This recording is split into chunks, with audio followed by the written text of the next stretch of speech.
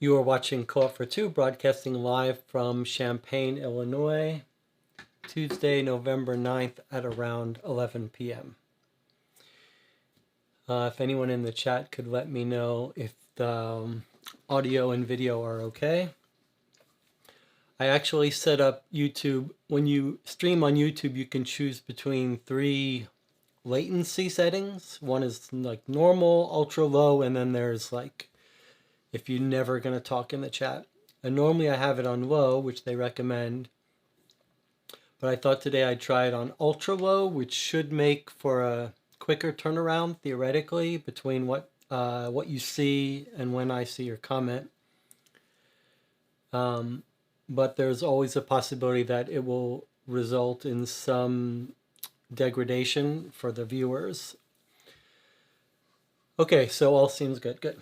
All right, so today we are playing Death in Antarctica, this blue one in the center here. And there's some interesting history to this game, which we're going to talk about. But before we do, I want to remind you that this is full of spoilers. This is a game you can only play once, really, because it's story-based. So if you intend to play this game, Death in Antarctica, you should leave before we get started. The way this stream will work is it'll probably take us 4 or 5 hours. I'm going to read everything as I go, so it takes a long time. We'll play it, we'll try to solve it, and then we'll sit around afterwards and talk about it and compare it to some other games. All right, what else do we need to talk about before we get started? Chat says everything is good. Jonathan Warner, who's joined me for the last 4 or 5 live stream mystery game playthroughs, is joining me again. And my dear friend Rebecca Minnick, who's just about to get some new cats, is here as well for a little bit at least. And yeah, you saw me cut in with Sarah, my cat, scratching at the chair. She knows this chair is like the chair that you want to be in. So when I'm not in it, she's in it. So she's not happy about being displaced. And she's lying down there. Anything else? How's everyone doing? Anything else to talk about before I start talking about what's going on with these games, how they're related? Anything else we need to cover in the news?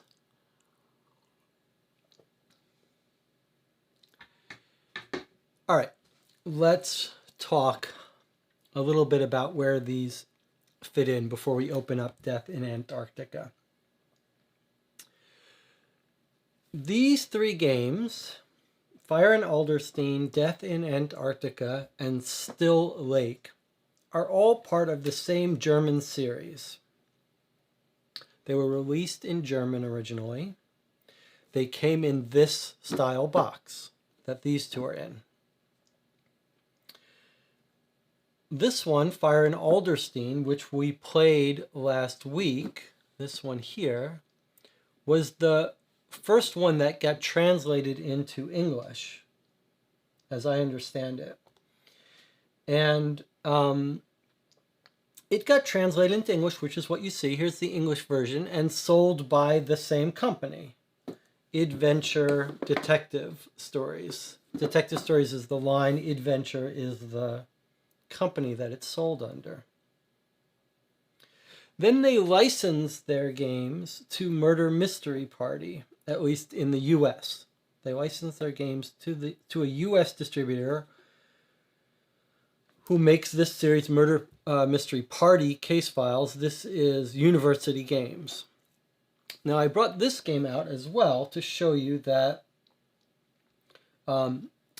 Murder Mystery Party series actually has 4 or 5 different games, one of which is Fire in Alderstein. So you can get that in English from the original company in Germany, or you can get the licensed version from Murder Mystery Party. That was case 1. Death in Antarctica is case 2, and that's called Antarctic Finale in the German version. And they also localized it. They translated it into English and they sell it.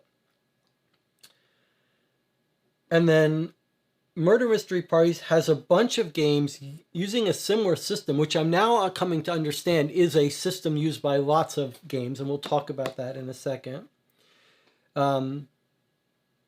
But Murder Mystery Party does not have a version of Still Lake, which is this one here. How do I turn this off? Still Lake.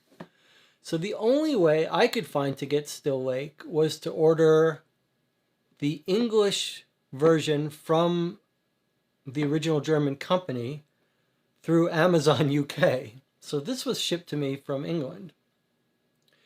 Now, what I don't know is exactly what changes. Like, I don't know if this version is different from the English localized version by the original company. I suspect there may be some trivial differences. So these two are both available in English in two different versions. I do know that the website where you enter your answers and get hints is different. I mean, it's independent of the English language version hosted by the German company Adventure. So that's weird. This one only exists in this version and the original German. Anyway, so that's the complicated history. This is case 1, case 2, case 3. These two are rated at standard difficulty. This one is expert difficulty. So I think we will be playing Still Lake on the channel in another week or so. The rest of the Murder Mystery Parties I will go through probably on the channel, but we'll get to those some other day. And we can put these aside for now. All right, now, maybe we'll put these down. All right, so what else do I want to talk about before we jump into Death in Antarctica? So having played Fire and Alderstein, I also picked up 2 of these. If you go onto Amazon, you'll see there are a ton, dozens of these games. One is called Cold Case Files. You can see it there at the end. Cold Case, A Story to Die For is one episode in these Cold Case series. And then there's another series called Unsolved Case Files. So I played one of each of those. They were all shorter and easier than the Fire and Alderstein case that we played last week. But it's interesting to see now what this genre is. So I talk about sometimes these games as this big umbrella of sort of mystery, narrative, detective games. But it's clear that these games in this series, Fire and Alderstein, Death in Antarctica, and Still Lake, is in the same genre as these Unsolved Cases and Cold Case Files. And there are some things in common that distinguish them quite dramatically from games like Sherlock Holmes, Consulting Detective, and Detective Modern Crime Board Game, and Gumshoe, and Mythos Tales, and all of those. So I'm starting to get a better picture for this genre, and I think we need to come up with a specific name for this genre. And I think probably the best name would be something like Mystery Suspect games. Because what's common in all of these games, the game we're playing today, and all of these games and the others, here's what seems to me to be common. First, you're always presented with all of the information right away, like this big set of documents. And the premise is always that you've got like 10 suspects, and you're trying to figure out motive, alibi, weapon. You're trying to pick which of the suspects did it. Someone's dead, you have to find who did it. And a key mechanic there is ruling out people based on their alibis. So we saw in the first Fire and Alderstein, there were certain people that a lot of people we had to try to say they couldn't be there either. They were too far away. The time shows them being someplace else. So that seems to be the common thread between these games. All of the Cold Case Files and the Unsolved Cases all follow that pattern.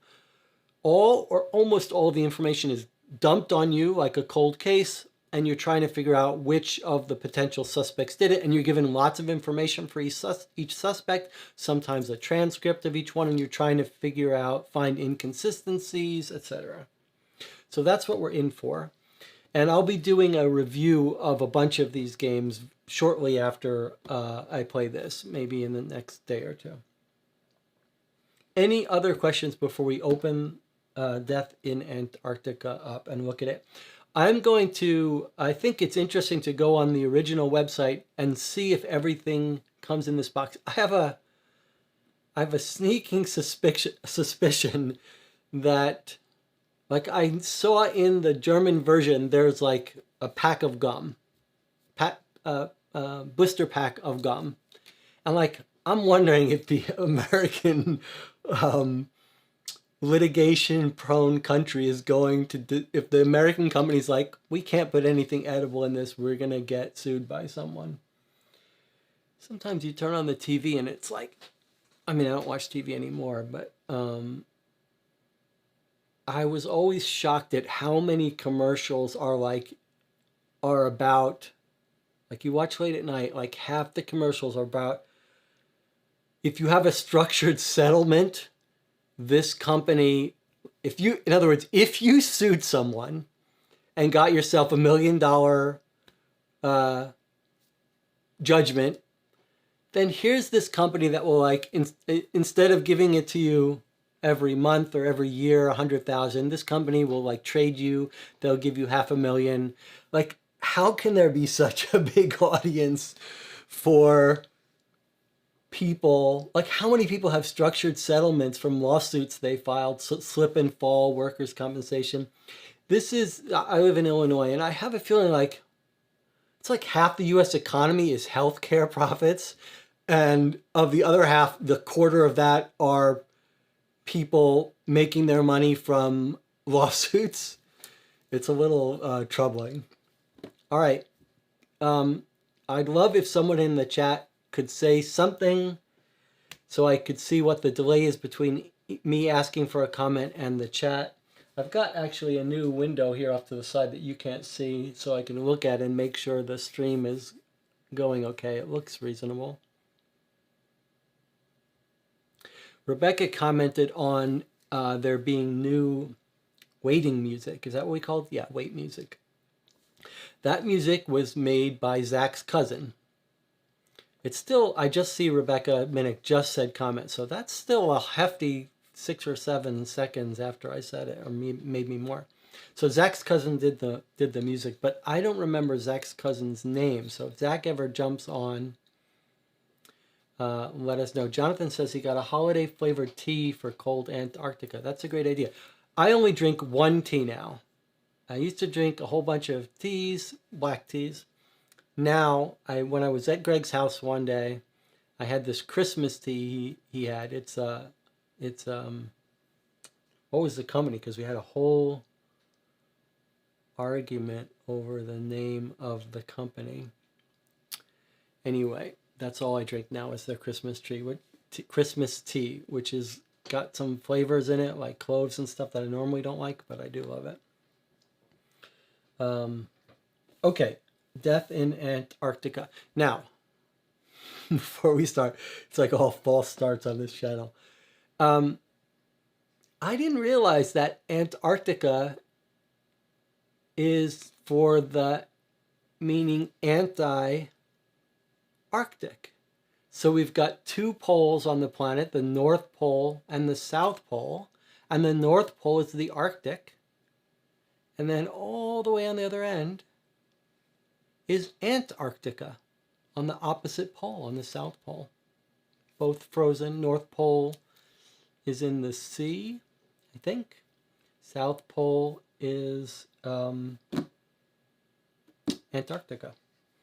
All right, let's see what we got here. And let's see how it compares to Fire in Alderstein.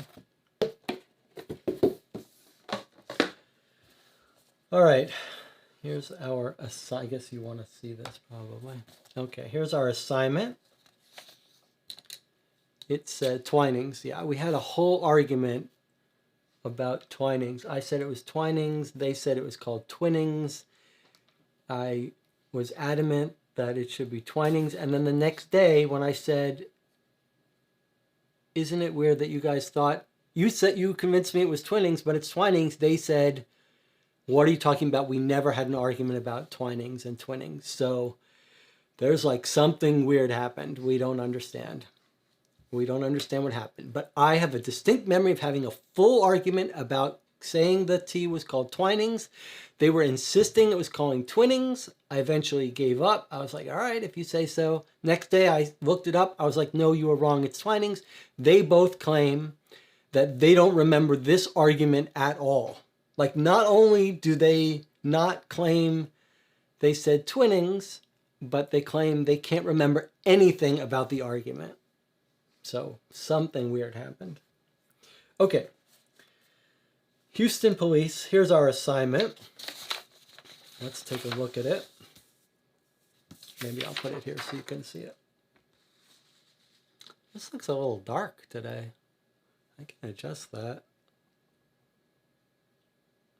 Okay, we're glad that you have this case file in your hands. You're not limited to the contents of this file and can use any object from the world around you that you think might help you pin down the criminal, e.g. a mobile phone, internet research, etc. If you need more information about one of the suspects or witnesses during your investigation, check both the contents of this file as well as anything else you would find appropriate beyond the file. Instructions. You are the detective to decide who will be convicted in this case. Make your decision carefully. Consider the possible motive, means, and opportunity of all the alleged suspects.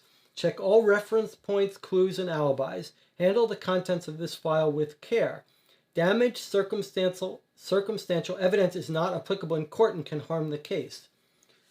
In order to organize your case, we recommend you use the suspect evaluation form included in the file. That's this.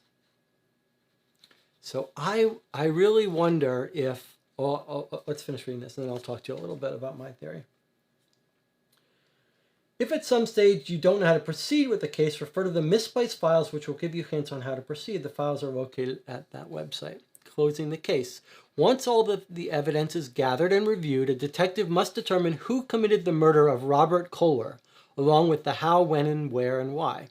Once you and your detective unit have a unanimous decision, go to the crime lab to enter your accusation. The crime lab is online at whatever. Some detective teams become competitive and pursue different theories on the motive, means, and opportunity, leading to different suspects. If you find yourself in a competitive team, then you each need to write the solution separately on a piece of paper. Best of luck and success in trying to catch the criminal. Okay. So here is my theory. Jonathan says it sounds like Mandela effect adjacent. I'm not familiar with Mandela effect. I'd love to hear about it. I like to collect these little theories and effects. So sounds like there's a new one. Rashomon is the classic movie told from different perspectives of different people who view the same as the Kurosawa movie.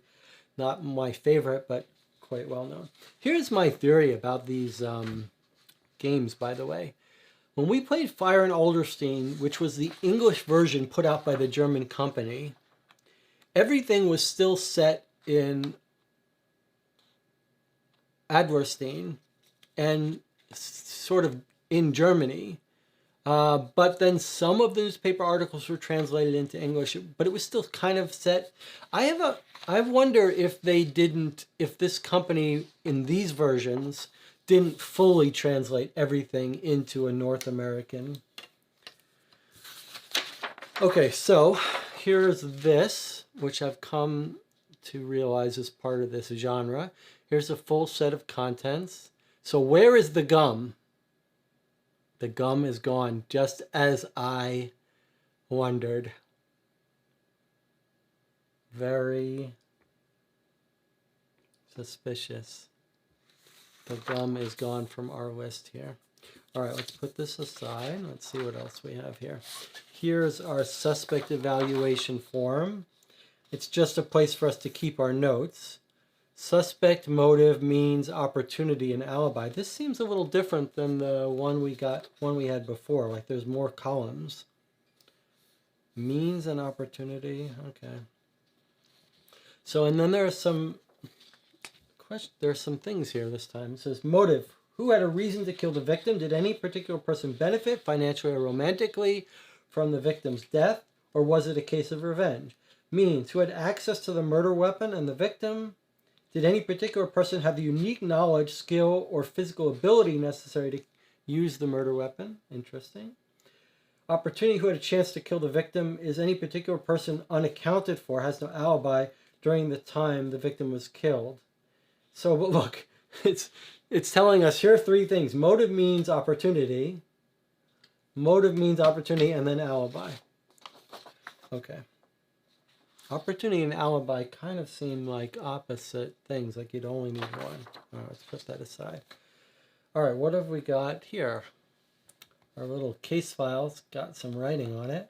This is a sticker, Martin Moore. Do not remove from the police records department unless signed out. Can't be removed from the police department. Okay, no identifying marks, case number, murder case, place of arrest, ARG,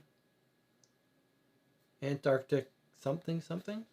Arresting officer looks like Parker. Character from The Thing, by the way, which is what this game makes me think. As soon as I think of Arctic, Antarctic, I think of The Thing, the John Carpenter movie. Was that in Antarctica or the Arctic Circle? Jonathan says, the Mandela effect, from my understanding, it's people remembering cultural information differently, leads to some imagine they're slipping between parallel dimensions. That sounds like what happened to Rebecca and Greg. They slipped into some alternate dimension. I don't remember it. In all seriousness, my best theory for what happened is that they think we were arguing about another word that sounds like twinnings, but I don't know why they can't remember that. Like, I don't understand why they're like, oh yeah, I remember that argument. It wasn't about the word twinings. Okay, to whom it may concern, please save my brother's life. He's being charged for murder, and it looks like only I believe he's innocent. On September 5th, Robert Kohler, the head of the polar station in Antarctica, was murdered. The court ruled my younger brother, Martin Moore, is guilty of the crime. He was the programmer of the expedition. The day before, all members of the expedition witnessed an argument between my brother and Robert, which turned into an assault. Martin doesn't have an alibi, and a piece of evidence was found in his things. My brother says he thinks that the murderer placed the evidence in his room while he was sleeping, and I believe him. My brother has been sentenced to death.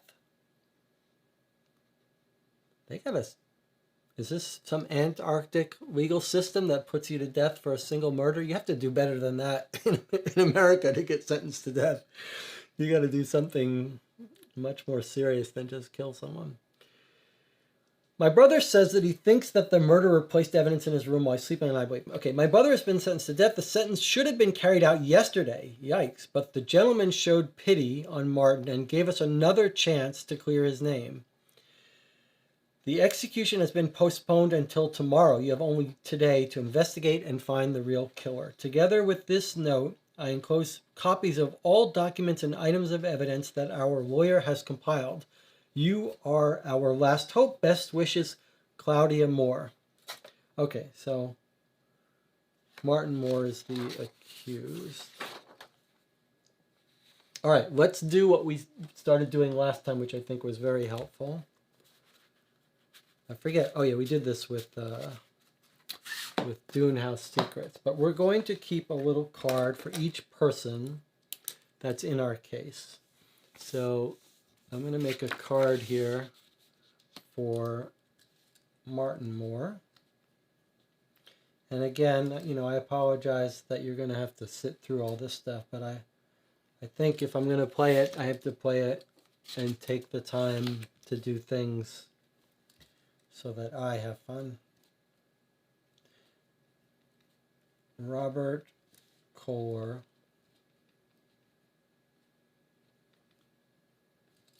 Okay, this is the original suspect. And then Robert Kohler is the murder victim. Okay, so we'll keep these nearby. Hopefully we can keep all our notes on these files, on these cards. All right, let's see what else. Let's go through at a glance our evidence, and then we can decide how we want to organize it. So we've got a newspaper. It looks like it's got some international stuff.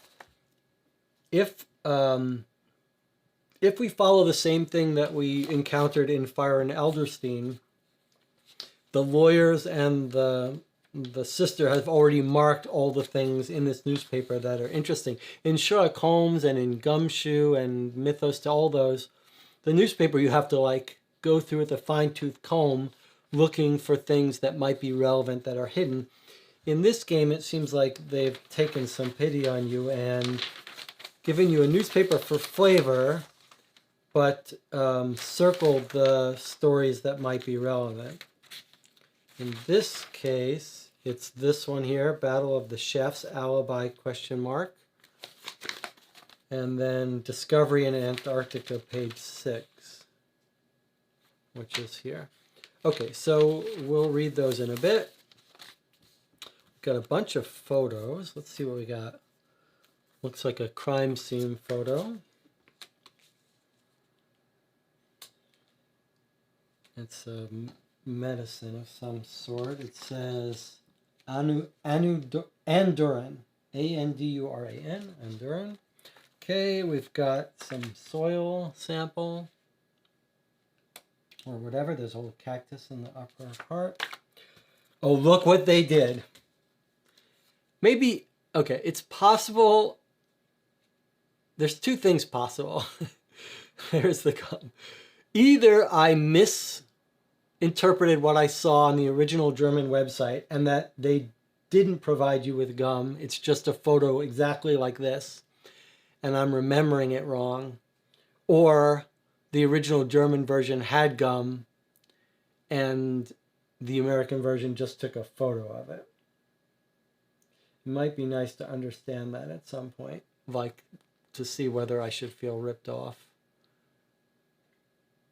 Like it would have been more interesting to get the real gum and then be tempted to eat a piece.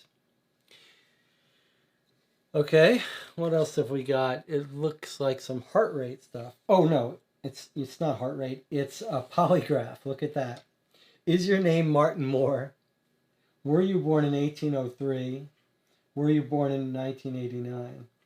So it's a little, he says yes, 1803 no, 1989 yes. So you can see a little bit blip, a little bit of blip. Oh, I see, it unfolds. That's pretty cool. All right, so he's taking a polygraph of some sort. This is Martin Moore. This is our suspect. So when did he freak out? Does the syringe found in your room belong to you? He says no, but look at this. Did you steal the morphine from the first delivery? It looks like it's starting to go off too. All right, so we'll come back to this, and this is just... All right, that's a pretty cool piece of evidence. Okay, what have we got here? A syringe that you can't see on that, but you can see it here. It looks like an empty syringe. A larger syringe than, well, whatever. The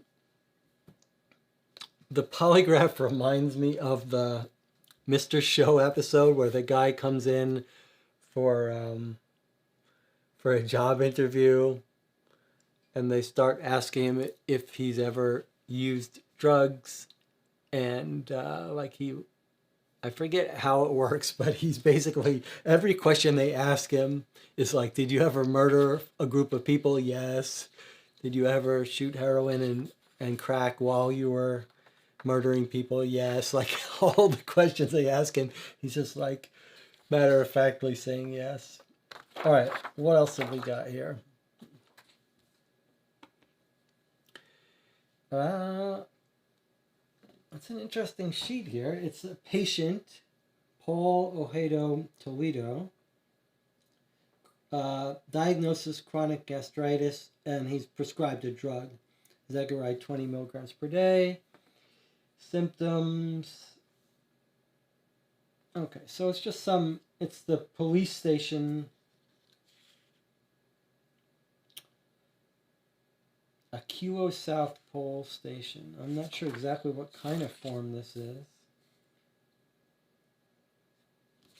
Doesn't matter. It's just describing someone's medical condition. Okay. Another letter, similar to the letter we had in Fire in Adlerstein. This is from Jessica Kohler, presumably wife or daughter of the murder victim, to Klaus Newman at the polar station. Priority mail. Looks like it was sent on either September 1st or January 9th. I'm not exactly sure. It looks like this other postal date is August 14th. So this is European formatted dates. So this would be September 1st. It arrives, sent on 8/14th, something like that. All right, so we'll open that and read it. Then we've got this logbook from the Aquilo station, June to December 2018.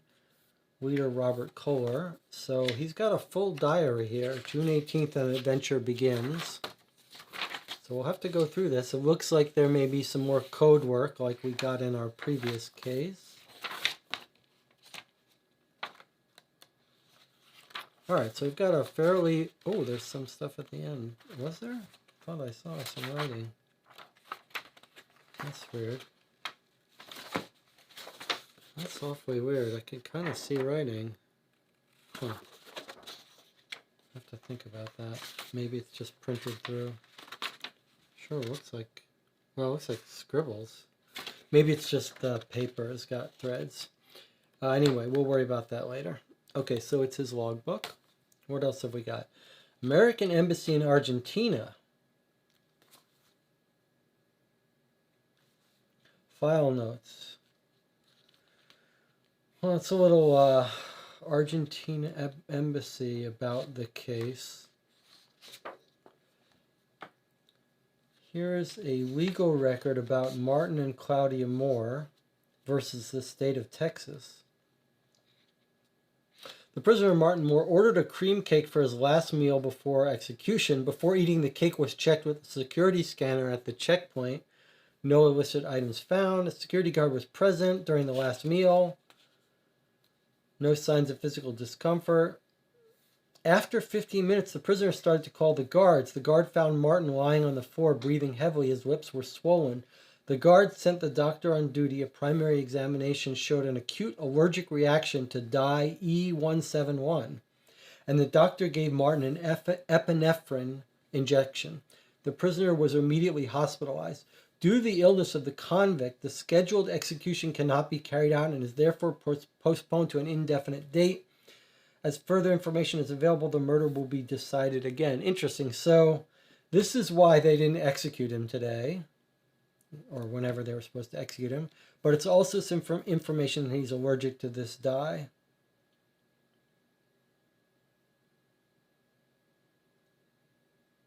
He ordered a cake. All right. Oh, we've got an interesting map here. So here's a map of the polar station. What does it show? Fire extinguishers, electrical cabinets, video surveillance. Rooms, bathrooms, kitchen, station leader's room, which we think the station leader is Robert Kohler. So that might be where his room is. Where is that? 8 here. Technical room, signal room, research labs, treatments, doctor's room. Okay. So I don't know if that's going to be relevant, but you can guess it is. Oh, here are the team members. All right, let's see what we got here. So we've got Robert Kohler, here's the guy that was killed. Maria, the doctor from Chile. Raul Toledo, the mechanic from Chile. Stefan Kraus, the cook. Thomas Schneider, the biologist. Chris Johnson, the electrician. Klaus Newman, the glacialist. And Martin Moore, the programmer. Okay. Are these developers of the German team? We don't know. All right, now we've got some cool stuff. This is the kind of stuff I love about this game. So we've got some call logs that the police have gotten, or the lawyers have gotten. So the lawyer has made an annotation. Who is this with this phone number? Their SMS messages. My love, call me. Maria, call me. Don't pretend you don't see my text. We need to meet and talk. We've already talked about everything. Right, we're gonna come back to this. We're not looking at all our data yet, at all our documents. We're just going through these. This looks like a medical chart from Robert Kohler, the person who was found dead. It's, what is it, his blood pressure? Systolic, diastolic. So these are heart blood pressure. This is his oxygen level. So they're watching him on this one day. He's in the hospital. I don't know why they're watching him, but at some point his blood pressure starts to go up dramatically and then falls dramatically. Okay, we'll come to that later. He's a programmer, so this looks like a sheet from Code Beautify, okay, which is going to be a website that helps format code and make it more readable. It's a little assignment. Record your results, review them online, mark the correct answers, write down your name in binary. All right, so it's all just binary code translation. Write down one of your passwords. Look at this. Write down your month of birth in binary, your name in binary. It's going to be the programmer's name, his month of birth, and then one of his passwords. Is that like an advanced technique for social manipulation? If you want to find someone's password, you give them like an assignment. And just for the hell of it, convert one of your most important passwords to binary and just submit your answers for me to grade. All right, what else we got? I've answered all the questions correctly. I could be hired today to work for Bill Gates, is what he says here. All right.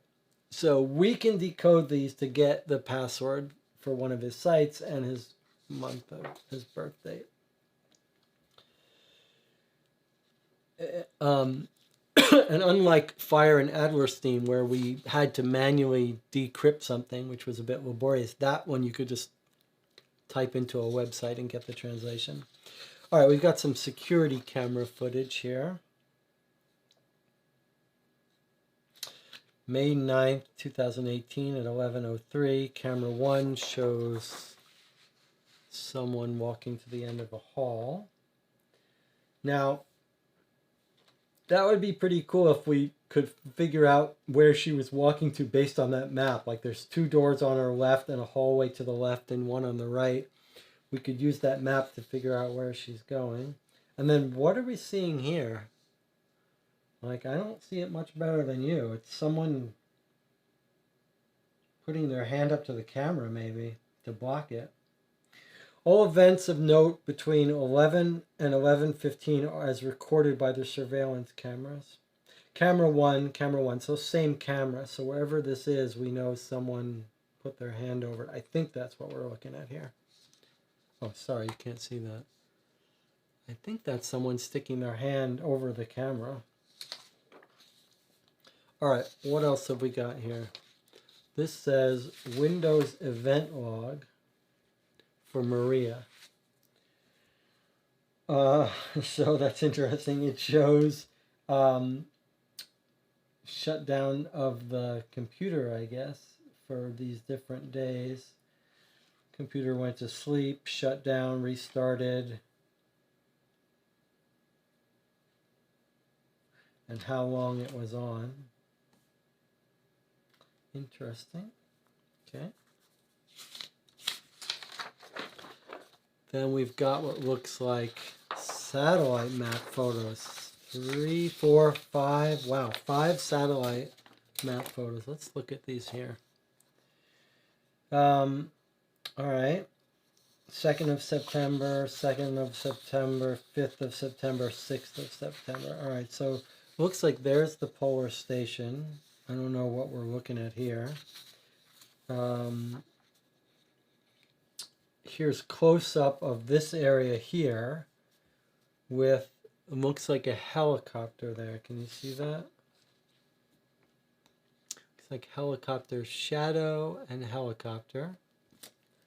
Helicopter shadow, helicopter. That may be people?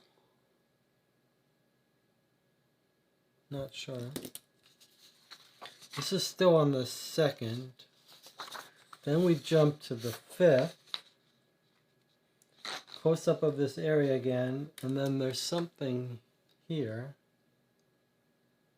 I don't know what this is. I guess this obviously wasn't a person here because it's still here 3 days later. Don't know what this is. I can't quite see. Yeah. I still, even looking close up at it, I can't quite see what it is. It doesn't look like a sled. Don't know. That was the 5th. In the 6th, we're back to a close-up of this antenna or whatever it is. Nothing there. So someone between the 5th and the 6th picked up that thing that we saw. And then our final satellite photo from the, oh sorry, that was the 6th. We have another one from the 5th. It's got 2 places denoted. One is Meteoterm 2. Don't see anything there. And then we've got Polar Station Aquilo and Meteoterm 1, which I don't know what these are. These are zoomed out, larger, from a larger area. I don't know what these have to do with our case. I guess we'll find out.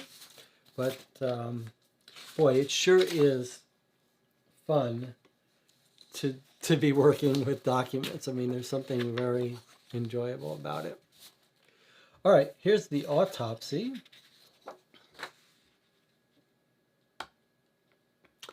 Autopsy of Robert Kohler. So, date of death between May 9th at 11 p.m. and May 9th at 9 p.m. Sorry, that's important. 9 p.m. to 10 p.m. So let's write that down on his file. He died 5/9/18, which is May 9th, between 9 p.m. and 10 p.m.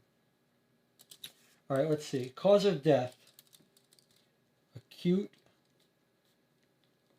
respiratory failure caused by asphyxia, lung and cerebral edema. There are traces of andoran in the blood. Andoran, a powerful non-depolarizing muscle, I don't know what non-depolarizing means, non-depolarizing muscle relaxant with long-term effects in the peripheral area. When injected into a vein, the effect is reached almost immediately. An overdose can lead to death. Symptoms: a prolonged paralysis of the skeletal muscles with apnea, drop in blood pressure, and shock.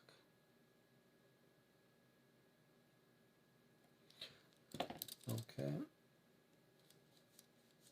So we think he was probably injected with andoran for whatever reason, muscle relaxant.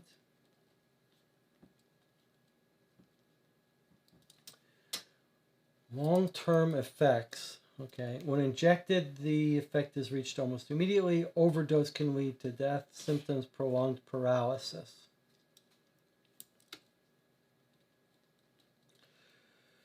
Death by unnatural causes suspected. Signature of the pathologist. Okay. All right. Police statement witnesses. We've got two. I don't know why Houston is handling this. The first one is from Thomas Schneider, which was one of the workers. And the other one is from Maria Marcus Prado. Don't know why we only have those two statements. Then we've got Atlanta City Hospital. Letter to our guy on August 30th. Dear Mr. Kraus, as one of the family members of Maria Kraus, born blah, blah, blah, blah, blah, we need to inform you what our latest medical appointment revealed. As you know, Mr. Kraus was recently admitted to the hospital due to digestive problems and sudden weight loss. After thorough inspection, we unfortunately need to inform you that Herr Kraus has been diagnosed with stomach cancer. The tests have shown that there is a chance that the disease can be completely overcome. This could be accomplished through chemotherapy as well as an operation followed by regenerative treatment. Although his insurance covers an initial treatment, we suspect that the insurance amount of $50,000 won't cover the full treatment necessary, and that a further $60,000 will be required in order to complete the treatment to achieve the awaited results. We will start with the treatment for Mr. Kraus, but we will need a confirmation within the next 4 weeks that a further budget is available, as well as a primary payment of $20,000. We will do all we can to ensure a speedy recovery for Mr. Kraus. Okay, so just to correct an error, the autopsy is not, it's not May 9th, it's September. So I got the month wrong. So 9/5 according to me, September 5th. Okay, so September 5th he's found dead. Here he is getting a letter from the Atlanta City Hospital. August, the previous month, actually just a week before he was found dead, he gets this saying he's got stomach cancer and he needs $110,000, which that checks out for American localized version. I wonder if the German version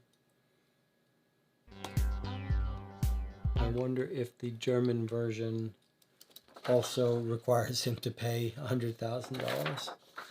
Okay, that's all of our documents we've gone through.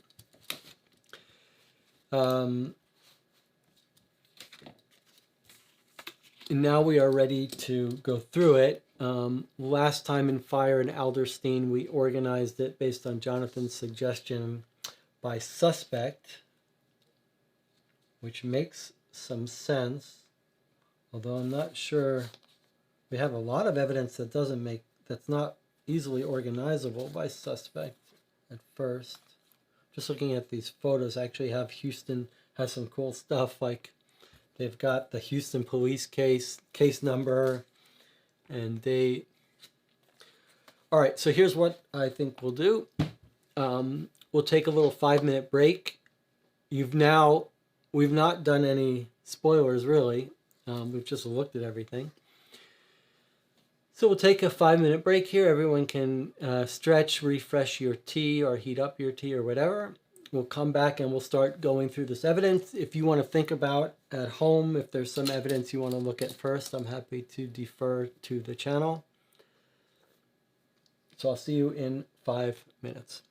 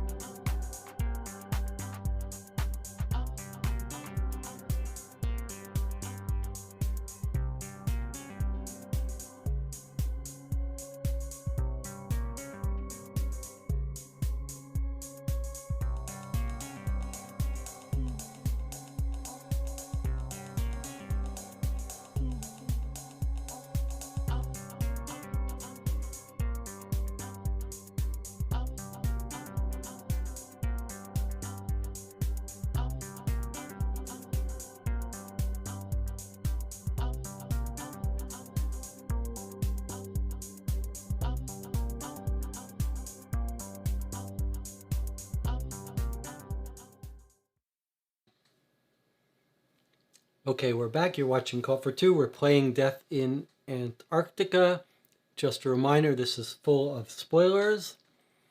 Zachary Brown has come in the chat and given us some background information on the fellow who made that wonderful music that I'm using as the wait music on the live streams now.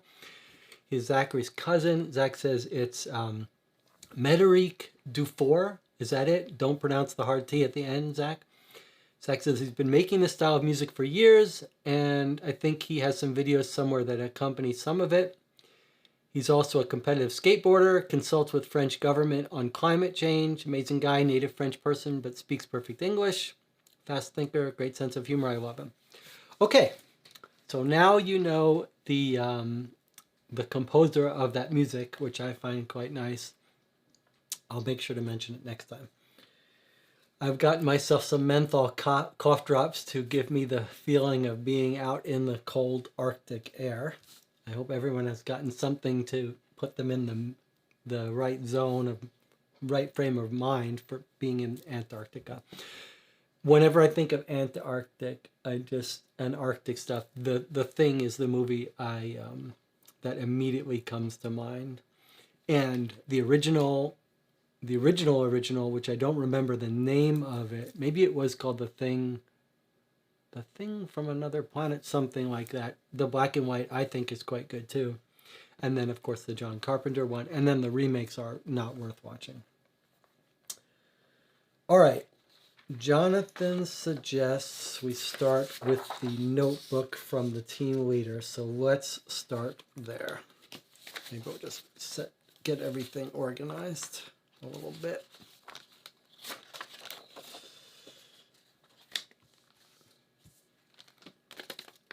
I wouldn't mind, like at some point we should check the German website and see if you originally got a full pack of gum like I remember, or if it was just in a photo, just like this. I thought when I saw it that there really came gum with it, but I could be wrong. All right, let's read the station diary by Robert Kohler, our murder victim. We know he died September 5th between 9 and 10 p.m. So here he is in June 18th, starting the adventure. June 18th. I don't know if you can read it from here. Can someone tell me if this is readable on your full screen, or do I need to go here? Obviously, this makes it easier for you to read, but harder for me. I wonder if you can read it from here.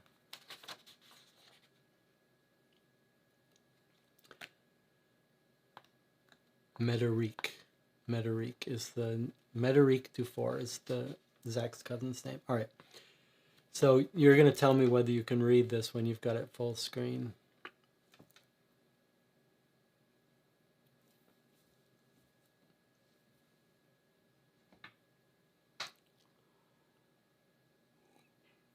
If you can read it like this, I'll do it here.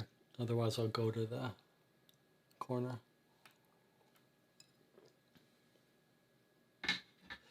But actually, you prefer zoomed in. Okay, we'll zoom in.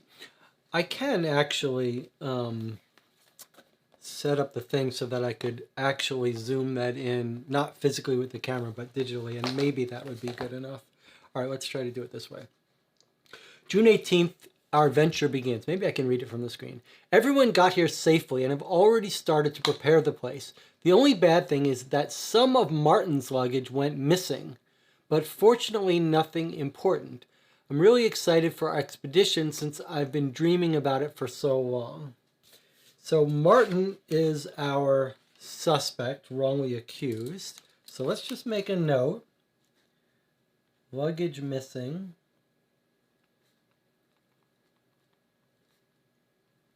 That was a long time ago, June 18th.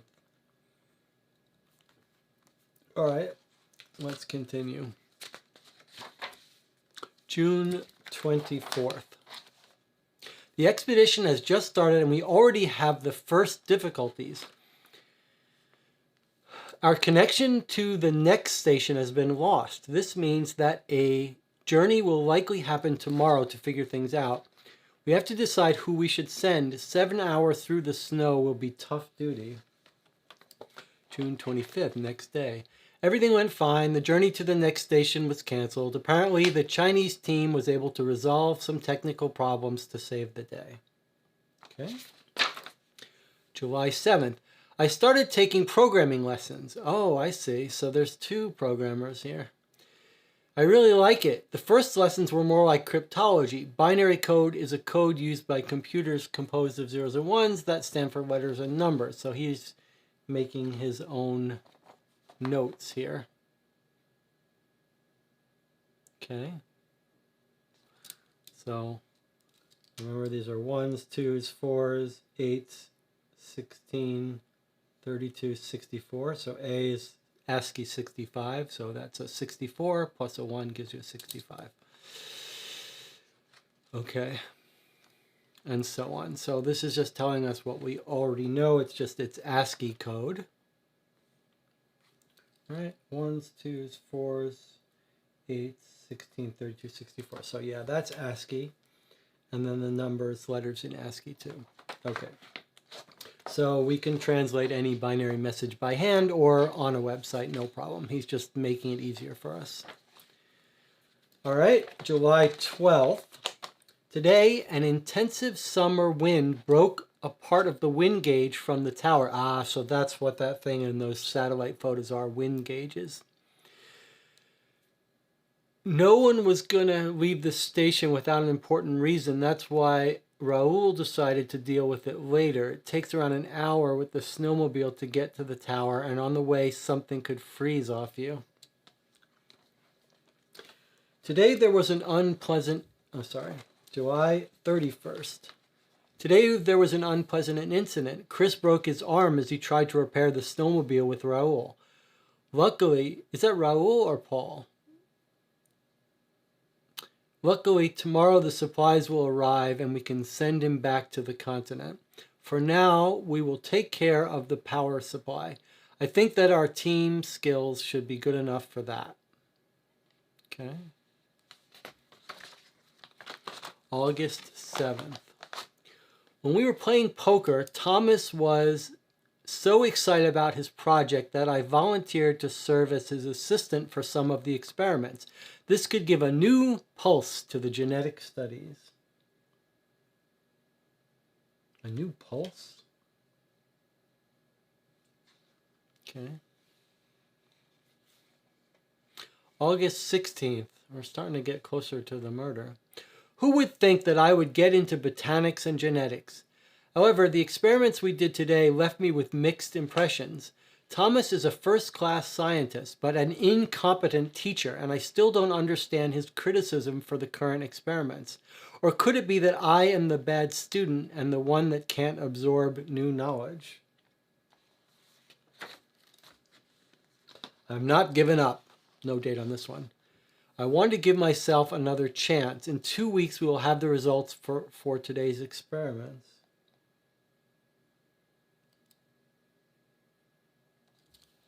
Is this our... I'm not giving up. Okay. August 19th. I was trying to remember when the letter came about his medical condition. So... August 30th. So he still hasn't gotten this report yet. Okay, August 19th. Today the thermometer shows -20. The summer is good, warmer than last year. Global warming. At this pace, the team will be sunbathing in a couple of years. We should let the Institute buy us some deck chairs. Okay. August 23rd. So, I argued with Thomas. It looks like he is making false claims. His conclusions were inconsistent with the results of the experiment. He overlooked these obvious contradictions and attacked me, immediately saying genetics is not really my thing, and he refused any further help. September 2nd, which we have, that's when our photos start, September 2nd. So he says, the helicopter brought us a container of provisions today. So if we did not already have enough canned food for the next year, as if we did not have enough canned food for the next year, yet new faces make me happy.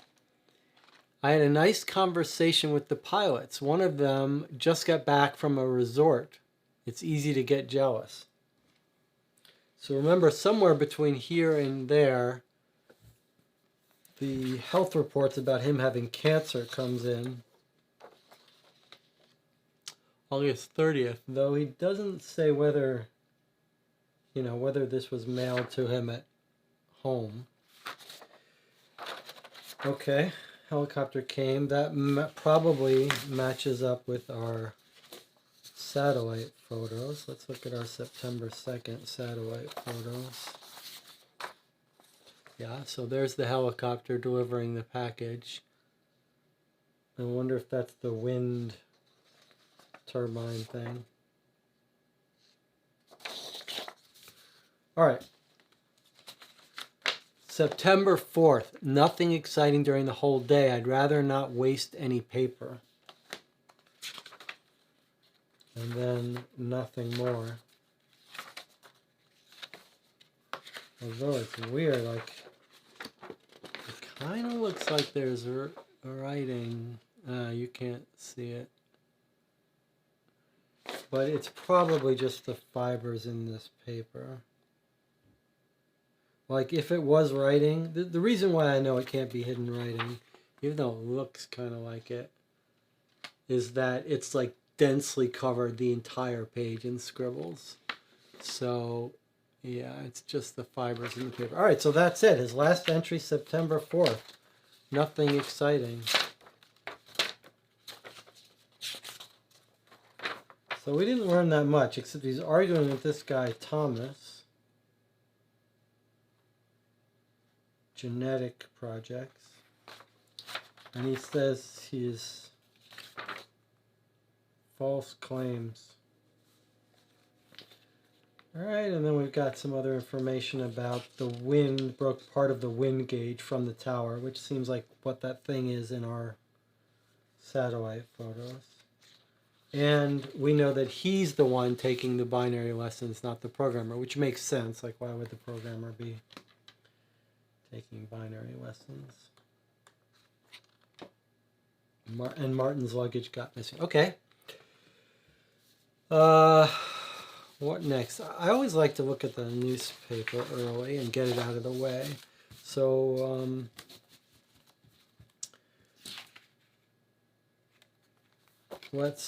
although since we've looked at this, let's look at this again. Okay, I'm going to write down on Robert. Oh, it's Krauss, not Kohler. Krauss, that's a different person. Who is that? Who on our team is named Krauss? Let's get out our sheet. This we'll want to keep nearby. Okay. So, Krauss is this guy, the cook. So it's the cook that has cancer, not... This is why you got to be careful about these. So I'm making a new card for our guy Krauss. I guess we might make a new card right now for each of our people. Let's just do that. Stefan Krauss.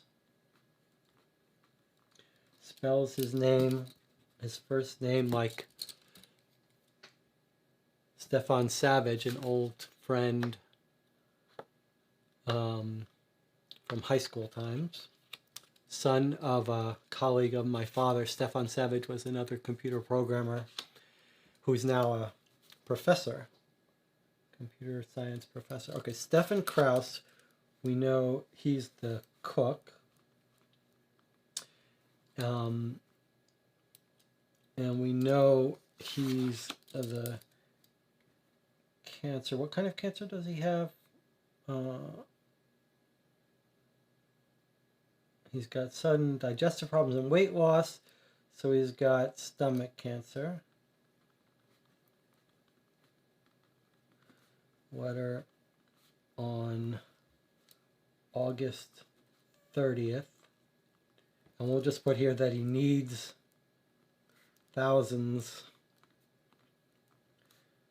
money. He needs a lot of money. He needs like 60,000.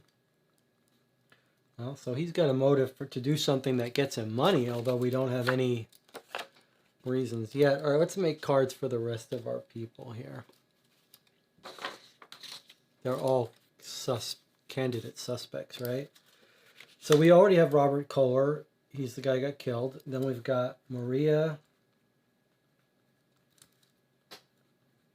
Macias Prado. She's a doctor.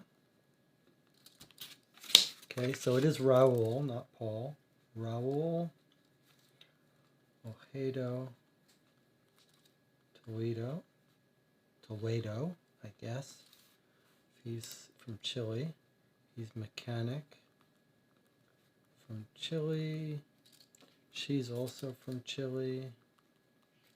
Stefan is from USA, Germany. We don't know if that's relevant. Martin Moore is from the USA. And Robert Kohler is from USA, Germany. Okay, who else do we have here? We've got Thomas Schneider.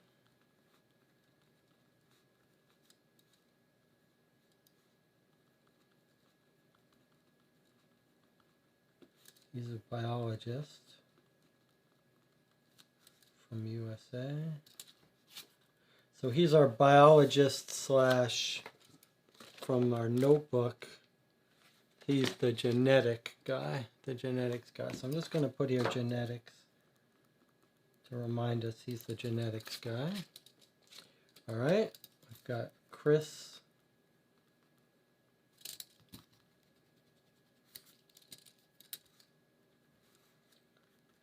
Johnson.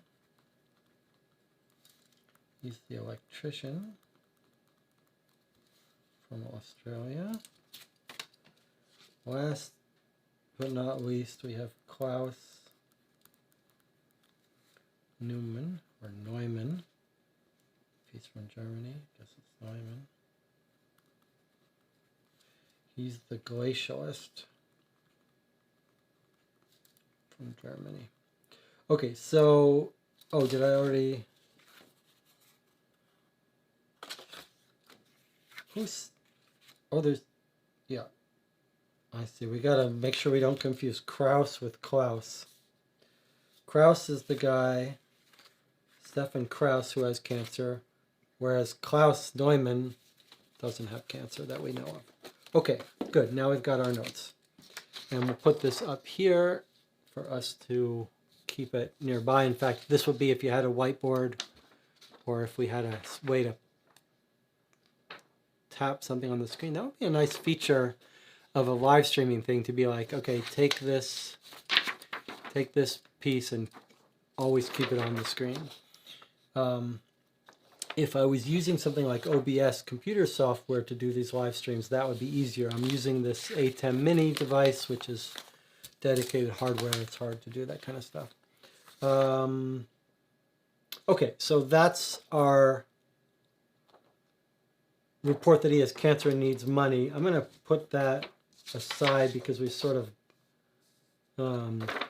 finished with it. I don't think it's that much relevance to us anymore.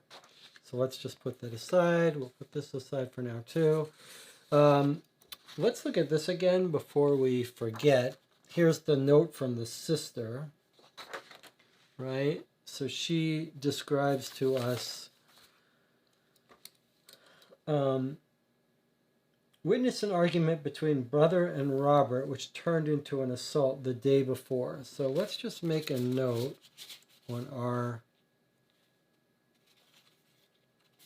suspect. So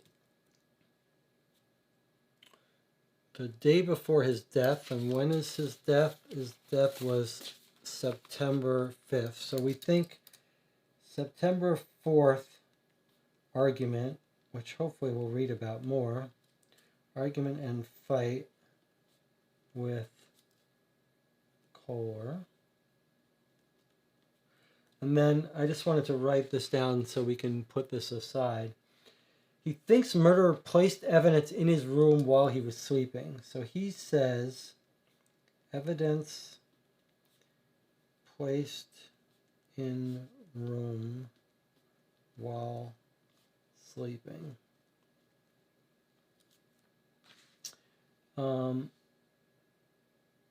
Okay, that's kind of done. And then I know I'm sort of going everywhere, but there was one more piece of evidence that we went through quickly. I think it's worth doing here while since we already went through it.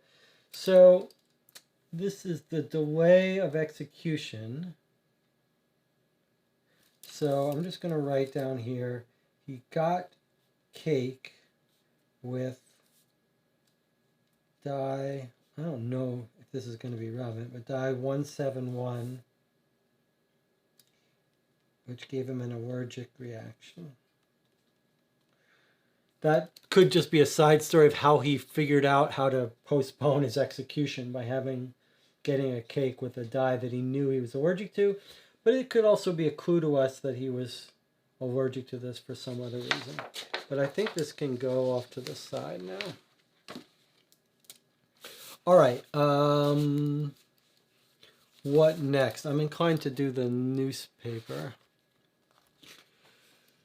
Jonathan says, was there a website on the front of the notebook? Might be misremembering. To whom it may concern, save my brother's life.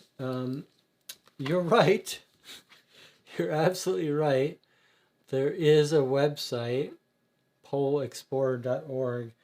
I saw that elsewhere too on one of the documents at the bottom here. At the medical report says www.polarexplorer.org, contact@polarexplorer.org. Okay, let's, since Jonathan has found that, before we do anything else, let's go to the website and see if that's a real website. www.polarexplorer.org.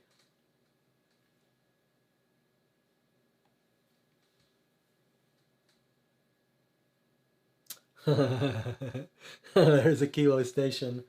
Okay. So let's see. Member email login. I see. So that's his password, I guess, that we're going to log into. Contact, follow us. We can translate it to German or English or French. Antarctic Exploration Company. New discoveries in Antarctica. The polar expedition under Robert Kohler discovered the soil of an ancient sea at a depth of 2,000 meters in Antarctica. By means of a radar, polar researchers from 4 different countries will be developing an ice chart of one of the last unexplored areas of the continent. This area borders directly on the Weddell Sea in West Antarctica. According to preliminary calculations, a basin is situated there, which is as big as a small country in Europe, an area of about 20,000 square kilometers. At some point, it reaches a depth of about 2 kilometers. The researchers came to the conclusion that in this area there once used to be a sea that extended up to 200 kilometers into the interior of the modern continent. This theory is supported by the rock composition of the subglacial basin surface. Those rocks are marine deposits, detected by the radars, and by the relief of the pool wall, which was removed from the ocean and which was once part of the same maritime coastline as the fjords. If, according to the scientists, the giant ice shelf, which slows down the flow of ice masses, were to dissolve quickly, the ice that currently rests in the basin will slip off into the sea and melt quickly, thus causing a significant sea level rise.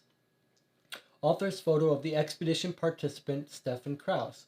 Follow the author's Instagram account to learn more about life of polar researchers. www.instagram.polarstefan. Okay, so there's a link to his Instagram. The game actually tells you. Remember in Fire and Adlerstein, on the box and on the game description, it says you will need a Facebook account to play this game, Fire and Adlerstein. And in this game, the box says you'll need an Instagram account. So I did sign into the Co-op for 2 Instagram account, which we don't use, but that we'll use for this. So it looks like as they were experimenting with designing these games, they thought, oh, wouldn't it be fun to try using different real accounts? So they've created an account for Facebook in the previous one, and this one is Instagram.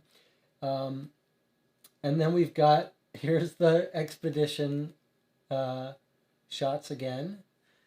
These match up with our mugshot here, right? No, nothing different here.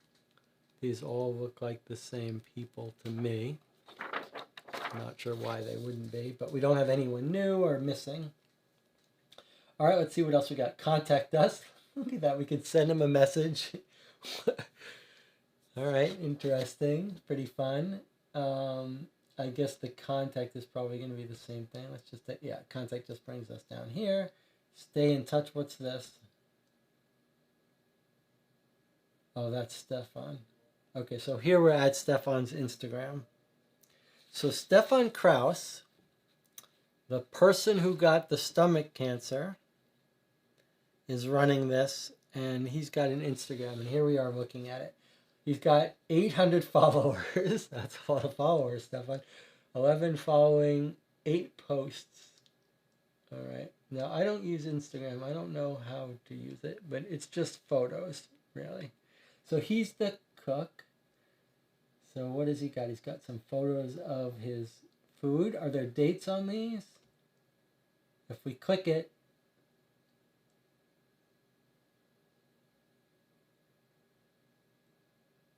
best memories. Okay, so he's got a little caption for it. Here's the, it's an egg that's frozen as it's cracked into the pan. Pretty cool. And then we've got him eating ice cream.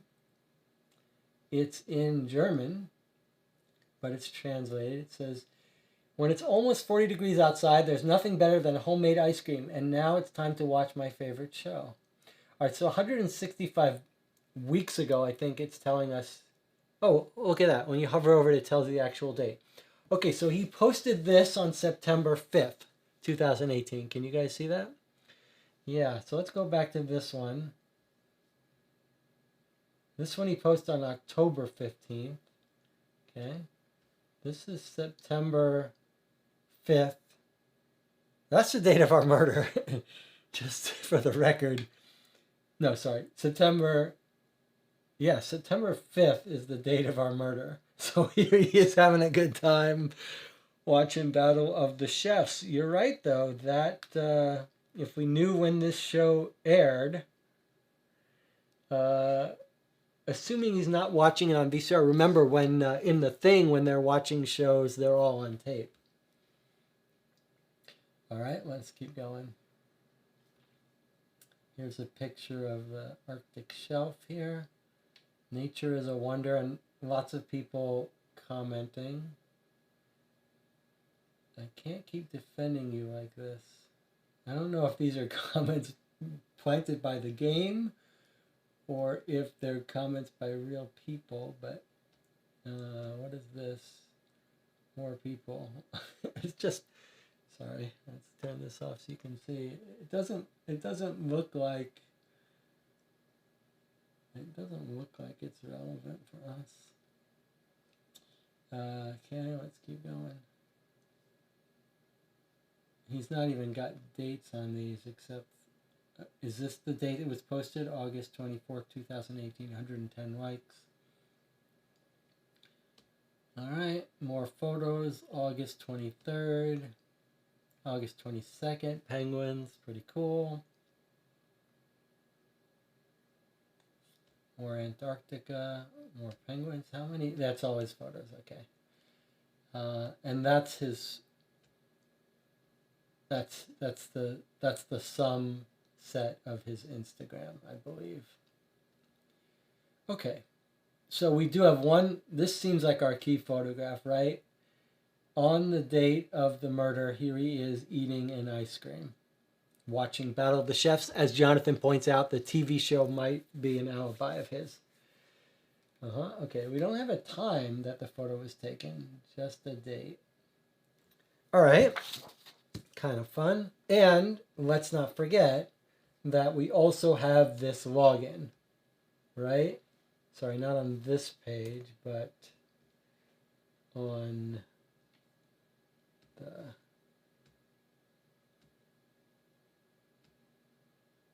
I guess we should just go to Polar.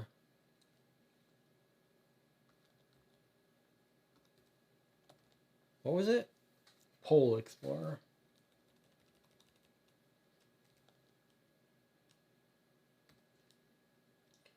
.org. And let's write in his notes. Let's write in his notes that he's got a photo from day of murder with ice cream and TV. Okay, so also there's this member email login.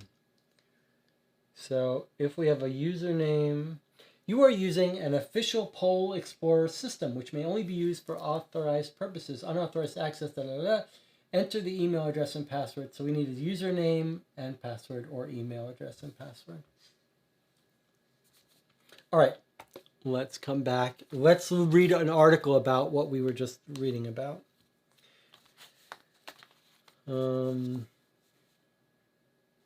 Okay, we'll go through this newspaper. Here's an article that says, who will get the legacy of number 367 on the Forbes list?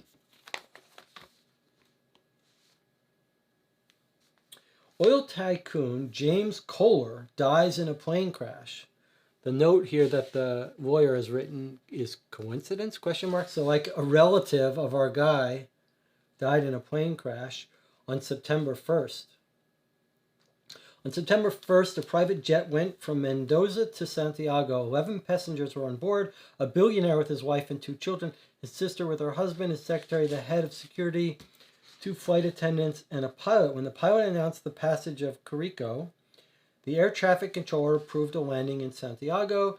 This was a fatal mistake. The machine got caught in a violent hurricane. When it began its descent, visibility dropped to 0. According to the insights gained from the black box, at the time when the pilot saw the rock, he could no longer avoid the crash. All the passengers died immediately. James Kohler had managed to build a multi-billion-dollar empire and was one of the richest people in the world. Yet he had no surviving relatives since the tragedy buried all his heirs. Now the lawyers are searching for heirs among the distant relatives. So Robert Kohler, the person killed, was he related to this guy? Was he a distant relative? Would he have inherited all this money? It sounds like coincidence, like you don't fly into a thunderstorm. That's not a planned murder. All right, let's see what else we have for our newspaper. I'm just going to look over the headlines, but then we'll just jump to the articles that are circled. Oh, and this one, page 6. Okay, so, well, here's interesting. Peru is looking for missing people with a gene database. Since we've got genetics, I think maybe it's worth just scanning this. Search for disappeared persons in Peru during a period of violence, 1980-2000, progresses. They're still searching now in the genetic data bank, a tool that centralizes, stores, processes, validates, and collates the genetic profiles of presumed missing persons and their relatives.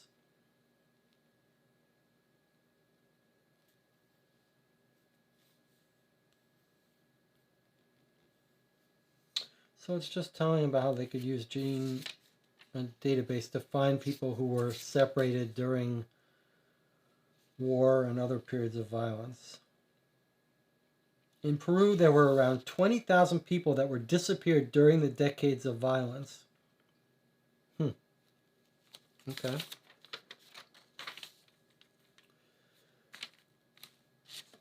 Mexico proposes Trump master plan to curb migration. Another Trump reference in these games.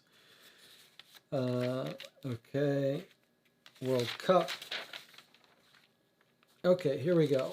Here's a whole page on, or half page, on Antarctica. Let's take a look at that together. So Science, 2nd of September, Antarctica. The polar expedition under Robert Kohler discovered the soil of an ancient sea at a depth of 2,000 meters in Antarctica. By means of a radar, polar researchers from 4 different countries will be developing an ice chart of one of the last unexplored areas of the continent. The area borders directly on the Weddell Sea in West Antarctica. This it looks like exactly the content that was on their website. According to preliminary calculations, the basin is situated there, which is as big as a small country in Europe. Yeah, this is exactly what we read already. It's this giant underground sea. The theory is supported by the rock composition. And then there's going to be global warming that's going to melt everything. Okay, and here's the photo of the expedition participant, Stefan Kraus. Follow the author's Instagram account, and there's the penguin. Okay, so it's just what we read before. They discovered the soil of an ancient sea. Remember, we've got a photo of soil at some point. Basin is situated there as big as a small country. There used to be a sea that extended up to 200 kilometers. And what are they doing there? They'll be developing an ice chart. Polar researchers from 4 different countries will be developing an ice chart. Okay. And then we've got another item in the newspaper here. Battle of Chefs. Oh, here's the alibi. Alibi, question mark. Season 1. What happens when 2 of the most... Remember, this is Sunday, 2nd September. What happens when 2 of the most successful and most famous chefs in the country, typically judging the work of others, become part of the ultimate culinary competition? In Battle of the Chefs, 2 renowned cooks are sent to prepare some of the best dishes of the world in a country with some of the most beautiful landscapes. They will fight to find out who is better cook. These kitchen heroes, who outside of their home country are as good as unknown, will be competing for the seal of approval from local experts. Big ambitions and an intense competition is guaranteed because at the beginning of each episode, the cooks will travel to a new region. There will be 3 challenges to deal with, either based on a local ingredient or a local dish. Any challenge can bring the chefs a star. Finally, there will be the ultimate test, the preparation of a 3-course menu inspired by the national cuisine of a region. The challenges will be judged by a local committee which consists of star chefs, food journalists, and ruthless critics. The chef with the most stars will become the winner of the competition in a given region. After several regions and challenges have been explored, the general winner of the Battle of Chefs will be announced February 3rd, 11:05, Rio 2 Daily. From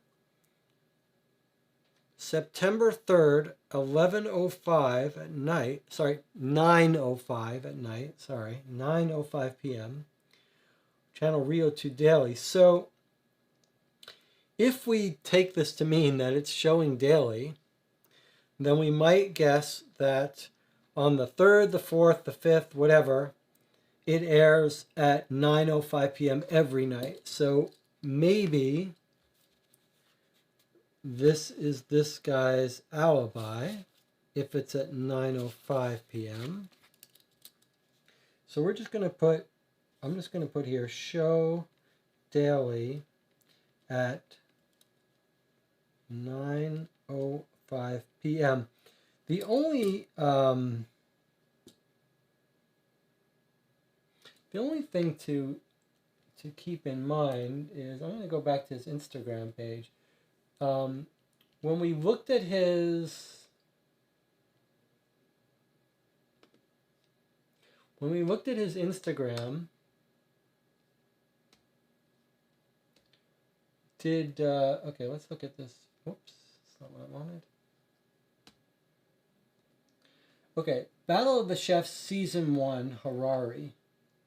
Okay, I thought I was remembering that maybe it was like premiere episode, in which case he would be watching it on tape if it started on the 3rd of September. But it doesn't say premiere episode, it just says Harare. Or Harar. Now is the time to watch. And now is time to watch my favorite show. Okay, so it kind of sounds like that show probably aired every day at 9:05. So there he is, somewhere between 9 and 10 p.m. watching his show, which is exactly when the guy got killed. So maybe that's his alibi. Like, if you had to guess, that's his alibi. That's a reasonable alibi. In game terms, it's a reasonable alibi. Unless we get some evidence that shows he was watching it on tape. Okay, and that's it for our newspaper. If you're curious, we've also got some other articles. It is interesting. I just glanced at this. We're working on the assumption that these other articles, if they're not circled based on our previous gameplay, are not relevant. But I do see something here. Like, I was just reading this. Dream Home, Mark and Anna Schneider. Here's another Schneider. Like, we've got a Schneider in our team. Thomas Schneider. Here's more Schneiders. They're newly married, want to see their future children grow up in a small town. They're just looking for a house. Okay, perfect wedding dress. Claudia and Michael find 2 models. Here's another Claudia. Like, there's a lot of overlapping names here. Claudia was the sister.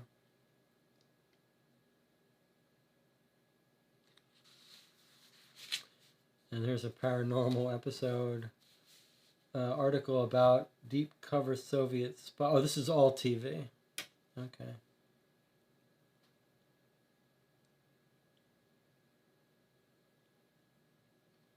All right. It doesn't look like it's relevant. All right, let's put the newspaper away.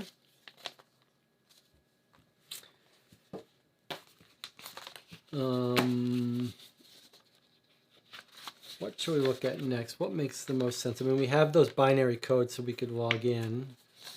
Thematically, I feel like we should be looking at the autopsy. So let's look at the autopsy. Or maybe we'll organize let's organize our evidence a little bit. So here are all the satellite photos, which I don't see how they're relevant at this point. They just map to what we've been told. Let's organize our evidence. Here's something general about the murder. I'm going to put the map with the photos. That's Maria's SMS. Robert Kohler's murder, I'm going to put that here. Robert Kohler's binary stuff. Generic photos, I'm going to put with the rest of the photos. The Windows event log for Maria. I'll put this with Maria's data. Here's Thomas Schneider, and here's more Maria. So let's organize Maria's evidence all into one pile. Thomas Schneider's, and this is more autopsy. So we've got 3 people. I'm going to use a paper clip to organize some of these a little better. So here's Robert's evidence. Oh, we've got one up here. Got more here too, actually. So here's lie detector. What was this? Oh, who was this for? Is your name Martin Moore? Okay, so this is Martin's lie detector information.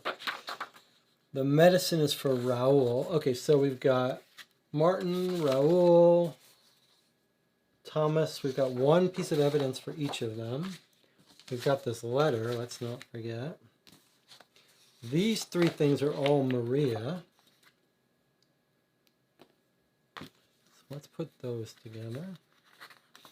And then let's put these photographs with our general evidence here. And Klaus is again one of our one-offs. So Klaus is one of our suspects. Schneider, Thomas, Martin, they all have one little piece of evidence each. And then we've got the syringe that was found somewhere. All right. Let's try to organize everything. I feel like when they train detectives, the number one, what I've learned What I've learned from being a detective on the games is that organization of documents is like number one. So I hope they train detectives to have good handwriting and organize their desks and their files well. Let's take a look. I guess we can put this aside, this file folder. Okay, let's take a look at this autopsy a little bit more, see if there's anything to be gained here.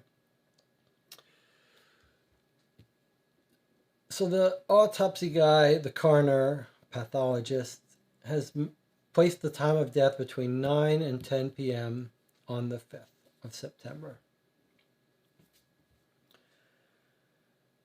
Asphyxia, lung, and cerebral edema. Traces of Andoran in the blood. Okay, so that's our photo of our Andoran. What can we notice from this photo? It's the vial of Andoran. It doesn't have someone's name prescribed on it. It looks empty. It's got this sheet next to it, which might help us identify where it was found if it doesn't say, which I presume it will say somewhere. Okay, so injected into a vein, and we do have a needle. And the autopsy was performed the day after he was murdered. Prolonged paralysis and apnea. What is the technical definition of apnea? Like, I know there's sleep apnea. I thought that's when you can't sleep or you go in and out of sleep. So, but I'm not sure what the technical definition of apnea is. Maybe someone can tell us. Okay, look, here's some other information. Place of death. Place of death is Aquila Polar Station treatment room. Treatment room. So let's make a note of that.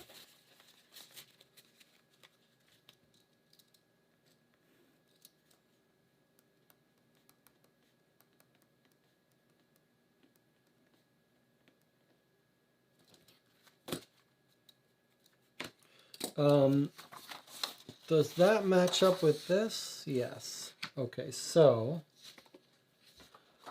this medical report, I guess, shows him dying, you think? Because, yeah, look at that. This is when he actually died. So they've got him... Oh, I see. So they've got him at 9:01 already hooked up on the 5th of September. So he, at 9:01, so he died at 9, somewhere between 9 and 10, but it's not the case that they stumbled on him when he found him dead. Somehow he got into the medical bay under distress. He's dying. And somewhere between 9:01 and 9:11, he's having some problems. And then somewhere around 9:15, he crashes.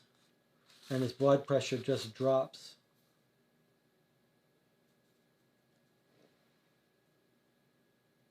So we know his exact time of death, it looks like. I mean, it looks like it's 9:17. And here's the trajectory of him entering a cardiac, or whatever it is, whatever the autopsy says, acute respiratory failure. So we're actually watching it happen from 9:01 to 9:17. So we might want to mark that, like, at 9:01, he is in medical. So we don't know what led him getting to that medical situation, but we know his exact time of death. So I'll just point out that if he checks himself in at 9:01, right, and our show airs at 9:05, that's not really an alibi anymore, right? Like, somehow he poisons him, and then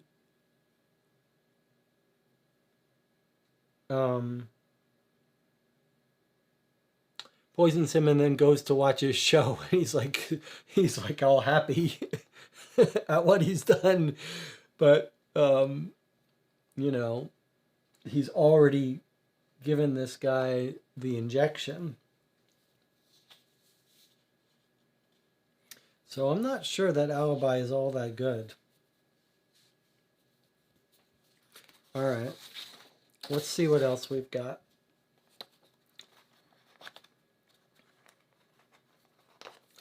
All right, here's some file notes from the American Embassy in Argentina. 6th September, so day after murder. File notes. Murder or accidental, I guess we don't know for sure. Subject, the murder at the Aquilo Polar Station. On September 5th, the American Embassy received a message from the Antarctica expedition, which operates under an American flag. The announcement reported the death of station head Robert Kohler and stated that murder cannot be ruled out. American officials immediately contacted the Argentinian authorities, and a helicopter was dispatched with representatives of Argentinian and American law enforcement agencies. Those who were part of the expedition were questioned, and the scene of the crime was investigated. Sound evidence was secured in Martin Moore's room. This was a syringe with andoran and morphine traces covered with fingerprints from Martin Moore. Under his mattress, an empty andoran medicine bottle was found. An open pack of chewing gum was also found in the pocket of his pants. A surveillance camera was probably covered with this type of chewing gum. No traces of chewing gum on the surveillance camera were found. Therefore, no DNA comparisons are possible. The suspect, Martin Moore, was arrested, and all expedition participants were evacuated and handed over to the American authorities. The suspect was handed over to the Texas police, and all case documents were made available to them. Embassy Secretary Thomas Vorel, and there's his address and telephone number and email at StateGov. Okay. All right, so that's... there's some new information there, right? So in Martin Moore's room, they get the syringe, which is here. Sorry, you can't see that. The syringe, which is there.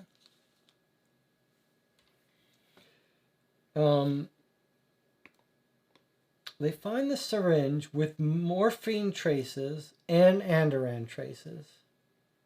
Like, you're getting the feeling that Martin is a drug addict and was shooting up morphine. That's the kind of gut suspicion I have.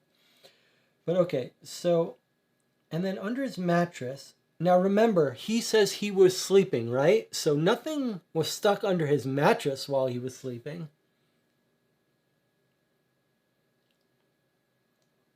Under his mattress, an empty andoran medicine bottle was found. An open pack of chewing gum.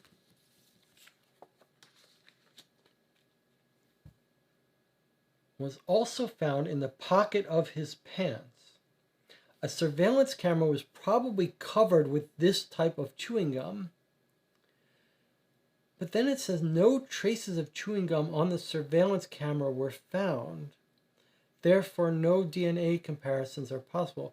That's a weird combination of statements. Like, okay, we saw the security camera, which looks like some gum's being put on it, right?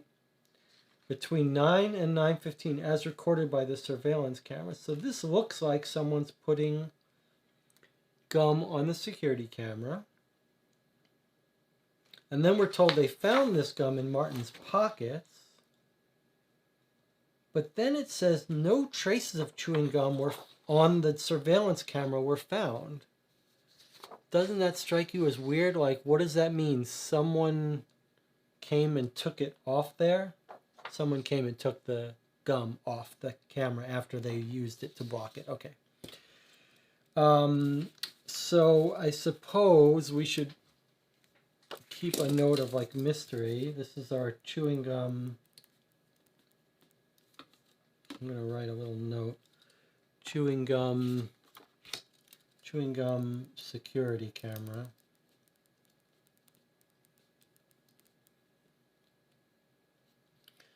So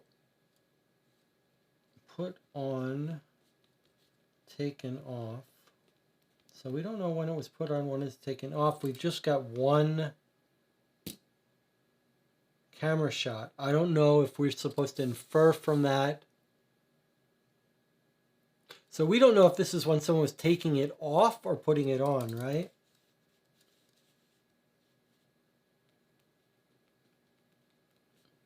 But we know the security camera is at 9:05 p.m. But we don't know if that's putting it on or off. And then 3 minutes later, someone's walking down, maybe running down the hall. 9:03. How does that line up with our medical? Where's our medical? Where have I put it?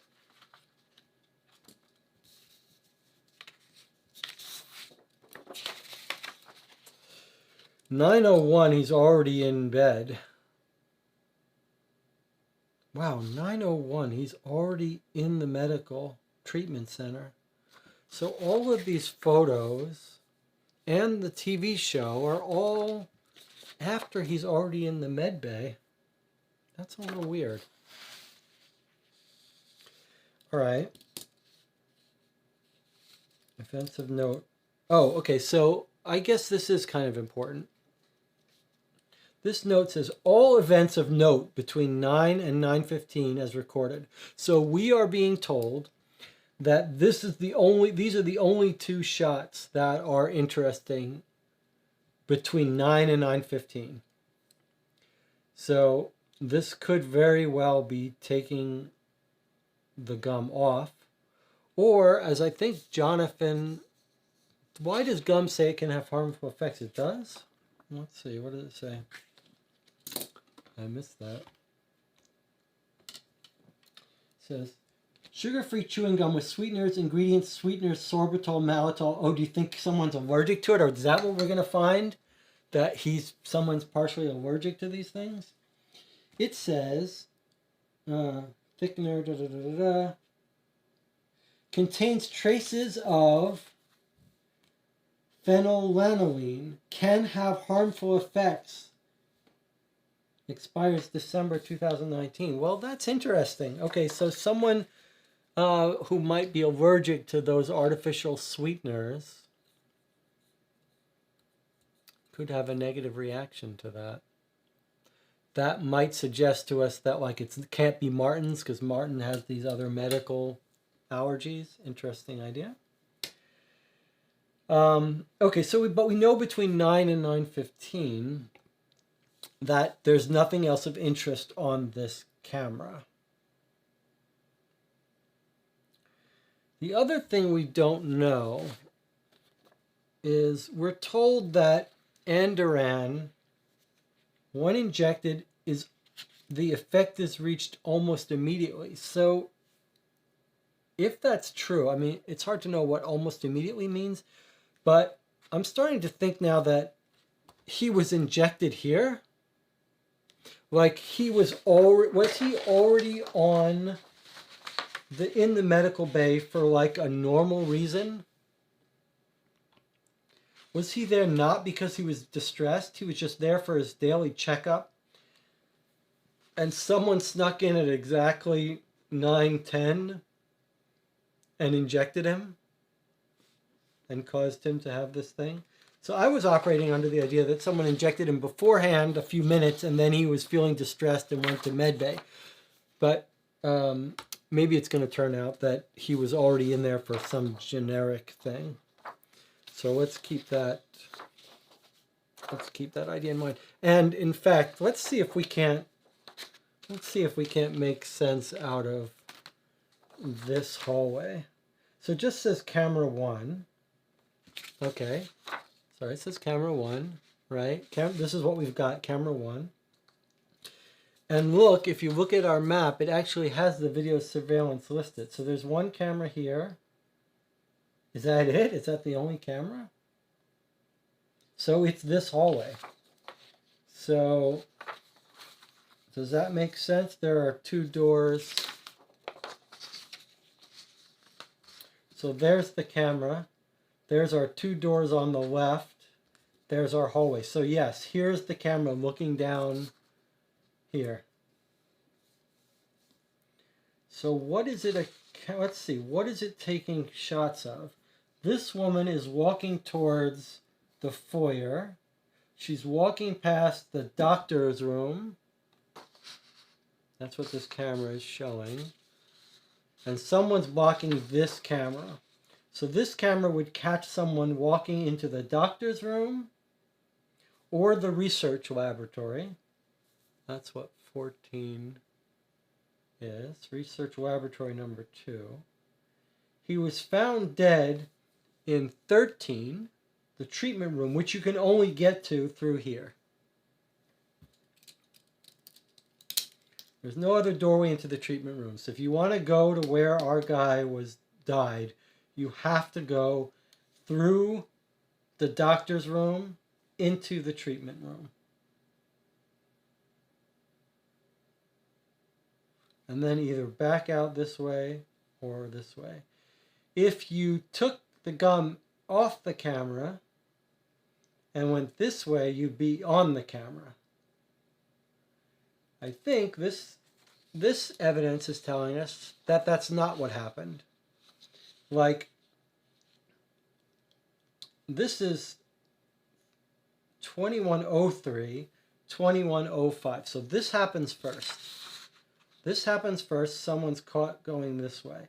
And then later, gum is being put on or taking off. So this makes me think that at 9:05, someone's walking this way, puts the gum on it, maybe, goes in, goes out, takes the gum off.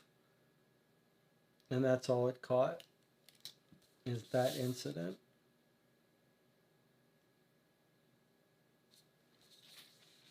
All right, well, at least we know where that camera is and what it's taking a photo of.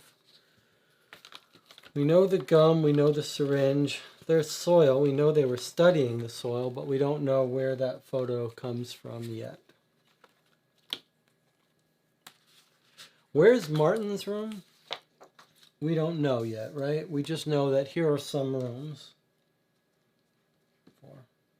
We assume that's the rooms they were sleeping in, but we don't know yet who went to what. Regardless, any of them could come out of their room and go this way, right? There's no camera that would necessarily catch them. The only camera is here, it seems. They needed more security cameras in this place. All right.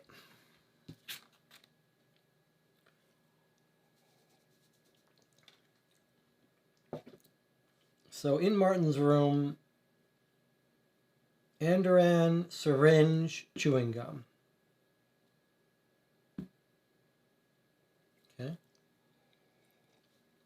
Furthermore, it seems like that security camera is only taking a shot every 5 minutes or so. All right, I think we are done. We're not done with this case book, but I think we've gotten everything we need from that. Although I really think this is significant. The fact that under his mattress, an empty Andoran medicine bottle was found. And if he claims his alibi was he was sleeping, then no one planted that. All right, let's read these witness statements. Maybe they'll help fill in for us a little bit of what was going on.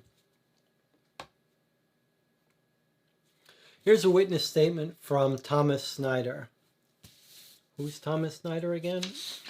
Thomas Snyder is the biologist and the genetics person. All right, September 7th, 2 days after the murder at 1:15 p.m. He says, I've been informed of my rights and voluntarily provide the following statement. After a long day in the laboratory, I took a shower around 9 p.m. After I finished, I went to my room. My roommate, Martin, slept, or at least made the impression of sleeping. Then I heard Maria call for help, and I went to help. I can't say who wanted to see Robert dead. He had a slightly tense relationship with Stefan because our cook had spent all of his wages for the expedition.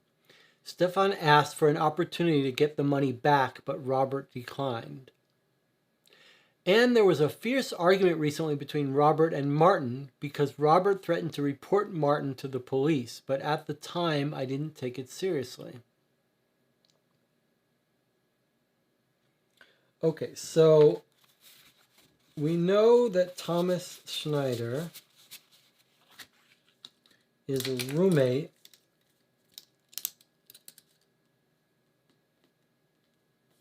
of Martin Moore.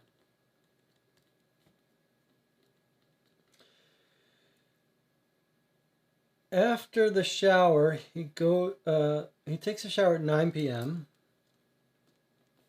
Shower at 9 p.m., which we don't know about the alibi to that. I mean, maybe he's just trying to wash some evidence, but whatever. But he says Martin was asleep and he heard Maria call for help. And he lists two potential people that are suspect. He had a tense relationship with Stefan.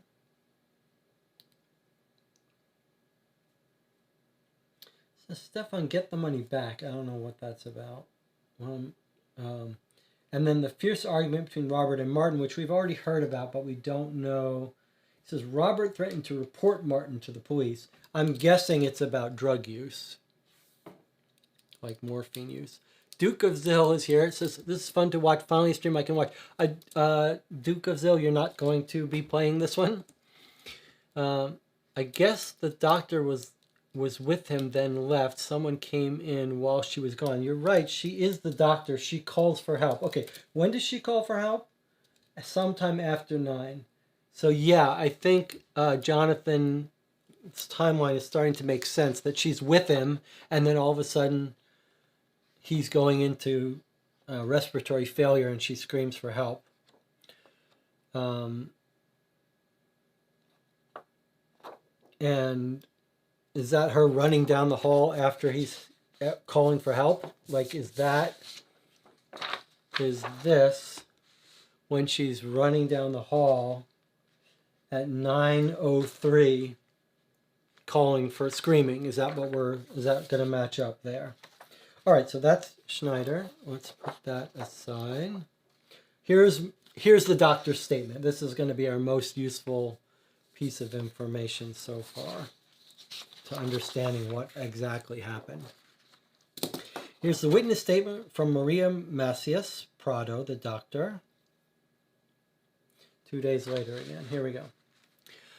I've been informed of my rights and voluntarily provide the following statement. Shortly before 9 p.m., Robert entered the treatment room.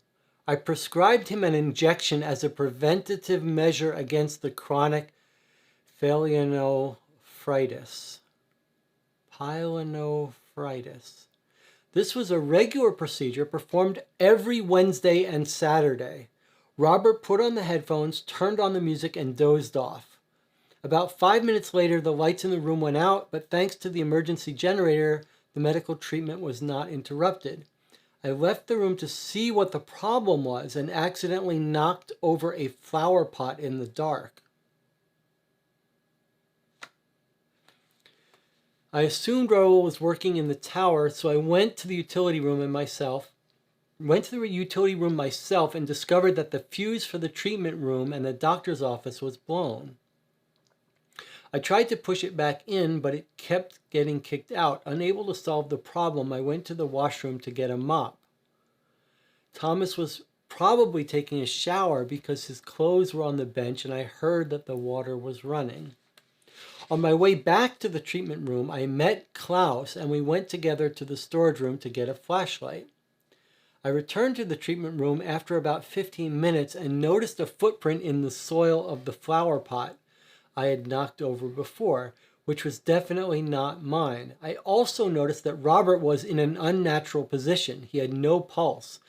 My attempt to give him first aid was in vain. I called for help and members of the team came to the room immediately. Sometime after the incident, it was discovered that a paperclip was stuck in a socket. This was probably the reason for the short circuit, and that explained why I couldn't push the fuse back in. I don't know who on our team would have wanted him dead. All I can say is that I heard a harsh dispute between Robert and Martin about the missing items from the deliveries. Okay, well, huge amount of information in this witness statement. So let's look at this again. Now we know that our guy had a regular treatment, right? So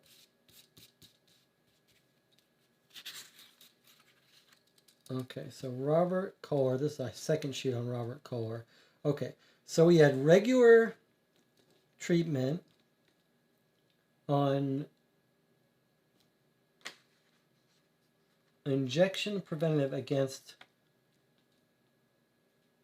pyelonephritis. So we might want to look that up and see what that's all about.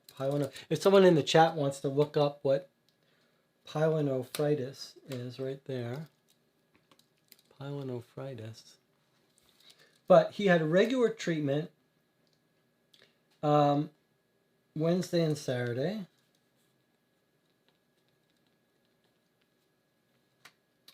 And it looks like it's a treatment where he just hangs out there and has his blood pressure monitored during the treatment. So, okay, so that's before 9 p.m. Okay, now, the lights go out about 5 minutes later. So 9:05 around, or a little before, lights out due to sabotage. Someone put a paper clip in the socket to cause the lights to go out, the fuse to go out. But she says the lights go out, but then the medical treatment was not interrupted. I see. So presumably maybe it gets dark. It's dark. We know it's dark because she knocks over the power plant. So the treatment continues, but the lights go out. Okay, so she knocks over. So I'm making this card the timeline of his death. Knocks over the flower plant, right? The flower plant. If I wasn't planning to pass these on, this would be a case that I would mark up and highlight. Duke of Zill says he's already played it. That's right. Duke, you were probably the one who told me about this being available in America. That's why I want this. Okay, so the lights are out. So it's dark. She's in the treatment room. She leaves. She knocks over a flower pot. She assumes Raoul is working in the tower and thus off-site. So she goes from the treatment room, which is 13, right? She goes to the, let's see. So I went to the utility room. Okay, utility room is where? Technical room. Do you think that's what she's talking about? The technical room? Yeah, I think electrical cabinet in the technical room. Okay, so she's going to the utility technical room. So she goes up. That's when we see her on the security camera. I assume, is the security camera still working even with the fuse out? Now I'm not so sure. Either way, she leaves. She heads to the utility room. She goes into the utility room, which is 10. So she goes up this way. I think she's going up this way. She finds the fuse. She can't reset the fuse because someone stuck a... Sorry, can you see that? So here she is. She's left the treatment room, gone through the doctor's room, knocked over a plant, come up here to try to fix the fuse. It won't fix. So giving up on that, she goes to the washroom. Where's the washroom?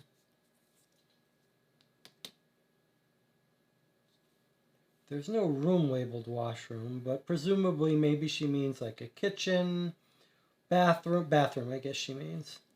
So she's in there. She goes to 6, which is the washroom.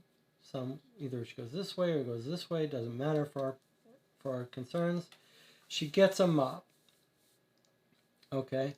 Thomas was taking a shower, so when she goes to the washroom to get the mop, she notices Thomas's clothes on the bench. So she thinks, okay, he's taking a shower. Water's running, so that makes sense. On the way back to the treatment room, which she could have come either way, but on the way back to the treatment room, she meets Klaus. And together we go to the storage room to get a flashlight. Okay, where's the storage room? 9. Here. So somewhere on her way from here to here, presumably she went this way, she runs into Klaus. Here we're talking about Stefan Klaus, the cook. Well, the cook is not watching his TV show.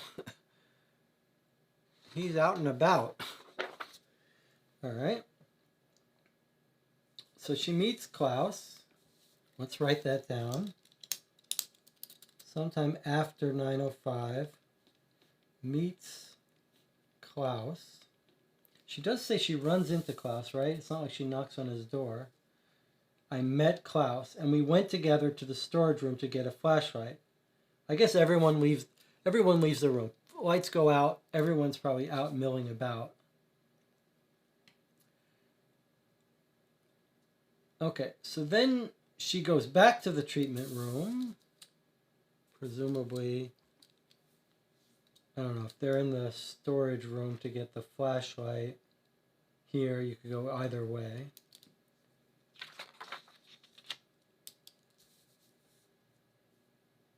She sees footprint after about 15 minutes. Return to the treatment room after about 15 minutes. So that puts it at about 9:20. 9:20, she's back in treatment. Sees the footprint. You know, this is one of the reasons why these gameplay sessions take 6 hours. Is if you were looking at that yourself, you would just look at that, you'd note it, and you'd be done. Whereas it takes us a half an hour to sort of demonstrate it and walk through it. But that's fine. It's kind of fun to sometimes play these the long way. Okay, so now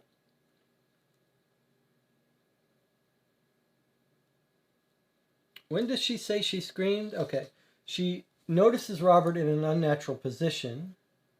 He had no pulse. I guess we should write down he has an unnatural position. I don't know what that means. He's trying to move, but he can't. He's got his muscles locked up. Okay, so this is around 9:20, right? 9:05, lights go off. 15 minutes later, she comes back to the treatment room. He's dead. She calls for help.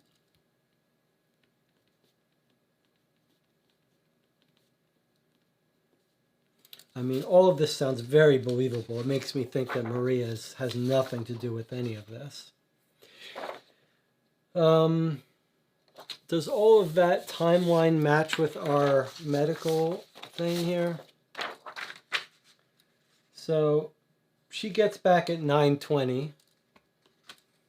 Fuse blows somewhere 9:05. He's still doing fine.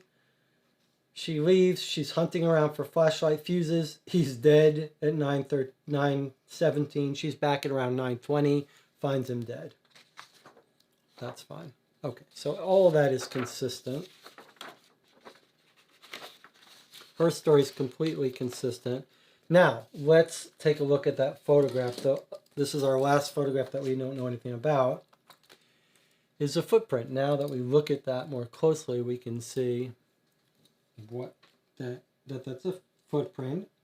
It measures, it looks to me like about 10 inches. A little bit longer, somewhere between 10 and 11 inches. I can't tell what it is. A sneaker. It's not a dress shoe, but whatever. Just like a little boot.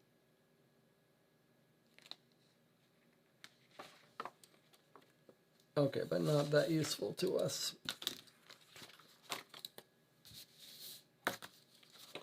All right. Jonathan says it also has night vision, the camera. Yes, you're right, night vision. Well, maybe the lights are on in the hallway. I kind of when the emergency lights go out here, the outside hallway lights light up to guide you to exit. So okay. Duke of Zill says pyelonephritis, inflammation of the kidney as a result of bacterial infection. Okay, so it's not important for our case. It's just that he's getting some regular treatment. Maybe they're all getting it for some reason, or just him. We don't know. Okay. Let's look at some more pieces of evidence. We looked at Maria's. Let's look at Maria's. We have another piece of evidence for Maria. We've got her text messages at some point. Yeah, we've actually got 2 documents for Maria. The doctor, I guess she comes under suspicion since he died in a medical treatment. It makes sense that they would want to subpoena her records. All right, let's look at this document on the day in question.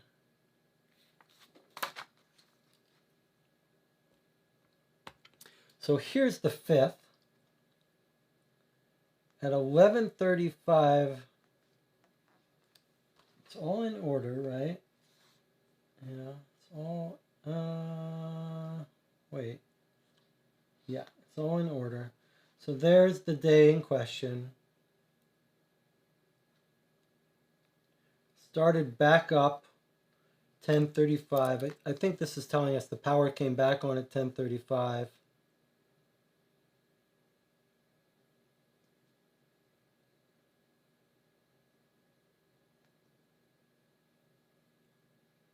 Yeah. Oh, I see. Here we go. So here's the shutdown at 11 o'clock, at 9 o'clock. I keep getting that 9 and 11. Okay, so we can see her computer shut down at 9:02, exactly when she said it did. After being up for what amount of time, there was a system error, it shut down. Then it rebooted and came back online at 9:35. Okay. 10:35. So it goes down at 9:02, comes back up at 10:35 when they finally get power back on, I guess.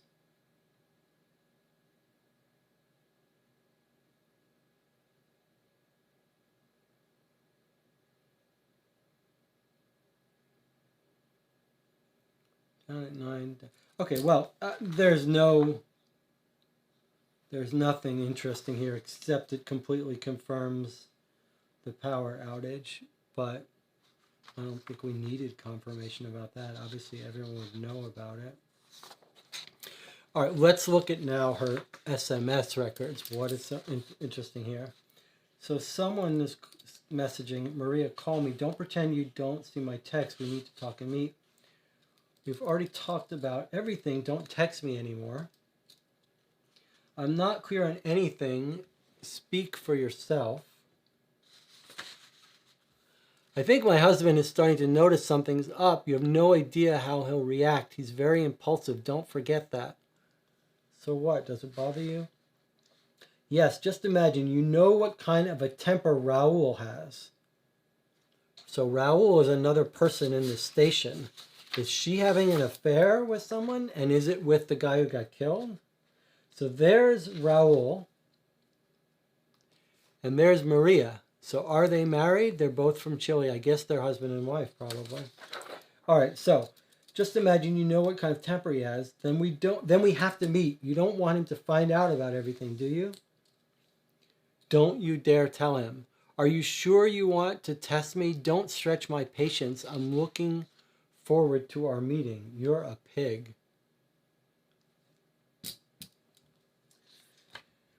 We have a date on this? We don't. We just have times. Well, what are the timelines? 1611, so 4 p.m. to 8 p.m. All right, and we've got a phone number, 281-584-3848. Now, can we track that phone number by looking at other documents? Like, do we have document that gives us the phone number of our murder victim and anyone else? It's not on the witness statements. Doesn't have their phone numbers. Anything else have phone numbers? No phone number on the autopsy. All right, well, keep your eye open for phone numbers. So we've got one piece of evidence that might give us a motive for Raoul. So maybe on Raoul's sheet we should write down. On Maria's, I'm going to say married to Raoul. Affair with who? Got a phone number, 281-584-3848. And then we're going to say married for Raoul. We're going to say married to Maria, question mark, has temper. Okay, that's Maria's evidence. Let's look at this piece of evidence here.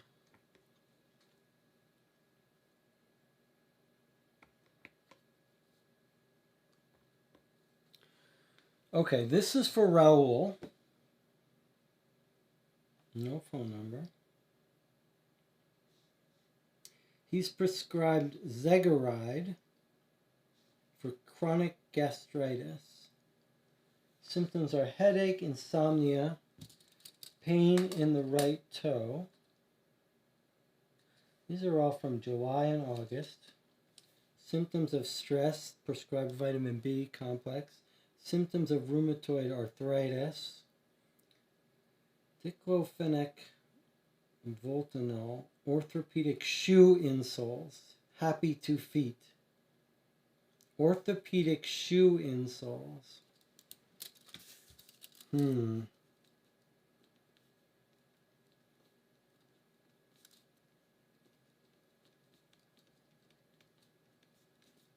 So that's either going to be an alibi or it's going to implicate him, right? If somehow we can trace this footprint to telling us, this footprint to telling us this came from someone with orthopedic insoles or not. Happy 2 feet. Would that be something we would search online? I don't know what this footprint though. Orthopedic insole would be something inside your shoe, so I'm not sure why. I'll tell you why, because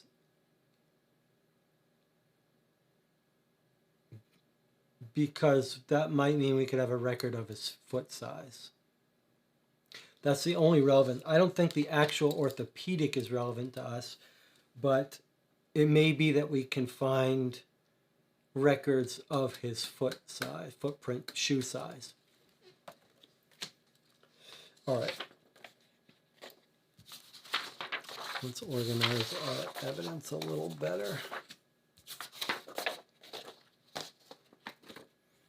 All right.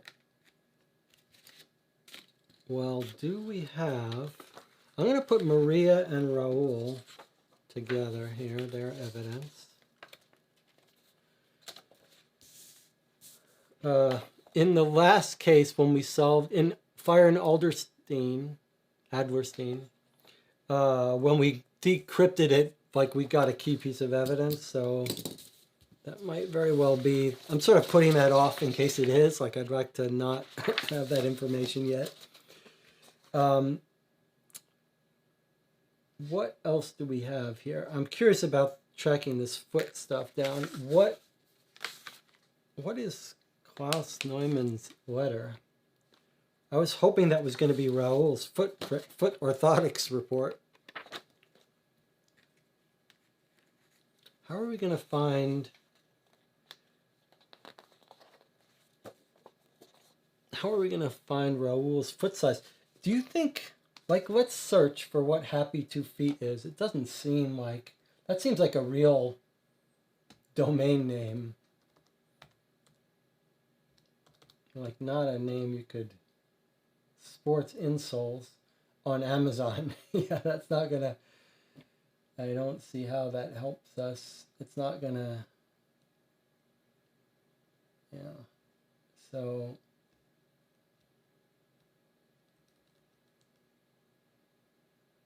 I don't know how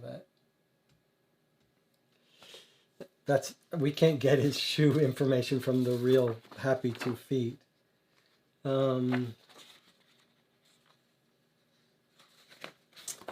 No shoe size, huh? We just have we have his height, 184 centimeters, and his weight, 87. Any other insight from wearing orthotics that would help with our footprint? I can't think of any. I can't think of how one footprint could be informed by orthotics.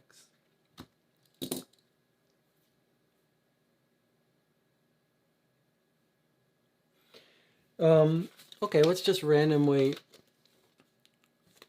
Jonathan says, think when you Googled you saw something about a foot size chart. Really?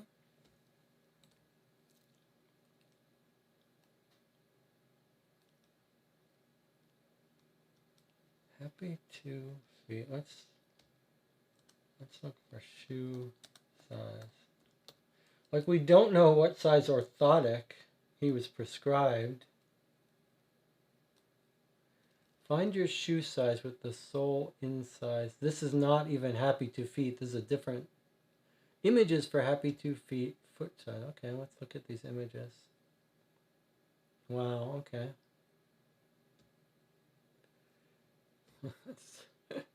It's on Amazon. It just seems... Alright, fine. Let's take a look at that chart and see if it can tell us anything. Okay, so it is, in fact, a chart that would map us to what? The orthotic size mapped to their shoe size.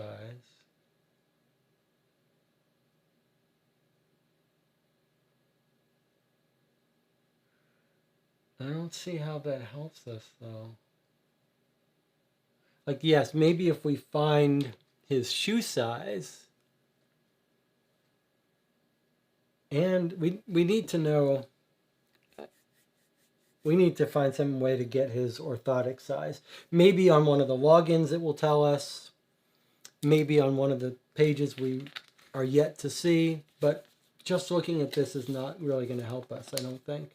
We need another piece of information, right? Unless it's telling us that if you're this tall a person, this is what you should be getting, but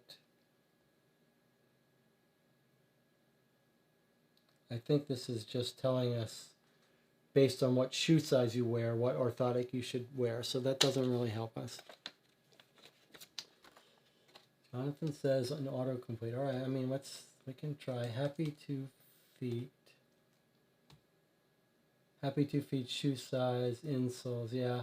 I mean, I guess that's this chart that we were just looking at.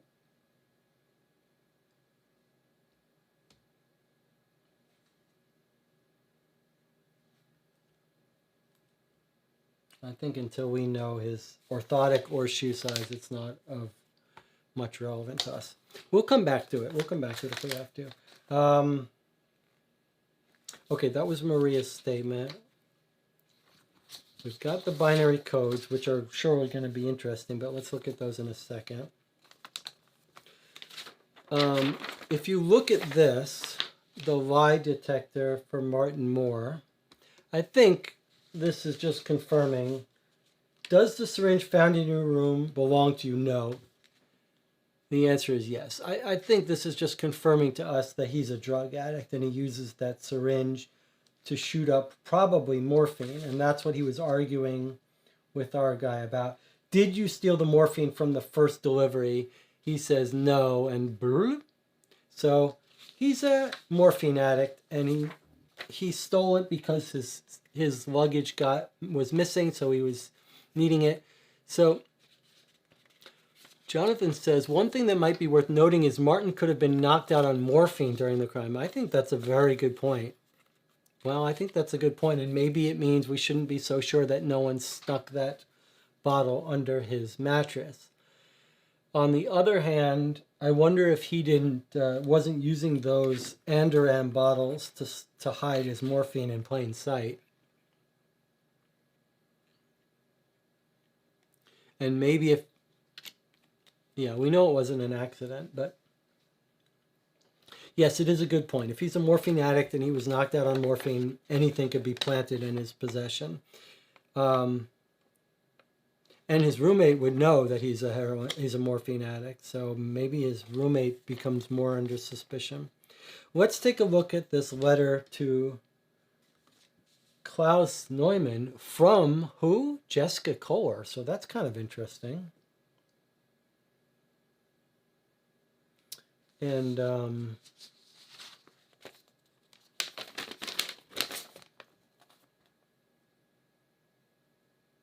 James Kohler. All the passengers died. I was just looking if Jessica... We don't know who Jessica is. We're going to find out now. Let's open up this envelope. Nothing in it but the letter. Nicely folded up. Looks handwritten. All right, now before we read this, who is Klaus? Klaus Neumann is the glacialist. All right. Hello, Klaus, my little polar bear. I hope you have missed your grandma. Yes, I'm certainly old-fashioned. For you young people, it would be much easier to call someone or simply hit them up with a text. It is, as your sister says, that Grandma is so very old that she'd rather share important news in ink on ink and paper. I won't bore you with the details of our everyday life. Let's get to the point. I sure hope you don't want to continue with the expedition. Expectation? Last week I had a detailed conversation with our lawyer. I wish I had good news to share. Sadly, there's still more. Since the acceptance of the inheritance, difficulties have arisen. Some of them are hardly manageable. In any case, I need you personally. Perhaps you will be able to find a way out of this situation. I hope you will return really soon. With love, Jessica Kohler, your own cranky grandma. So, it's just a little confusing. Like, we did have this newspaper report that says coincidence, and it says James Kohler dies in a plane crash on September 1st. And it says they're looking for relatives, distant relatives, to get his inheritance. And now Klaus Neumann gets a letter saying, I won't bore you with the details, but last week, what's the date on this? the 1st of September, sent on the 14th of August. So this is before the plane crash. So I guess it's not to do with the plane crash. But Kohler, Jessica Kohler, which is confusing since we've got someone named Kohler. But Jessica Kohler is writing to Klaus about an inheritance. Since the acceptance of the inheritance, difficulties have arisen. Some of them are hardly manageable. In any case, I need you personally. Perhaps you'll be able to find a way out of the situation. Jessica Kohler, your cranky grandma. That's weird. That's really weird.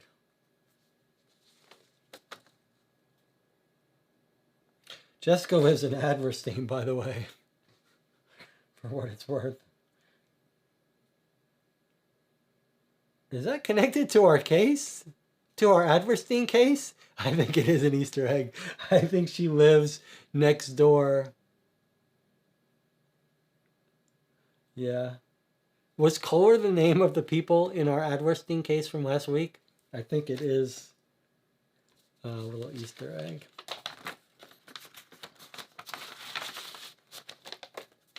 Well, I don't think that's that relevant.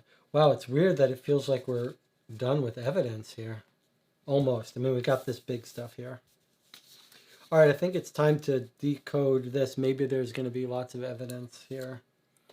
And maybe there's some other stuff I haven't... All those photographs? Okay. Let's decode this. All right, I'm going to go online to a binary to ASCII online. Binary to text. Let's try this. 0, 0.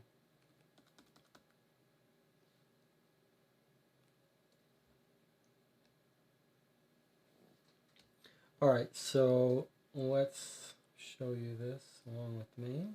It's converting it to ASCII. All right, so the month of his birth. Let's do the name. Let's do our little sanity check, even though it's annoying. 01 01 0 00 1 010 010.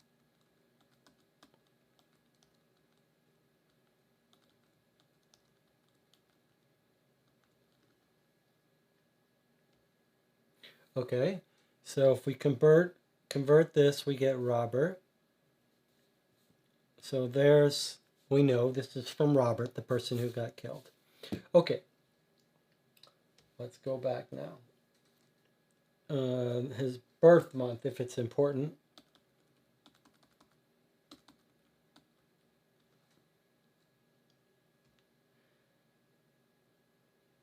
That can't be right. We should get 2 numbers.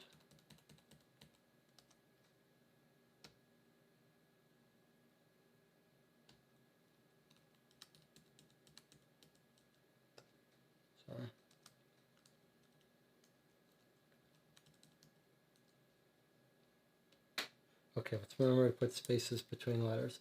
Okay, so his birth month was in June. I'm sure we could check that out. Doesn't seem that relevant. Okay, let's do his password now.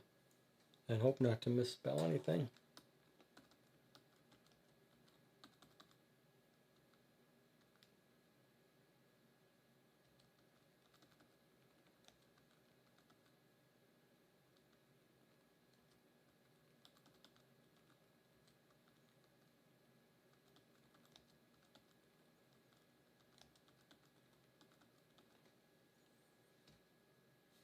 Okay. Let's write down what we found. His password, unless I typoed something. His password is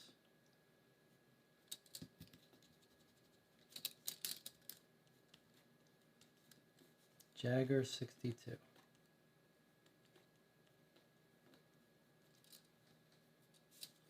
Okay. Guess we're done with this now. All right, let's go to the, let's try to log on here. Member email log on. Log in.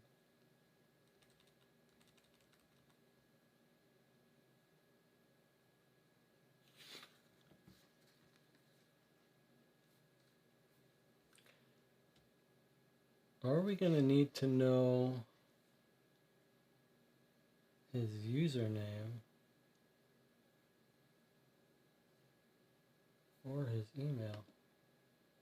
Website's not quite loading. That could be a secondary problem. Let's look at his notebook again while we're waiting for this.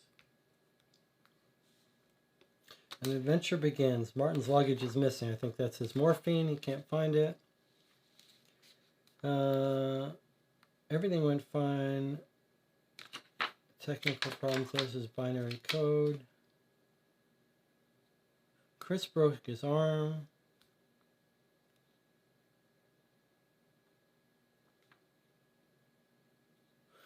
Looks like Chris got sent home.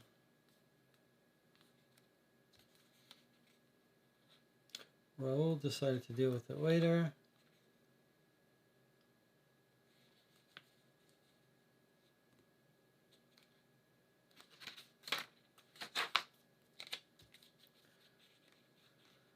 Thomas is excited about his genetics project.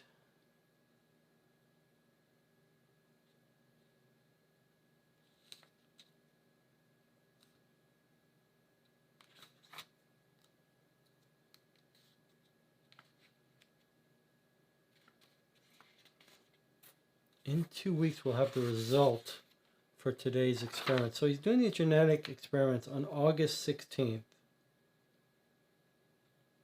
2 weeks would be August 18th. 2 weeks from August 18th would be what? 28th plus 4 days, September 2nd. He's arguing with Thomas. Inconsistent results.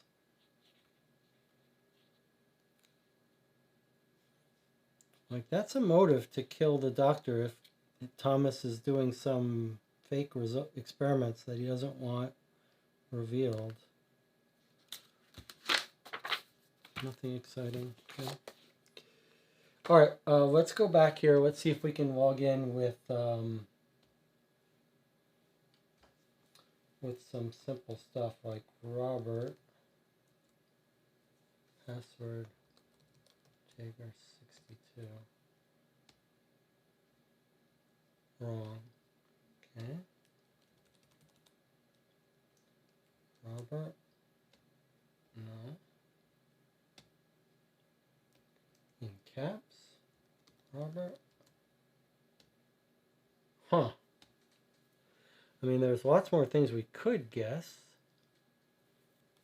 Enter the email and address. It's a little confusing that the top line says enter the email address and password, and then the box says username and password.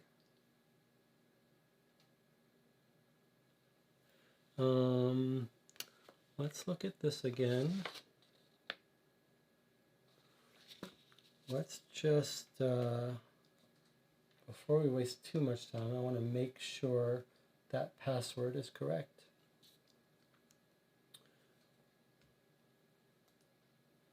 Let's type it again.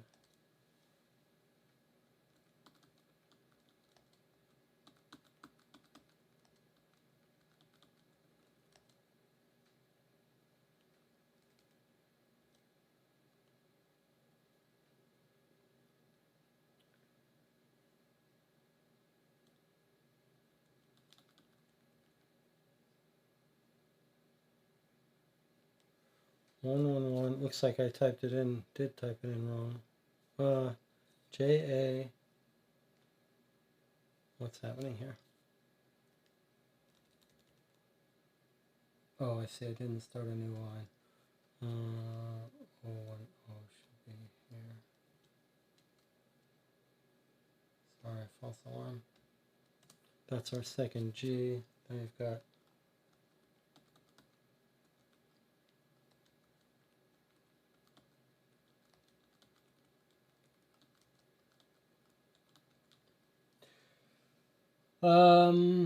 okay, looks the same to me. We'll just convert it. There it is, Jaeger to Jaeger 62. Okay, so that's what the password is, Jaeger 62. Well, this is actually kind of an, sorry. First initial followed by the photos probably help confirm Raul's alibi being in a tower. That's a good guess. Okay. And Jonathan also says first initial followed by last name is pretty common. Yes, I think you're right. I'm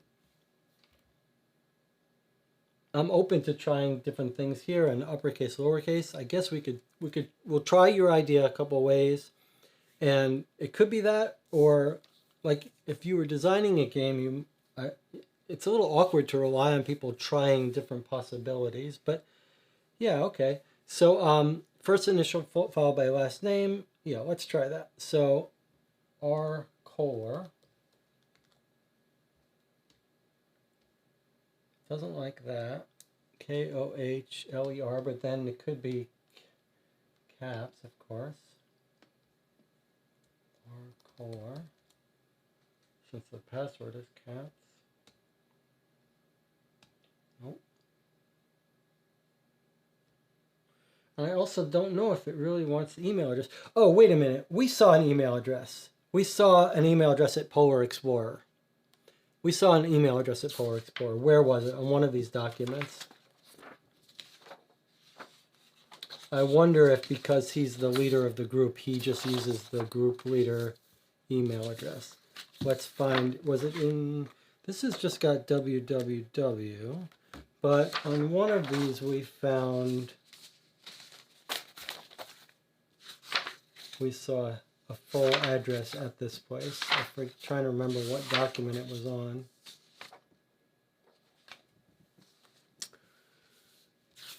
Okay, let's see.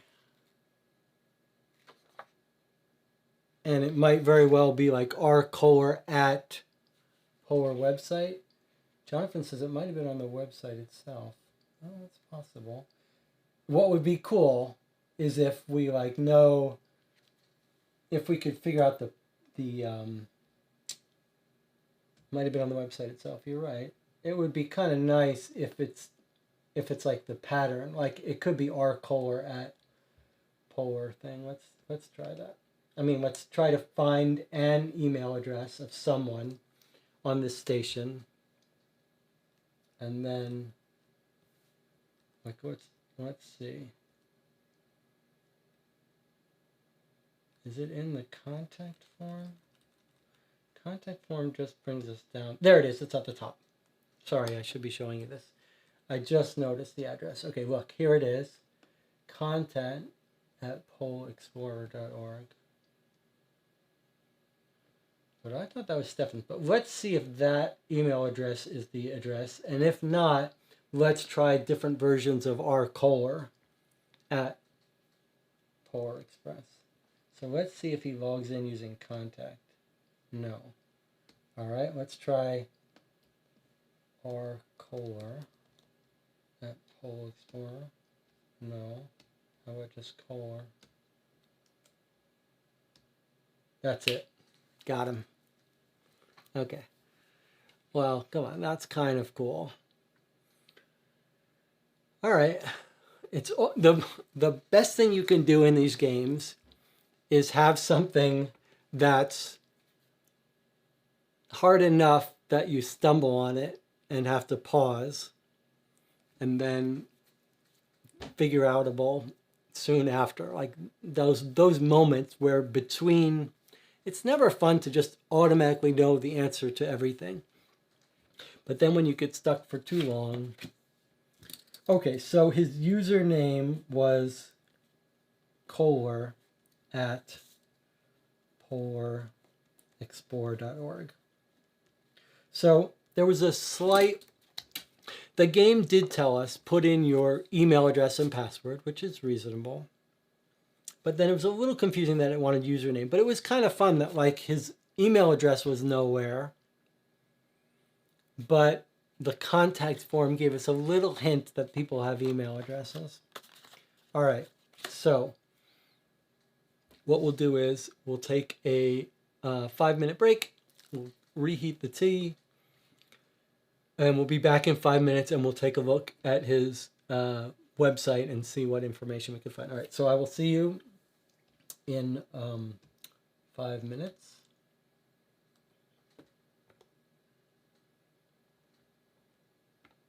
We'll be...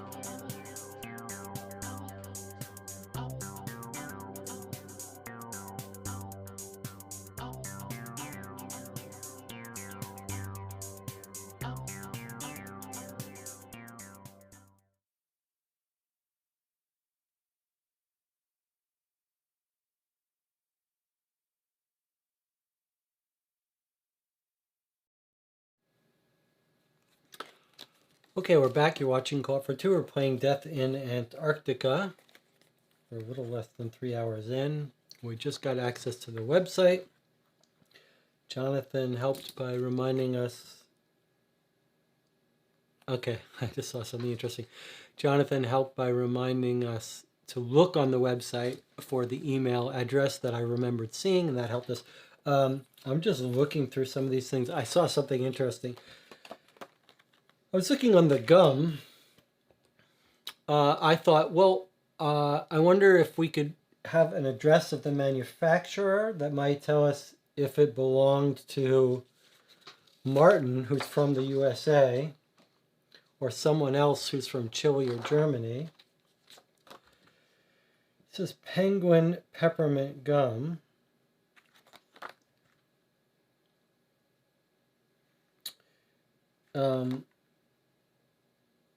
Expires 1 December 2019.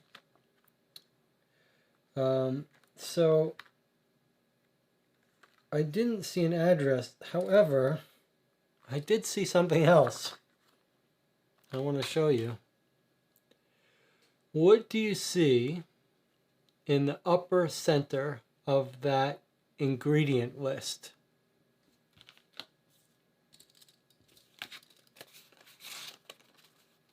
Do you see what I see?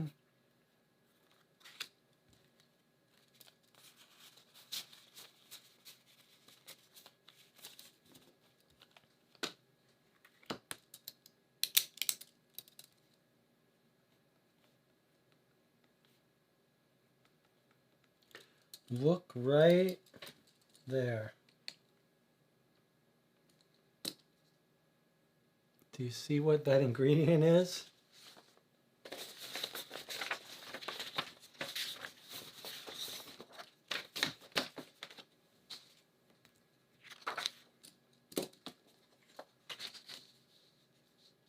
He orders a cake, our guy Martin.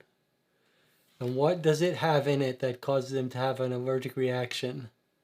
The dye E171, and that dye is in the gum.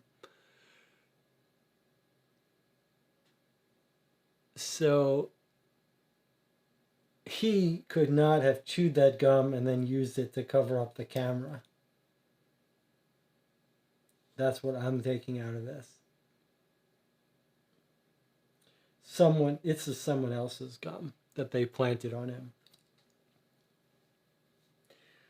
Now that just means Martin is not the culprit, I think, but we already were sort of starting the game with that assumption. But this sort of leads further evidence that someone planted it on him. If he keeps his door locked, then I think this pretty strongly implicates his roommate. His roommate also says that he went to the room, right? So his roommate is Thomas, right?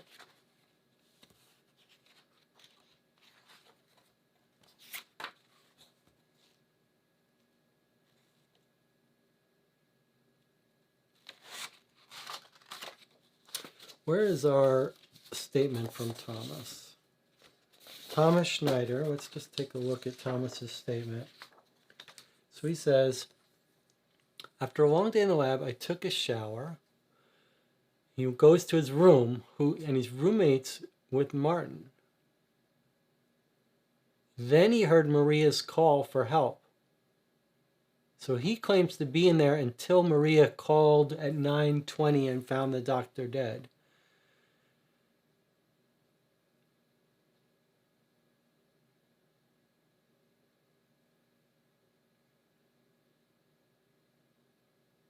I forgot why I was looking at this.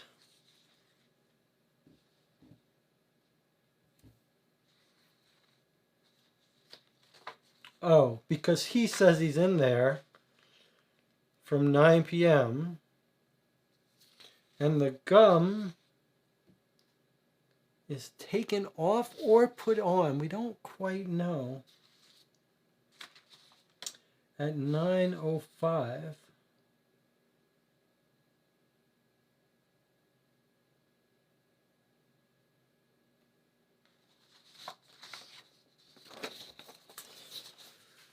not 100% convinced. The other thing I was thinking during the break, like, could the map be used to tell us, like, if we know her route, do we know something about how the other people would have had to go?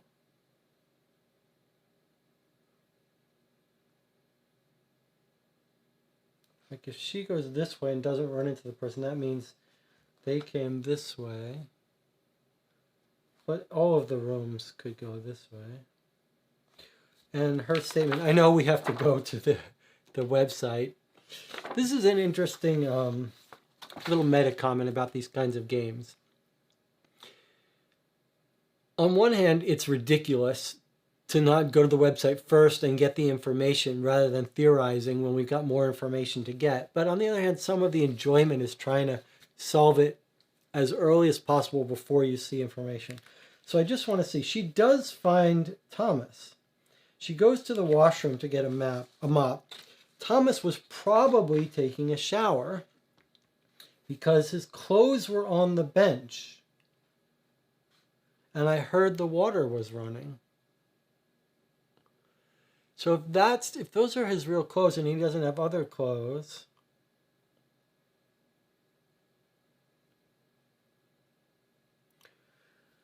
I guess, like, if that was a barefoot footprint, that might be a clue that it was Thomas. But it's not. So maybe, like, if Thomas's clothes are there, maybe it can't be Thomas. But she doesn't see him. She just says the clothes were on the bench. The water's running. On the way back, she meets Klaus. We went together to the storage room. Klaus is the glacialist. The one who wants off the expedition because of the money, inheritance. Why does she run into Klaus? I guess we don't know what he's doing. Paperclip was stuck in a socket.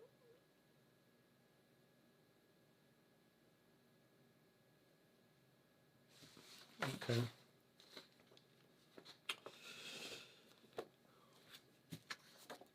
And Jonathan says in the chat somewhere that he thinks maybe the satellite photos exonerate Raoul. That's an interesting idea. Like, Raoul was sent to repair something, but he wasn't sent. Like, the last entry is September 4th, nothing exciting. Okay, let's go to our guy's email. Maybe he's got entries for after the 4th. I would lean towards put on at 9:05. What does that mean, Jonathan? I would lean towards put on at 9:05. I would guess Klaus was going to investigate the power of being out. Yeah, that's possible. Okay, let's look at our website that we just got access to and see if Kohler's email has anything of interest to us. This could blow the case wide open. So here's his inbox.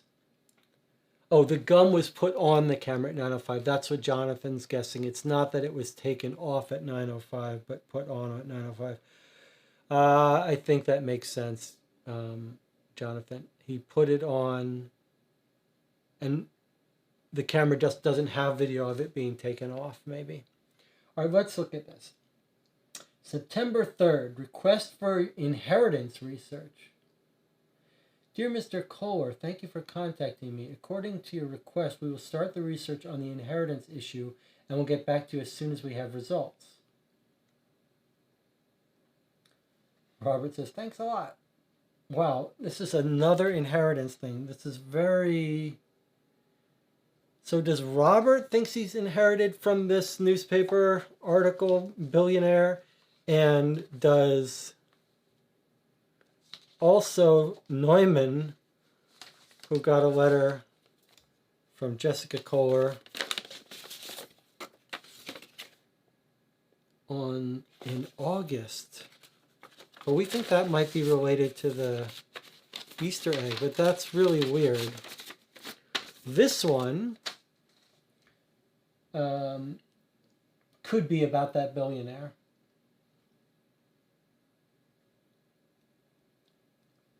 Okay. Wow, it's a lot of emails. That's interesting. Okay, here we go. Let's look at them. September 4th, he gets the email saying,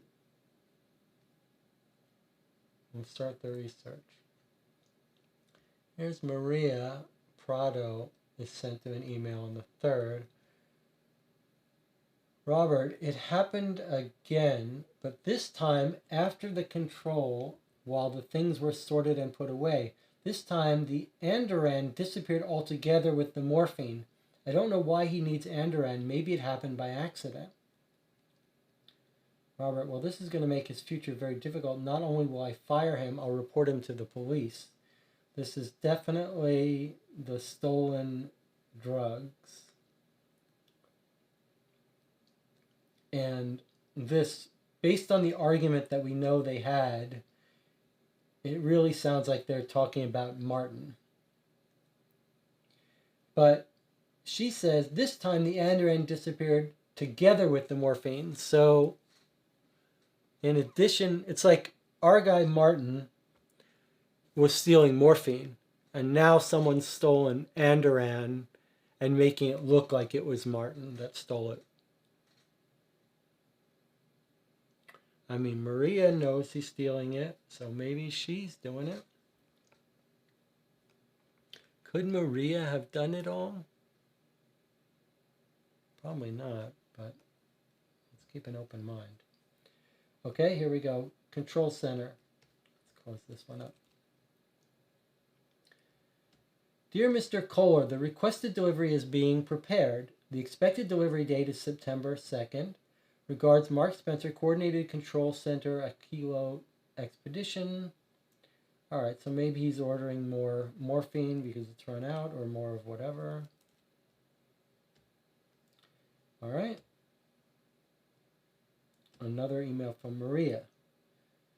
Maria, Robert, the last shipment was missing a pack of morphine and the syringe. No idea how this could have happened. I checked it several times. Things are not there. Oh, look at this little clue. Honey, don't get excited. We'll find out who's responsible and we'll kick him out with all subsequent consequences. We don't need an addict here. Kisses. How great is that? Okay. So,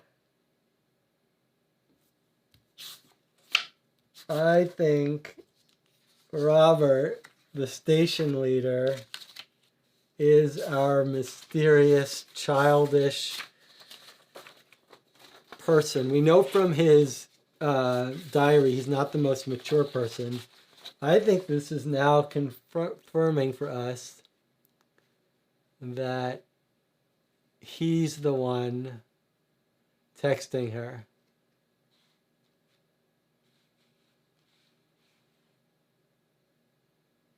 We have already talked about everything. Don't text me anymore. Don't pretend you don't see my text. Maria, call me my love.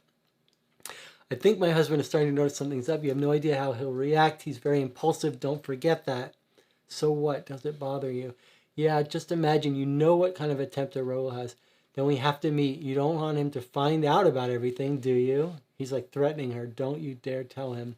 Are you sure you want to test me? Don't stretch my patience. I'm looking forward to our meeting. You're a pig. So like he's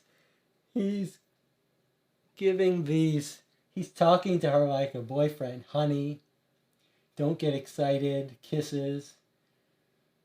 Oh yeah, it's confirmed. Are you crazy sending me this in an official email? Stop it. All right, don't get upset. No one can read it anyway. I've been watching everyone during the last few days, and I'm pretty sure it was Martin who stole the morphine. Damned addict. I didn't want him to join the expedition at all. I'll keep an eye on him.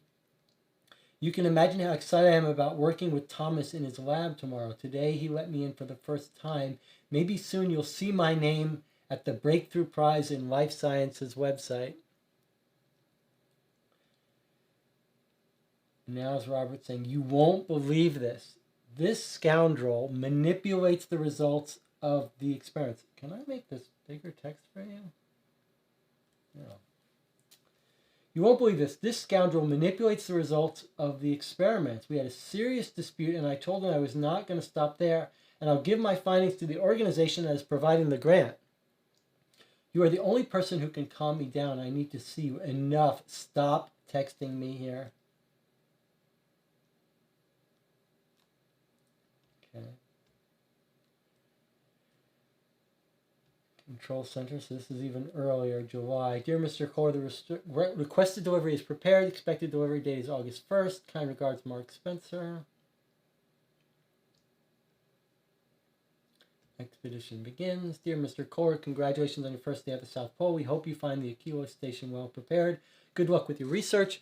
Please contact us for delivery of the equipment agreed on for the expedition. Okay. Now, let's see. He's also got some drafts. Deleted sent. Let's see. Okay, here's his sent email. Dear Mr. Spencer, thank you for the delivery. It arrived successfully. Please find the signed delivery documents. Okay, let's see what they got on his delivery. Can you guys see that okay?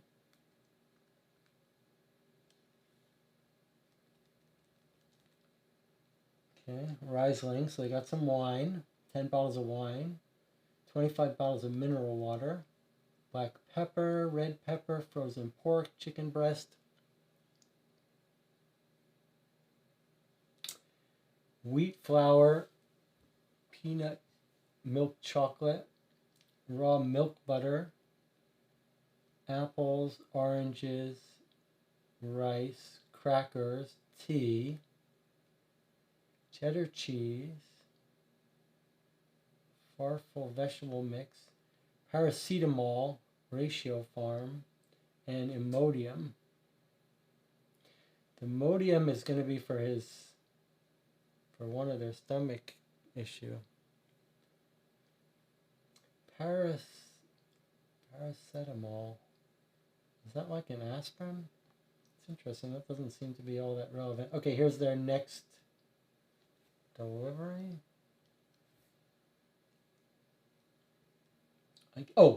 I see. We got more. Okay, so then we've got some morphine down here. Oh, look. Someone got peppermint. It's actually the whole crew got peppermint gum. Peppermint chewing gum, Penguin brand, 35. Nasal spray, hypodermic syringes. Yep, look what we got here. Look at this. Come on, how cool is that? Orthopedic sole insole, size 44. Okay. Let's go back to our notes. Okay, so size 44. It's interesting, it's pretty cool that I didn't expect these emails would have some of these missing clues. Like, I was a little concerned, like, how are we going to find this information? But it's on these little delivery lists. That's pretty darn cool. Okay, size 44. So let's take a little break from looking at this for a second. Go back to the happy feet. Okay, so size 44. I'm not. Yeah, I mean, I guess this makes sense that it would be this, although you would think we should be looking at shoe size. But either way, it looks like 270 to 300 millimeter length, 100 millimeter width. Let's take a look at the measurements on this again. See what we can make out of this. So I don't know how well you can see, but with my glasses, it looks like the width is about that. So that width is about 12 centimeters or 120 millimeters. Okay, so that's within reason. Although, yeah, that's within reason for a shoe. Like, an insole would fit if you had a 100 millimeter insole. then it would fit in 112. What about the length? Length looks like it's about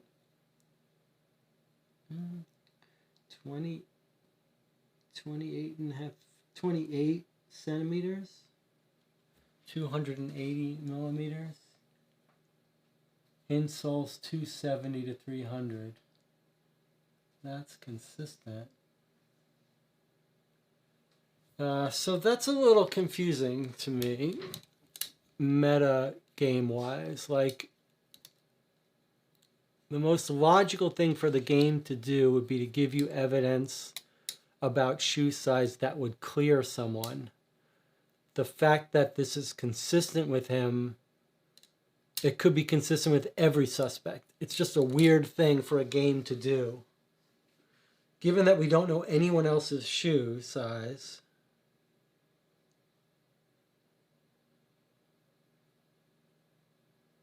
it's confusing. Can we, if we search for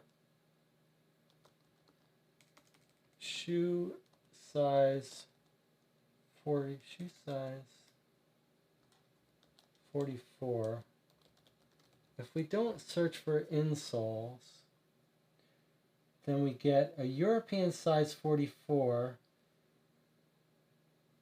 should be 28 centimeters long,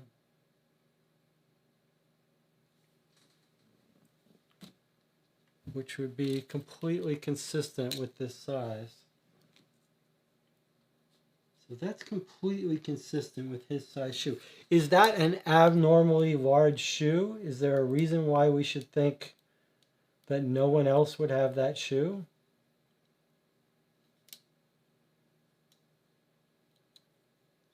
You see my point, right? Like, the game is clearly wanting us to figure out that he's got these, that Raul has these orthopedics, so this is his size shoe.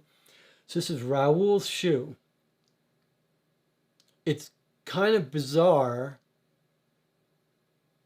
that we matched up with the footprint and we just find out that it's plausible it could be his shoe, when it could be, everyone could have that shoe size. We have no reason to suspect anyone else from that. It would make much more sense for the game to give us a clue about someone's size that would let us eliminate them. Like whoever's shoe, it could be like, here's Maria's shoe, and then we could be like, oh, at least we know it's not Maria. That's very strange to me.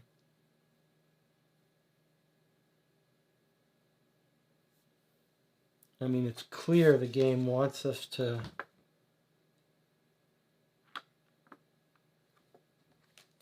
I guess we might say, like, how common is 44 size shoe?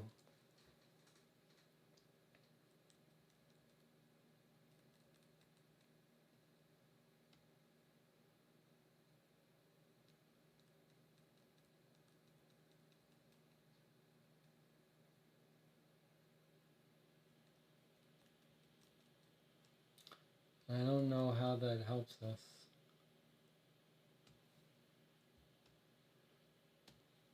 Size 44.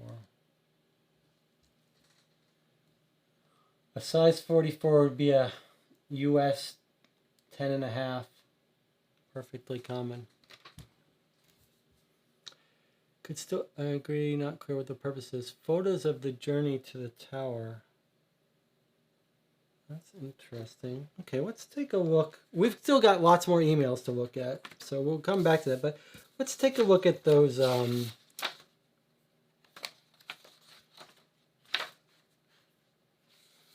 Let's take a look at those satellite photos again. Where did we read that Raul went to fix?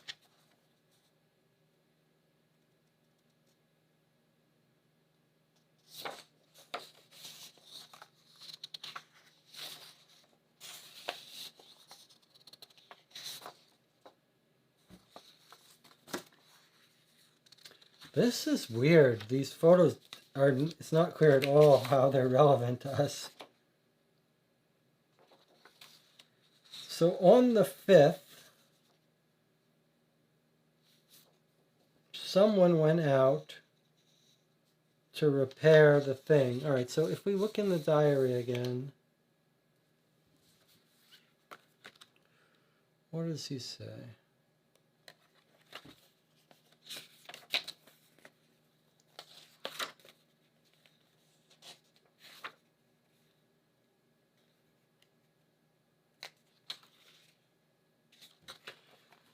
Okay, Chris broke his arm as he tried to repair the snowmobile with Raoul.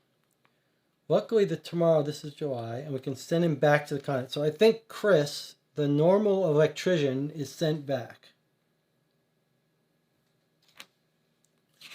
Chris isn't even on board. Okay, here we go. Today, an intensive summer wind broke a part of the wind gauge from the tower.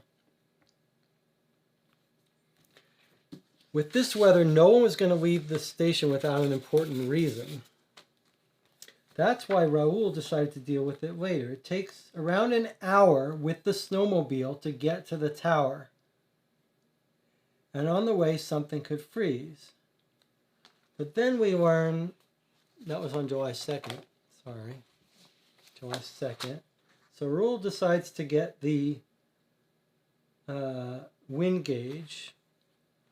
Then the snowmobile is broken.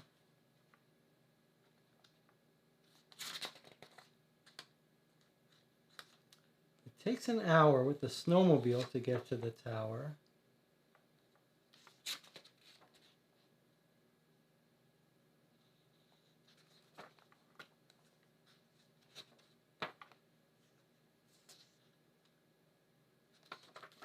All right, so now let's look at these photographs with that information. We've got, they're all from the 2nd of September to the 6th of September. So let's look at these. On the 2nd, there's just a helicopter coming, and maybe that's the weather thing. Again on the 2nd, here the helicopter has arrived. Is there anything important about that photo other than that?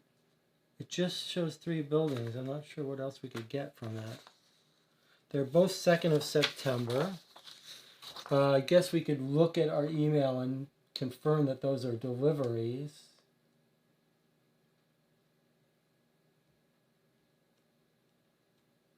Yeah, so there's the 2nd of December. That's when this delivery came. Okay, so that seems that. And at this point, the weather tower looks like it's fine.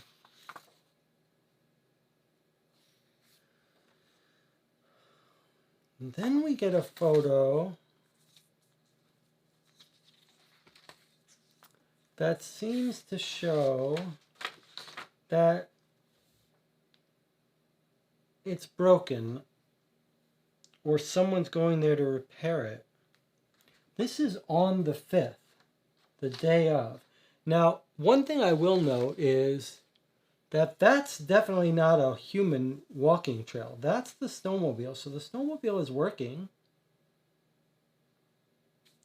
but there's no time stamp on this. So all we know is sometime. Well, we know it's day. Well, I don't know what the daylight schedule is at Antarctic. Here's another photo on the 5th. There's our place. I don't know why it's showing us this information about on the 5th. That's weird. Although we do have a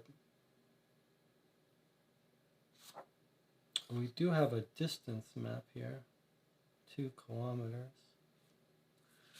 But we're told that this would take an hour to get there by snowmobile. It looks like it needed repair again. But I just don't know.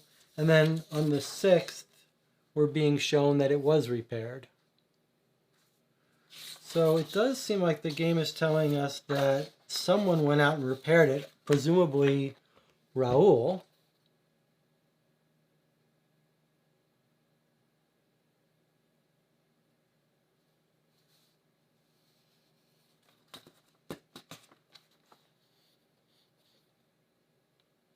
But if it takes him an hour and 2 hours, I mean, couldn't he have done it at any point?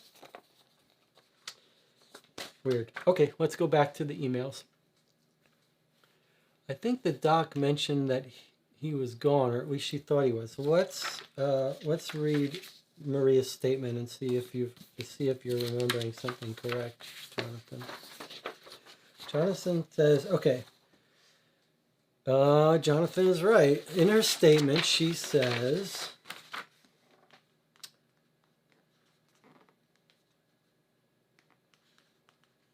I assumed Raul was working in the tower, so I went to the utility room myself.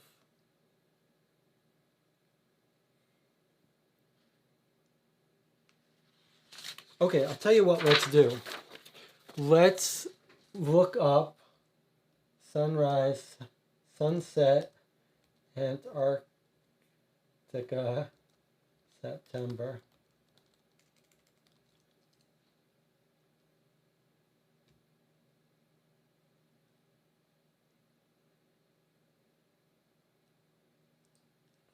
So look at this. Daylight, 24 hours a day in Antarctica in September. Okay, so it's completely consistent that this is where he was at 9 p.m. snowmobiling out to fix this.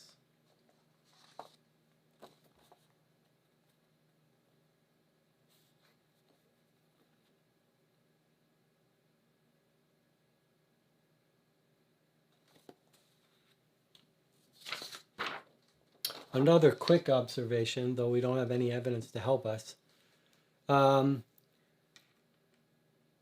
If you're coming from the left, sneaking from the left, and you're going to put some gum on this camera, this sure looks like a left-handed person is doing that. Right? There's my left hand reaching up. So we might be looking for a left-handed person.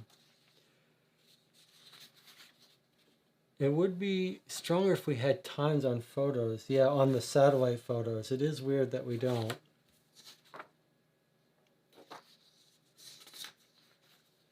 Although we do know it could be daylight. Okay. What we might, we might see an email that he sent like on that day saying he's going to send someone. I don't know. Jonathan says, is the only way into the base through the snowmobile garage? In that case, maybe he could not enter without being on camera.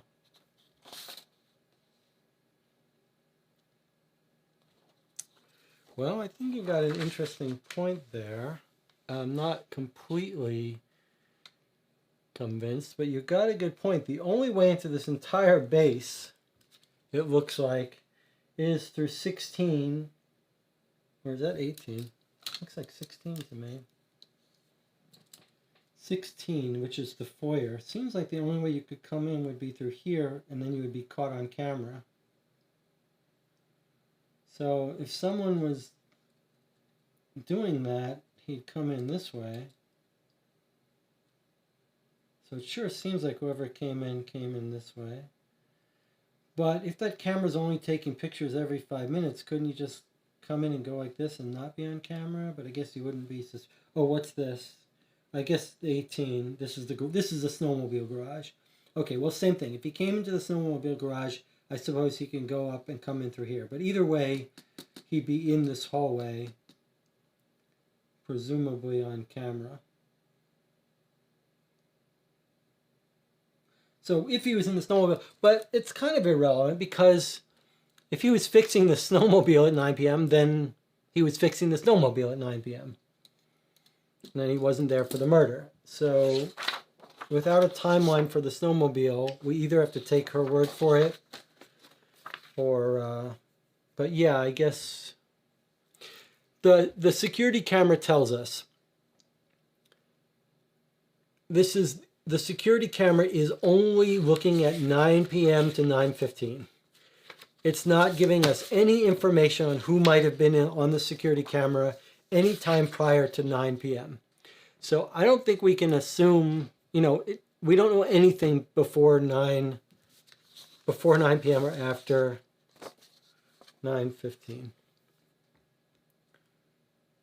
The camera footage we're only looking at is from 9 to 9:15. So it doesn't help us know any. It would be nice if we had footage showing he was leaving at 8:50. That would help us.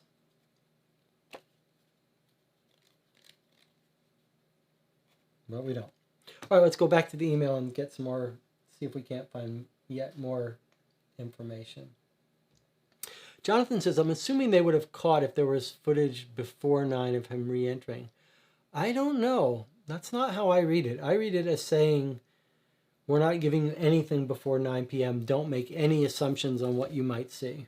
Like, this is the police doing a half-assed job. They've just pulled footage from 9 to 9:15 and assumed you don't need anything before it. Okay, let's see what else was ordered. There's the shoe size 44, coffee filter paper, seismograph, Scotch super tape, Andoran. There's the Andoran. There's the morphine and some letters. Okay. What else have we got? So we're going back in time. Thank you for delivery. Here he's got some soup, some spaghetti. This is the food delivery. It looks. Oh, sorry, you can't see this. Let me just go back up a little. So this was this delivery here on September 2nd. There's the morphine and private letters, which we got. And now this is the delivery on August, a month ago. It's lots of food.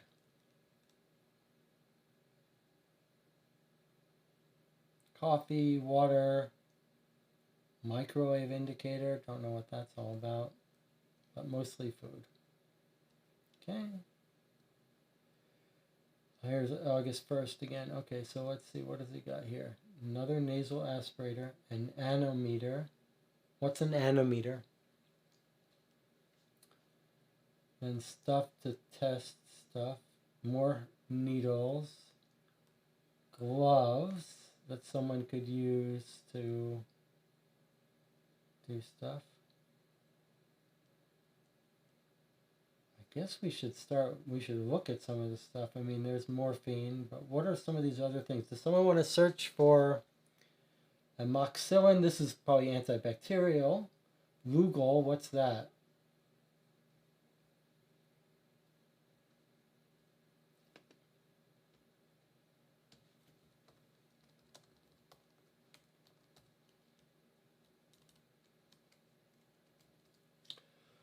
Lugol is used as a reagent and antiseptic and with potential use in cancer diagnoses.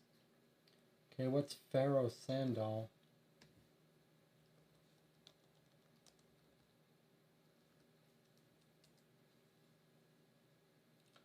Gastric juice resistant coated pellets for risks. Iron deficiency. Anemia. Sounds like our old case.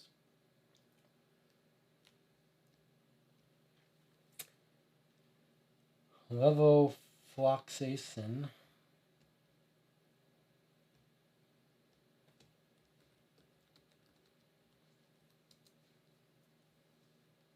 Bacterial infections. Alright, so more bacterial infections.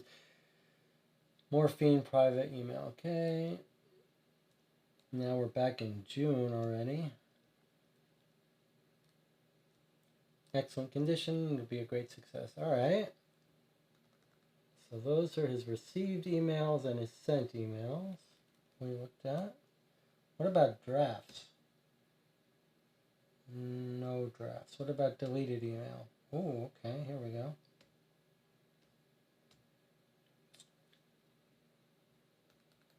To all users, please note that we expect the installation of a new security software on our email server during the night of September 3rd to September 4th. This will reset your password, which will then temporarily be PO1 Explorer. As soon as you log in for the first time after the update, you can change it again. Does that give you any ideas?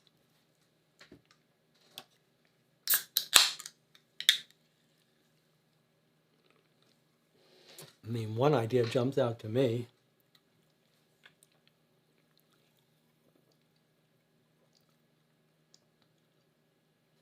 August 20th, so it was only 2 weeks before the murder. So what idea jumps out at you? Jonathan says, I don't know, that scares me like the keys from the last one. Okay, I'll tell you why it doesn't scare me. I'm thinking we're going to be able to log into someone else's account who hasn't changed their password yet.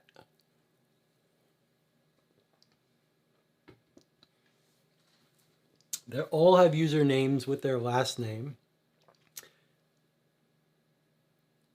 2 weeks ago, IT sends to Kohler and saying, we're resetting password.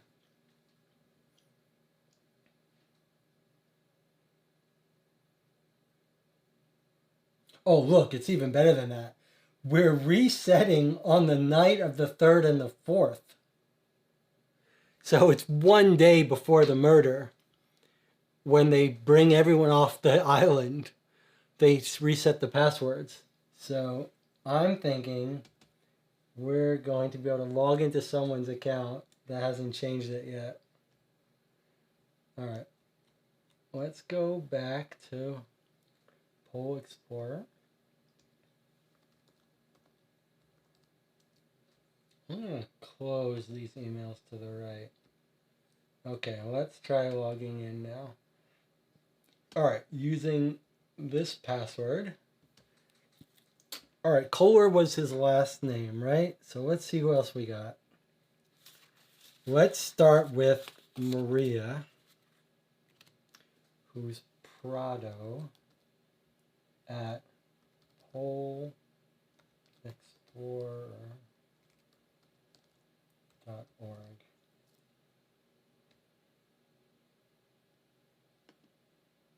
No. Okay, not with Prado, but it could be Macias Prado? No? Or just Macias? Doesn't look like we can log into Maria's. Okay. It's alright. It's just Maria. Let's not give up hope. Okay. Who's next? Raul. Let's save him for last. Okay, let's try Schneider. Schneider.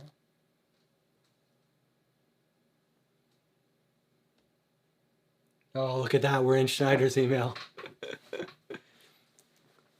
Okay.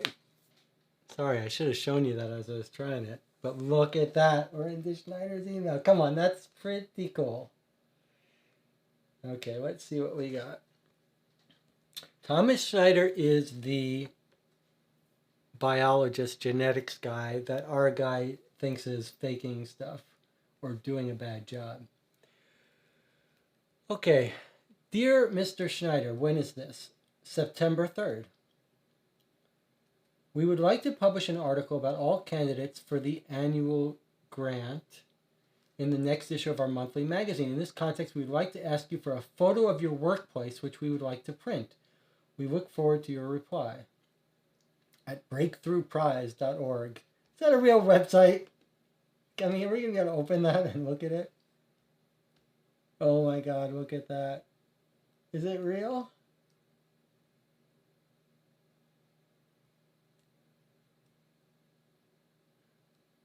It's real. These are real blogs up until September 9th, 2021. I mean, 2022 Breakthrough Prize. if we went back to September 6th, surely they're not going to publish fake stuff. Pierce Brosnan to host the 7th annual Stephen Hawking. All right, he's not in it. All right, let's not get too distracted. Anna McNeil, is that a real person who's working for them? Surely she's not letting her name be used in a game. Dear Anna, as requested, I am sending you a photograph of my magic laboratory. Unfortunately, the circumstances do not allow me to take a better picture. Please let me know if the photo is good enough for publication. Look at that. We got a photo. Surely this photo is going to be of relevance to us, right? Let's take a look at it. Okay, here it is. Let me turn this off so you guys can look at it too. All right, wow, look at all this.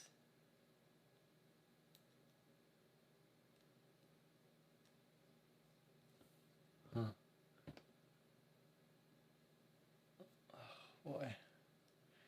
Oh, boy. One thing jumped out at me during the last break. I meant to mention it, like, on the Instagram, sorry, I'll come back to this. Remember on the Instagram for the cook, right? Stefan Kraus. Remember that we found his photograph. I want to open it back up for you guys so you can see what I'm talking about. In his Instagram. Okay. So let's go to this for a second. Okay, so we found this photo, right? Taken on the day of the murder. And we were thinking, he says, 40 degrees outside, there's nothing better than a homemade ice cream. Now it's time to watch my favorite show. The one thing I was thinking is, like, the power went out. Like, if he really did take this photo at 9:05, but that's fine because the power goes out. Yeah, if the power goes out at 9:05 for like an hour, is it suspicious that he has an ice cream? That's what I was thinking. Like, we know the show starts at 9:15. If he's settling in to watch it at 9:15,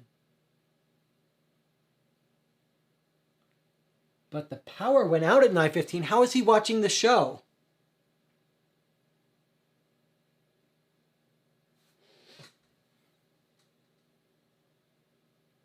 How is he watching the show at 9:15 if the power is out? On emergency generator? Eating ice cream?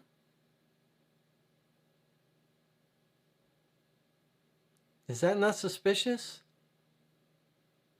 We know it's on TV. We know it starts at 9:15.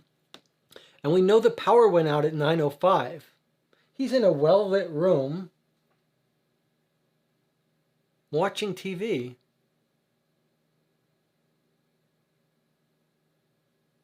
Is that not... That doesn't seem right, does it? Jonathan says, I have the show starting at 9:05. Let me see, maybe you're right. Yeah, you're right, it is 9:05. You're right. It wasn't at 9:15, 9:05. 9:05 is exactly when the power goes out, though.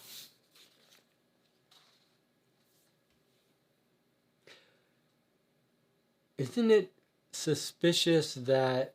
Okay, so you're right. It wasn't 9:15, but it still seems very suspicious to me that he's posting to Instagram, now it's my time to watch my favorite show. Like, shouldn't he be saying the power's out? But maybe if the power goes out, then you can't post to Instagram.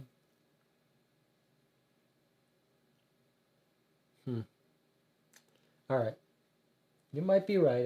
Maybe I was reading too much into it. 9:05, the show starts. He's posting it. The photo of the doc walking away. She's walking away at 9:03. So 9:03, we think the power went out, I guess we're saying.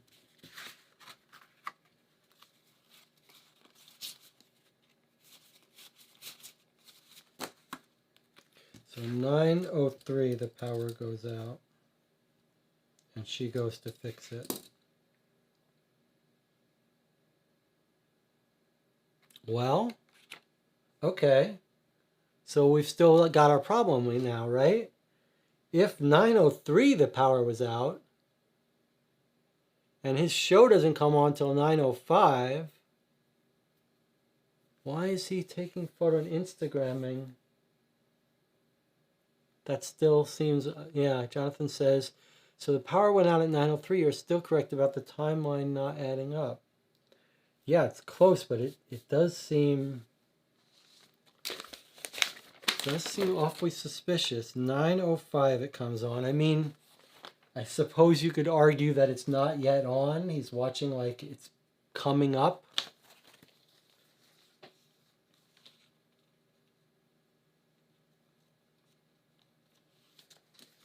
Still, that seems weird. Let's look at Maria's statement again. Don't forget, we have the emails to come back to, but let's look at Maria's statement about when she walks down that hallway. Shortly before 9 p.m. he enters. 5 minutes later, the lights in the room go out.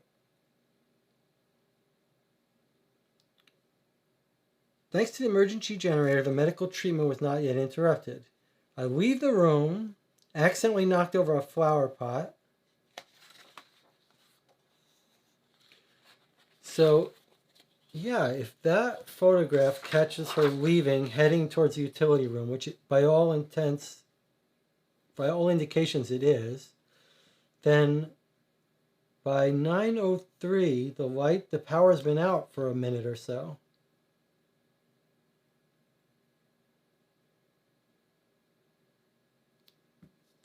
So how is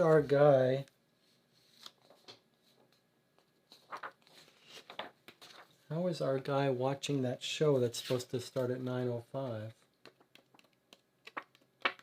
Unless he's taking it right before it.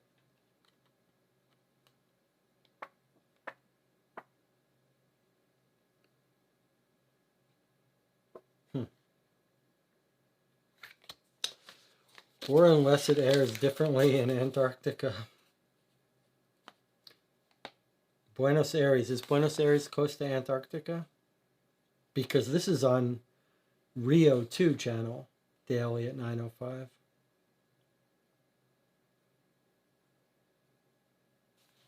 Maybe it airs differently in Antarctica. Maybe we shouldn't be jumping to conclusions. Back to the photo of the lab. Does it show you had access to the drug used in the murder? Yes, let's go back to the lab.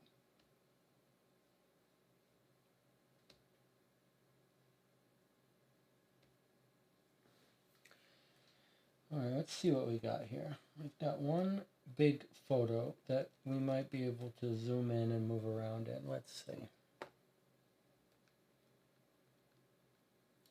So we can zoom in. I mean, he's got... What are we supposed to make out of all this?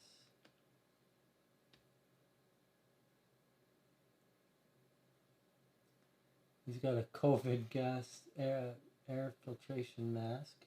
He's got access to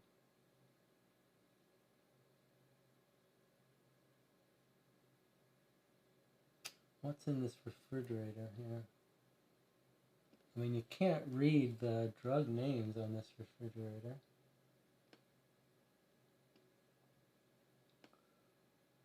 What would we be looking for? Okay, look. Okay, I see something. Here. That's the pattern of the androl. See that little triple color thing? It's got a red, blue, red, green squares. It's very recognizable. So he has it, yes.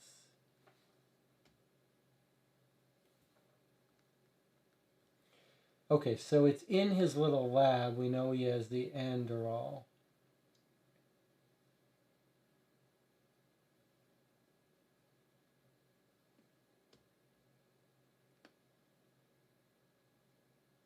Is this his little private lab?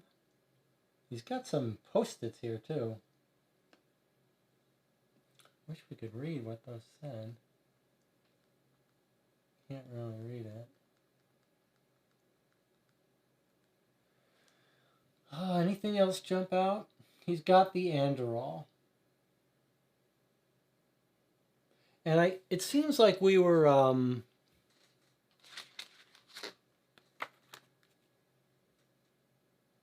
it does kind of seem like he shouldn't have had access to the Andorol, right? Because the Maria was like, it's gone from my watch, from my catalog. So, but he hasn't done a very good job of hiding it. If he was really hiding it to use as poison, but why would he have it? It is very suspicious that he has it. It is very suspicious that he has it. All right, let's assume there's nothing else of interest to us, that we found the one weird thing. We'll revisit that idea later if we need to. Okay. Let's continue. I look forward to the article and to saving it as a memory for future generations. Breakthrough prize. He obviously thinks he's discovered something amazing. Dear Mr. Schneider, the photo looked good. We don't need a professional picture because we want to present the realistic working conditions of our candidates. We'll keep you informed. He's doing genetics. Like, there's no reason he should have that Andorol, right? Okay, here's August 20 security update. Please note we expect the installation of a new security software. Yeah, well, we know that's how we got in. Let's see what else we got here. Nothing in his sent email. Nothing in his drafts. Nothing in his deleted. Duke of Zill says possibly the biggest reveal is that this guy apparently created COVID in that lab. Isn't that photo from 2018? What a twist. That's pretty interesting. He's a time traveler back in time. That's interesting. All right, let's go back. Let's see if we can get into anyone else's emails. Did everyone catch that COVID air filtration stuff he had? Okay, let's see.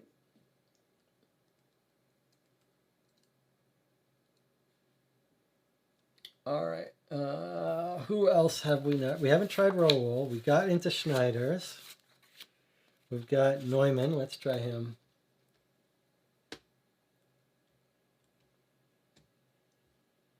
Neumann at polexplorer.org. He changed his password. Neumann, right? That's the correct spelling. Neumann. Yes. Okay, he changed his password. We can get into him. We're into Kohlers. Okay, let's try Martin Morris.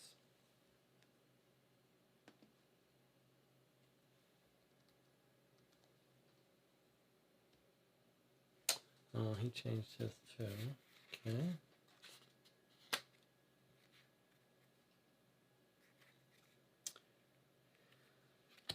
Stefan Kraus, the cook. Okay.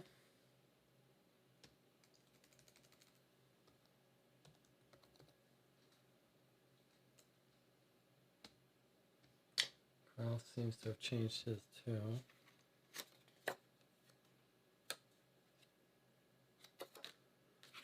Okay. Chris Johnson, the electrician, he wasn't even there at this time. I don't know how he would change his password. Wrong credentials. Maybe he doesn't even have a password anymore. Maybe they canceled his account.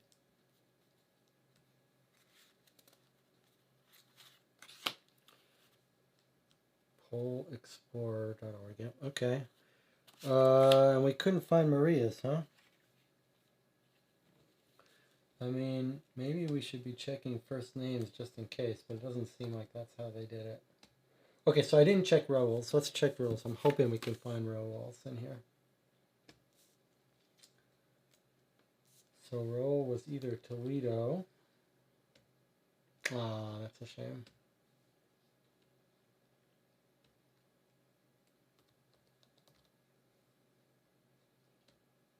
I was really thinking we might get into Raoul's. Oh, Ojito Toledo. I'm just going to search for the hyphenated version, but I don't think so.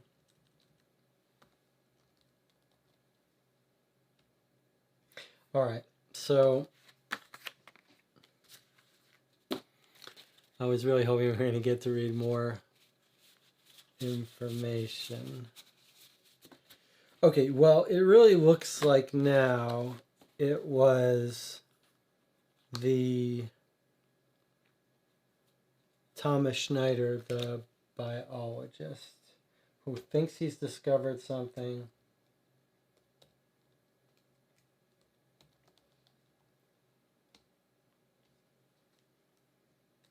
Thinks he's discovered something. No draft. No deleted. No sent. Just that.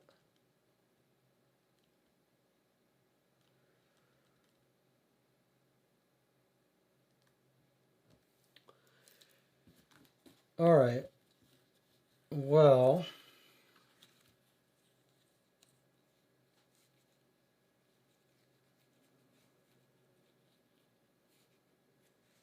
we didn't see any gum in that photo, do we?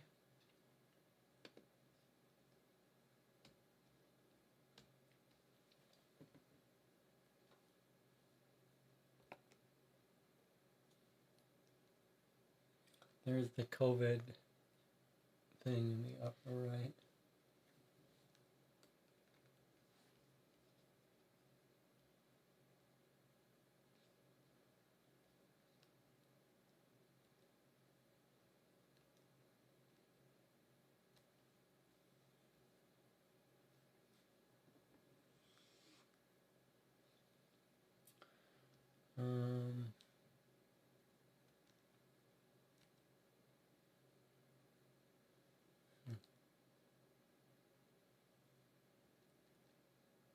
Oh, I was looking for gum.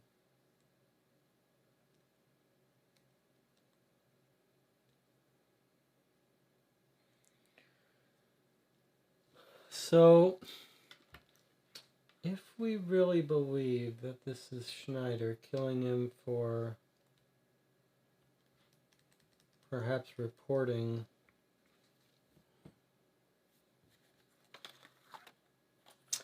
it's a little odd though, because it's not like our guy is saying he's discovered this guy's faking data. It's just he thinks he's incompetent.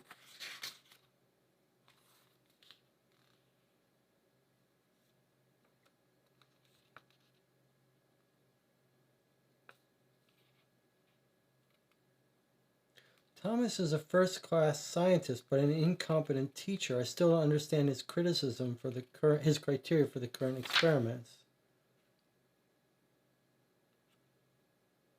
In 2 weeks, we'll have the results of today's experiments. Well, let's look at this again. So I argued with Thomas. It looks like he is making false claims. All right, he is making false claims. His conclusions were inconsistent with the results of the experiment. He overlooked these obvious contradictions and attacked me, immediately saying genetics is not really my thing, and he refused any further help. Okay. And then to Maria, Jonathan says, I'm leaning the most towards Thomas, but it does seem like maybe we missed something with Raoul, and now the TV alibi is also fishy. Yeah. And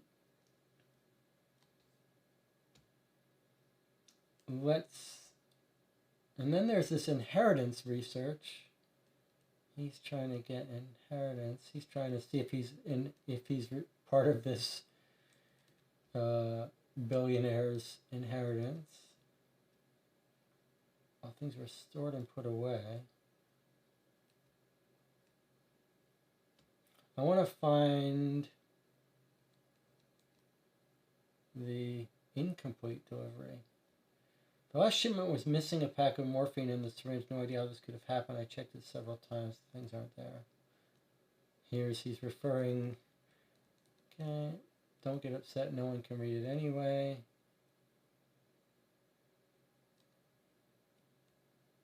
I will point out something interesting. Look at this. He's talking to her, right? He's talking to her, revealing that they've had an affair, right? And then he says, don't get upset. No one can read these emails, right? Now, we have gone into Schneider's email because he didn't change it. But everyone got an email saying that the passwords were going to be reset. So we should think about the fact that Raul could have gotten into this email. Oh, he did change it recently. And Maria changed hers. But still, like, there was that window of time when everyone's passwords weren't reset. So I wonder if we should consider the possibility that Raul could have learned about the affair the other day. Let's read when he says here. So it's August 23rd that he's saying the scoundrel manipulates the results of the experiments. We had a serious dispute and I told him I was not going to stop there and I'll give my findings to the organization that is providing the grant. So way back though, on August 23rd, he tells this guy he's going to report him. So why would Thomas wait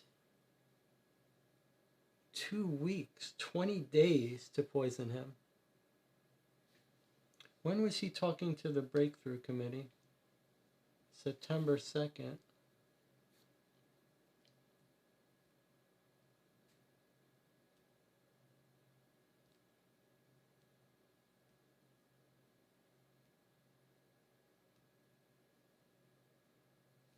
September 3rd, they're happy with the photo.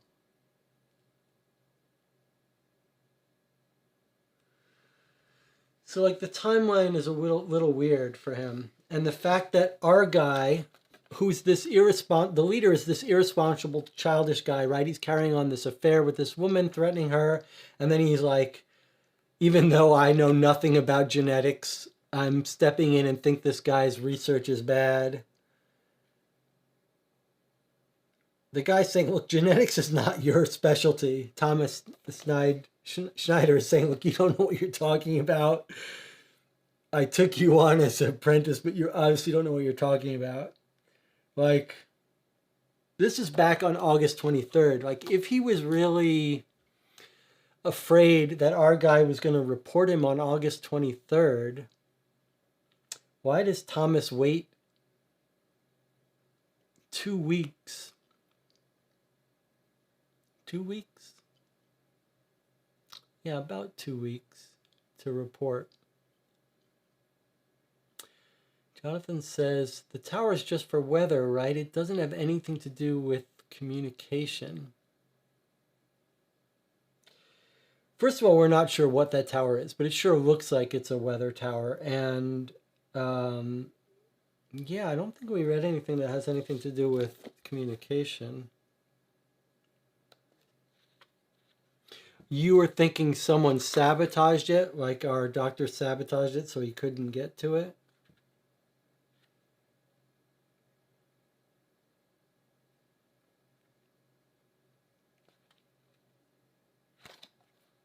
Well, I will note this. There is this. Okay, so he volunteered to be his assistant for the experiments. A new pulse to the genetic studies.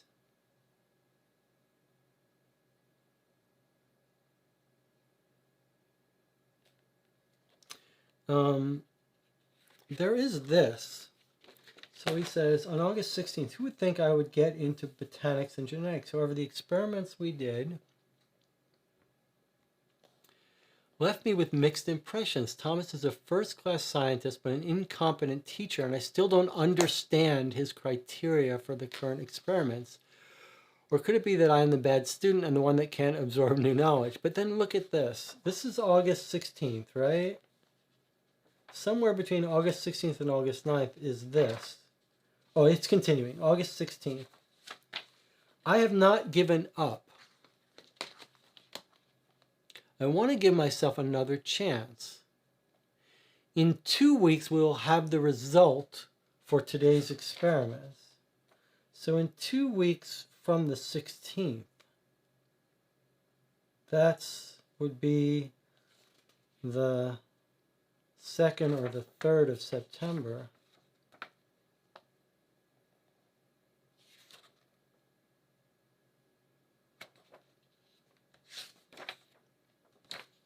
Right? 16th. In 1 week would be August 23rd.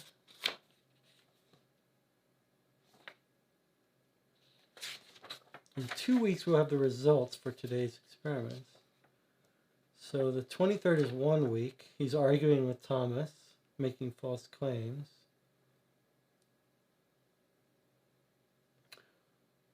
Then 1 more week, September 2nd, new faces make me happy.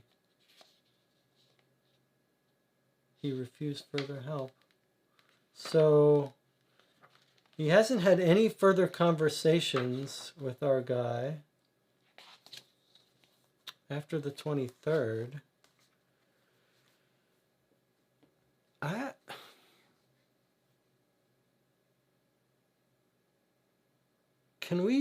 Let me suggest an alternate point.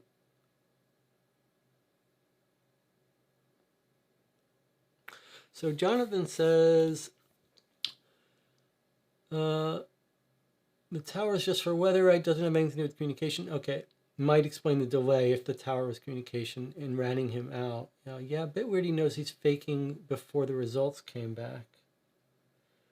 So let me make an alternate theory for you. This is one of these wonderful moments in these games where you're seeing something and it really relies on how much you trust the developers. Here's what I mean. There's the photo, right? When we look at this photo, we've been saying, there's the whatever it is, anadryn, right? So he's got access to it. He's the poisoner. Right, there it is here in the corner. But might we also say, here's the anadryn in full view of everyone, not locked down. So is that, like, should we be doing this double think? Like, maybe rather than thinking he has access to it and he's hiding it so he can poison someone, maybe we should be saying instead, here he is, clearly not trying to hide it, that he has it. It's in complete full view of everyone, and anyone could have seen it there and taken it from this refrigerator.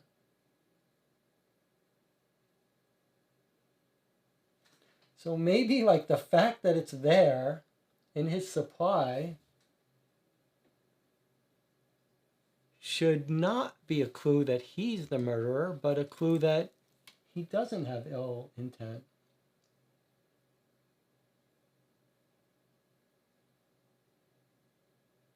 Though it's not clear to me why he has that. Unless this is the common area where all the drugs are stored. Is there anything telling us that this is his personal area?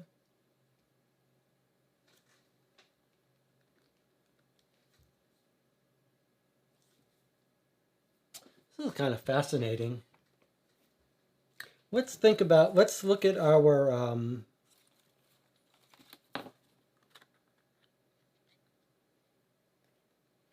here's another.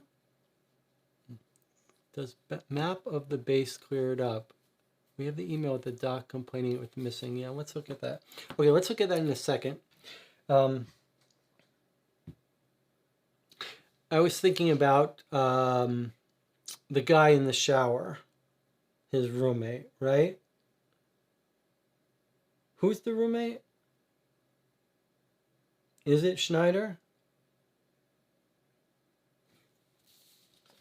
Who does Maria say? I took a oh yeah, it's so it's Schneider. Schneider is the roommate. So he would be in a great position to put the stuff in his room. After a long day in the lab, I took a shower around 9 p.m. After I finished, I went to my room.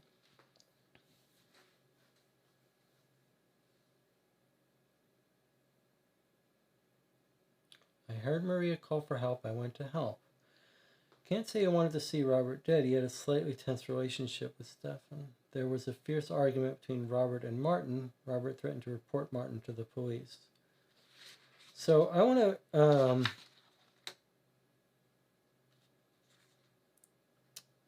also point out that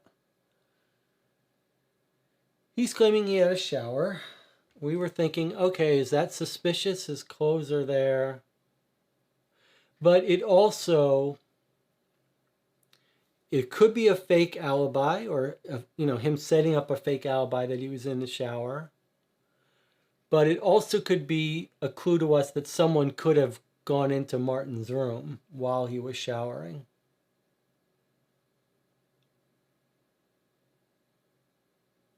Like Maria feared him revealing their relationship.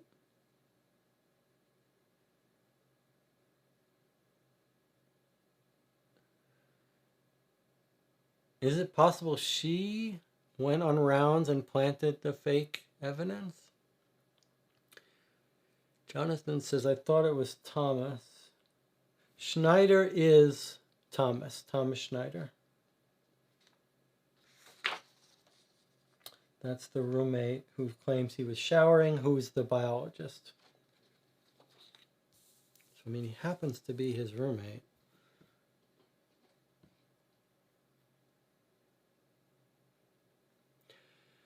I was going to say, let's look at this again to remind ourselves. Who has motive? Who has means? Who has opportunity?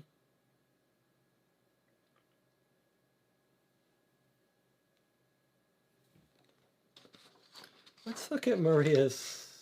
Well, we know she sent the power off.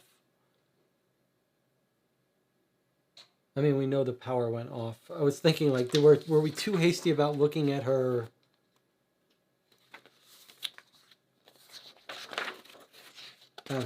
computer log? Is there anything else in there of interest?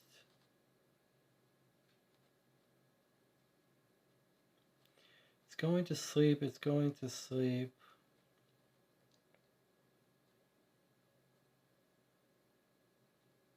Okay, well, we know the exact time the power went out. We know from this log that it was 9:02 for what it's worth. 9:02 it goes out. 10:30 it comes on. I mean,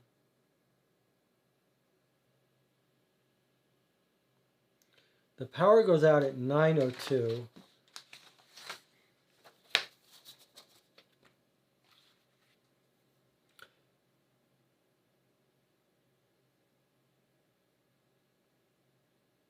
It's also a little weird that Robert is taking a shower around 9. He finishes, he goes to his room. He sees Martin sleeping. Then he hears Maria call for help. Did he not notice the power went out? It's a little weird.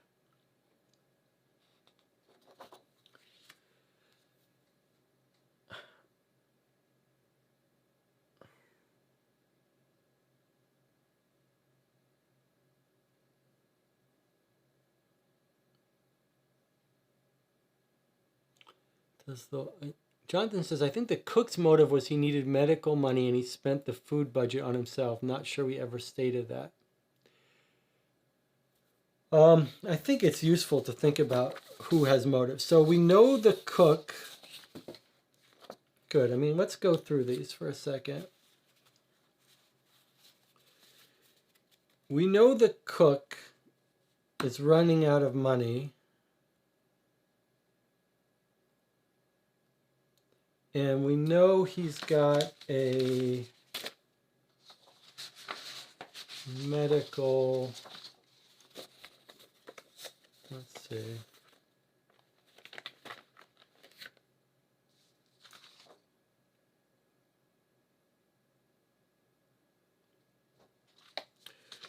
Okay, so we know in August, Martin Krause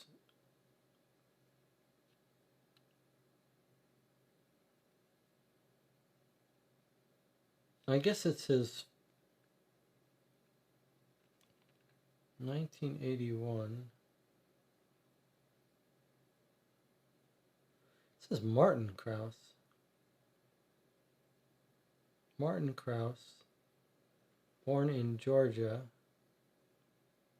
Either way, if it's him or his father, he needs $60,000. Okay. Now,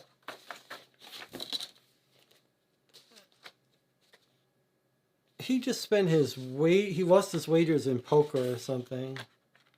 Playing poker, Thomas was so excited about his project. So it seems like maybe he lost his money in poker. But that's not going to be $30,000. That's not really a motive to kill someone. How do you get the money? You can't get the money from him. So I don't see how our cook is getting the money, doing this for money. I don't see how he has a motive.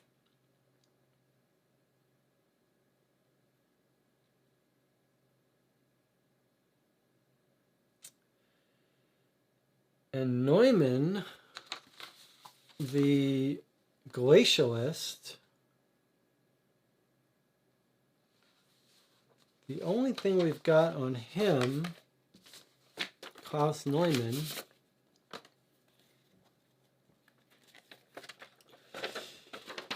I think Jonathan says, I think they all have motive. Cook took the food budget. Martin is an addict. Raoul and Maria marriage. Thomas fake results. I mean,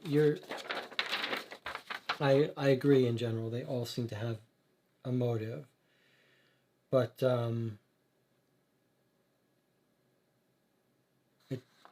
yeah, they all have some motive.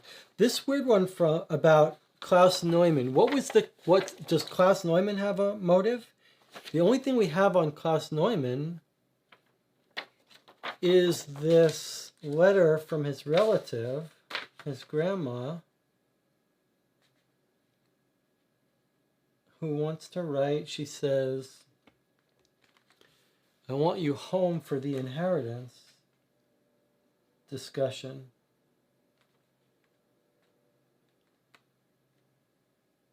I hope you'll be able to find a way out of this situation. That hardly seems like a motive to kill someone so that you can get home quicker. You just leave.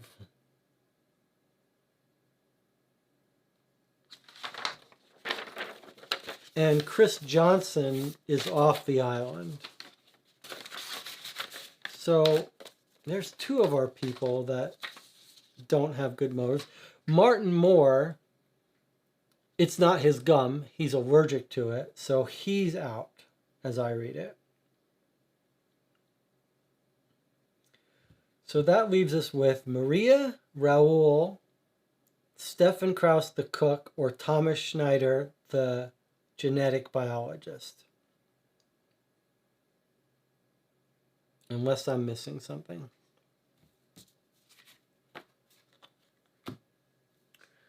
We've got a footprint that points to Raoul, consistent with his size. But that's it, right?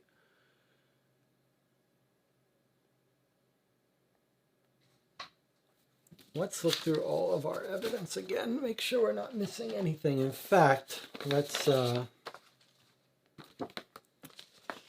look from the start at our list here. Consider the possible motive, means, and opportunity of all the alleged suspects. Check all reference points, clues, and alibis. Handle the contents carefully. Who committed the murder? How, when, where, and why?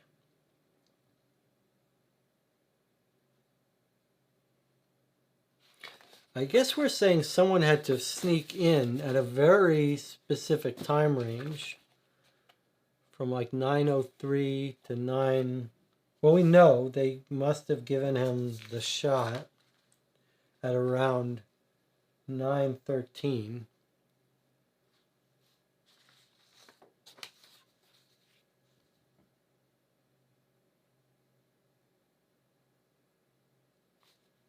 Where is the lab of this guy Schneider? Do we know which one is his lab? We've got the map.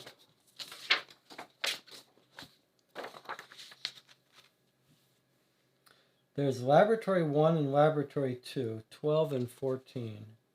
So one's here and one's here. And our biologist said, I just came from a very long day at work at 9 and went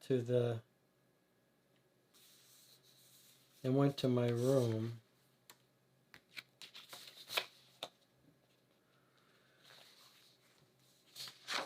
But this says all events of note between 9 and 9:15. So why is our biologist not seen leaving his lab at 9 and going to the shower?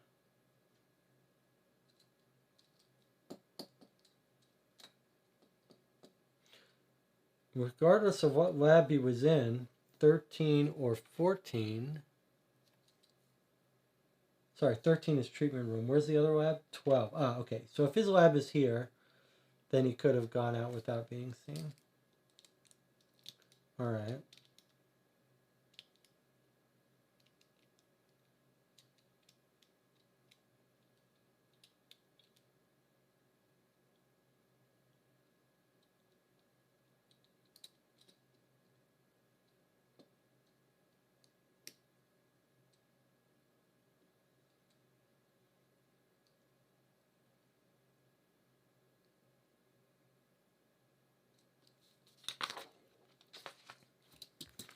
Let's check our evidence, our contents list. Evidence photos 3.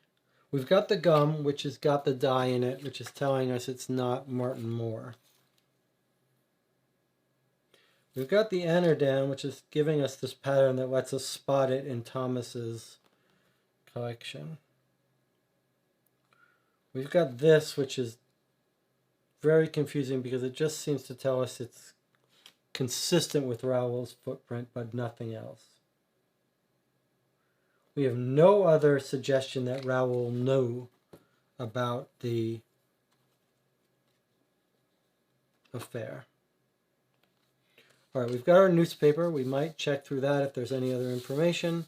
We've got the syringe, which feels to me like it's just a bit of prop for us to enjoy. Newspaper, letter, lie detector, report, instructions and suspect sheet, and other case evidence, 20 pages worth.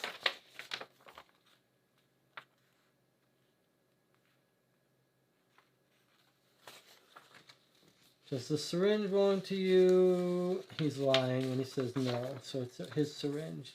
Did you steal the morphine and Anardran from the second delivery? No. Oh, that's interesting. Look at that. I didn't notice this before.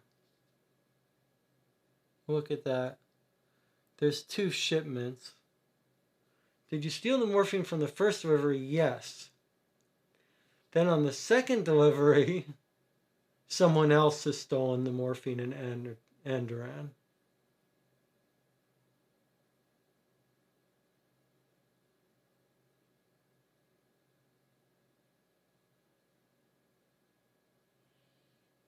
Did you leave your room on the night of the murder? No.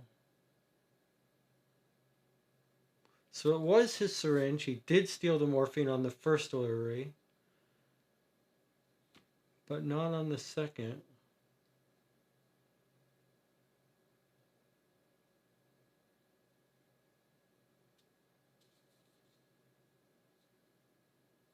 My gut is kind of telling me it's Maria. Like, she's the only other person that knows about all these robberies. She's the other person who knows that Martin is the suspect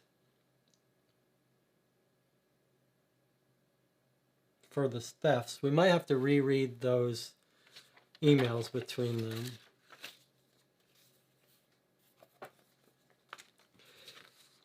These satellite photos are highly confusing to me, like what they're supposed to be telling us.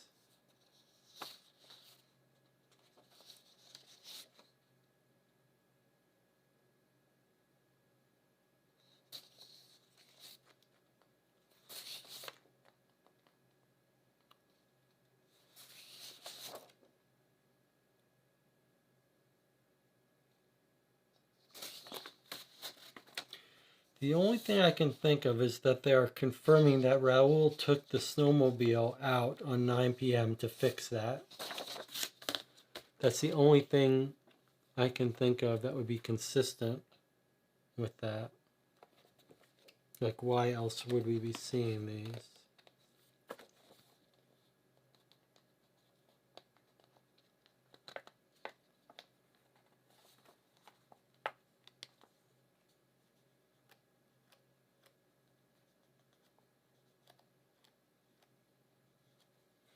Let me just go back to this motive for Maria.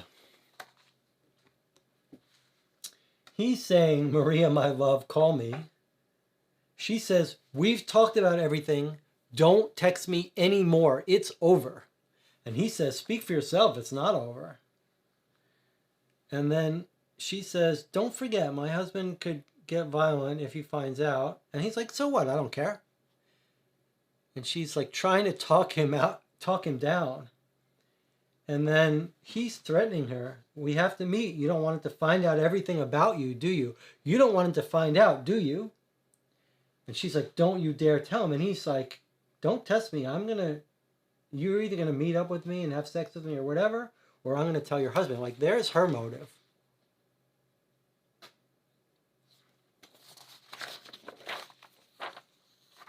Let's look at her statement again. If I do suspect her, Jonathan says, let's just read some of this. Let's read some of our chat in the channel. Jonathan says, I don't even have any idea where Klaus was during any of this. We need to recheck testimony. Is he hiding in plain sight? Good idea. I really lean towards Thomas, but to be honest, I'm now very confused about Klaus. I forgot he existed, got him mixed up with Kraus. Yeah. Now I don't know where either were very well.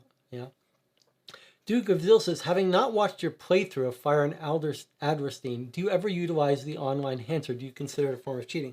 So, if you didn't watch our Fire of Adlerstein playthrough, it has a really substantial hint system where you can gradually get told little bits to help fill in the information.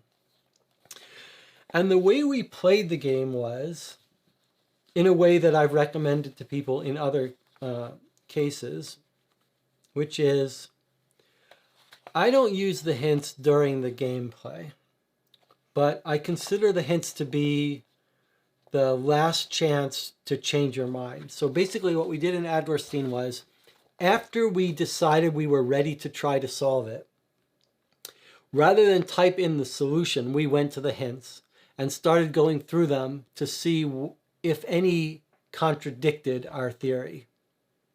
And then when we did hit one, we stopped and paused and rethought. So I think that's what we should do here again. So we're not going to use the hints when we get stuck. We're going to play this as if we have to come up with our solution before we look at any hints. Then we will look at the hints and give ourselves a second chance to correct if we see a hint that contradicts something. Let's read Maria's statement because I'm suspicious of her. Shortly before 9, Robert entered the treatment room. I prescribed him an injection. as a preventative measure against his chronic bacterial whatever. This was a regular procedure performed every Wednesday and Saturday, so she knew exactly when it would be. Robert put on the headphones, turned on the music, and dozed off. 5 minutes later, the lights in the room went out. Thanks to the emergency generator, the medical treatment was not interrupted. I left the room to see what the problem was and accidentally knocked over a flower pot in the dark. I assumed Raoul was working in the tower, so I went to the utility room and discovered that the fuse for the treatment room in the doctor's office was blown. I tried to push it back in, it kept getting kicked out. I mean, that sounds believable.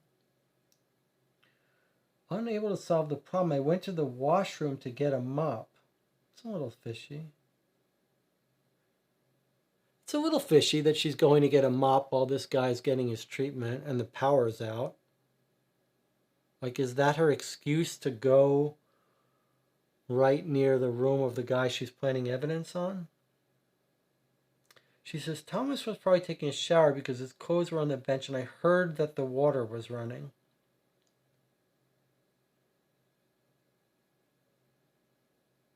On my way back to the treatment room, I met Klaus, and we went together to the storage room to get a flashlight.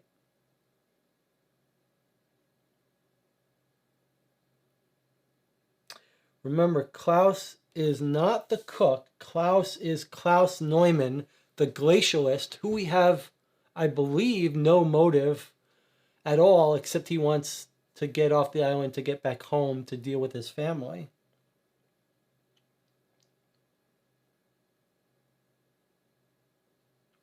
I returned to the treatment room after about 15 minutes and noticed a footprint in the soil of the flower pot I had knocked over before, which was definitely not mine. I also noticed that Robert was in an unnatural position. He had no pulse. My attempt to give him first aid was in vain. I called for help and members of the team came to the room immediately. Sometime after the incident, it was discovered that a paperclip was stuck in a socket. She doesn't say where. And probably the reason for the short circuit. That explained why I couldn't push the fuse back in. I don't know who on our team would have wanted him dead. All I can say is I heard a harsh dispute between Martin and Robert about the missing items from the deliveries.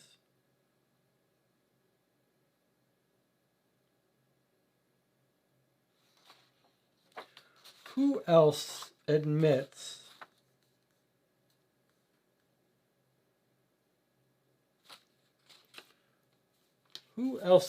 to knowing about the dispute between Robert and Martin?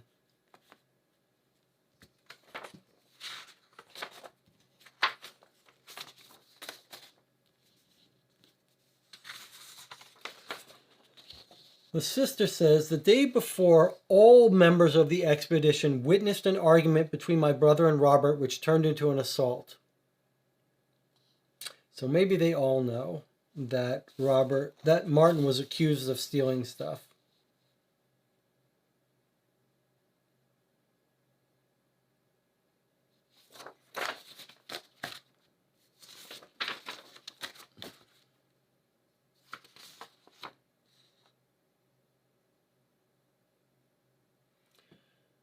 Syringe with Andoran and morphine traces covered with fingerprints from Martin Moore. Under his mattress, an empty Andoran medicine bottle was found. An open pack of chewing gum was also found in the pocket of his pants.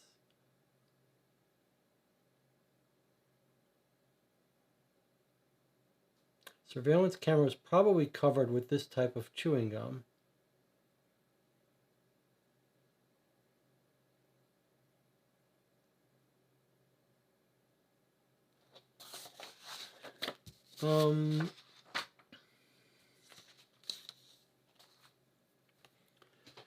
Jonathan says, Robert was also trying to get inheritance, wasn't he? Yes, he was. Jonathan also says, does the log that show computer failed show if tower failed? No, the log of the computer is just her personal computer startup reboot times. So if we look at it, what you can see,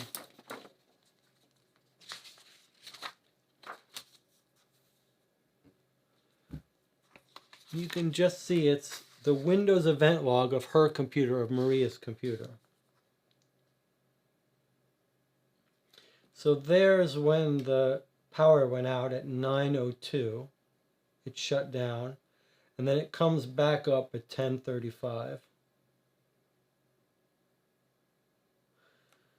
And then it's been on and just sleeping, like it's on regularly. It doesn't have any problem until here. It had another reboot. Back on. Oh, sorry, that's a restart. Is that what we're looking for? System error, yeah. So it actually had the similar thing happen on the 12th of August.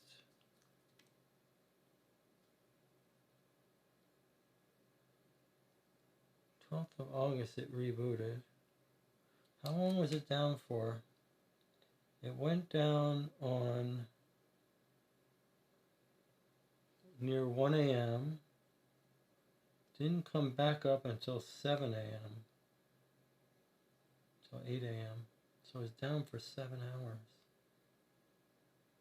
Do we know anything that happened on the 12th of August that would have caused her reboot? Not really.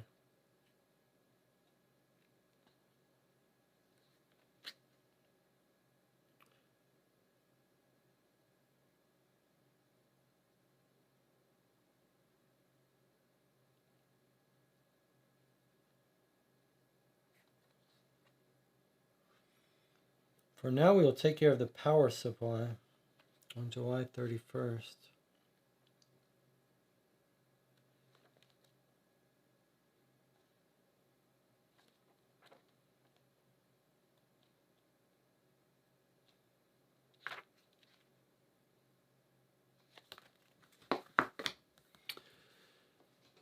It's 12th of August when the tower failed. I don't. No, I'm not.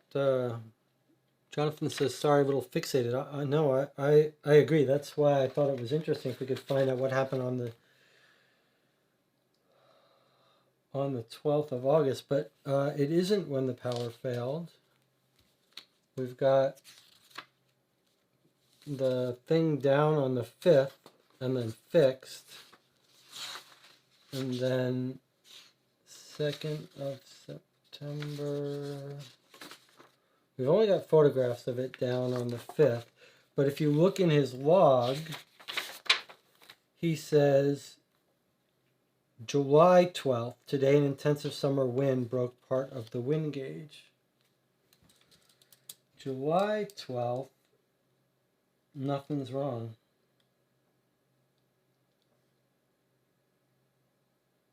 Only on August 12th does your computer have an error and reboot or shut down. Let's take a look at let's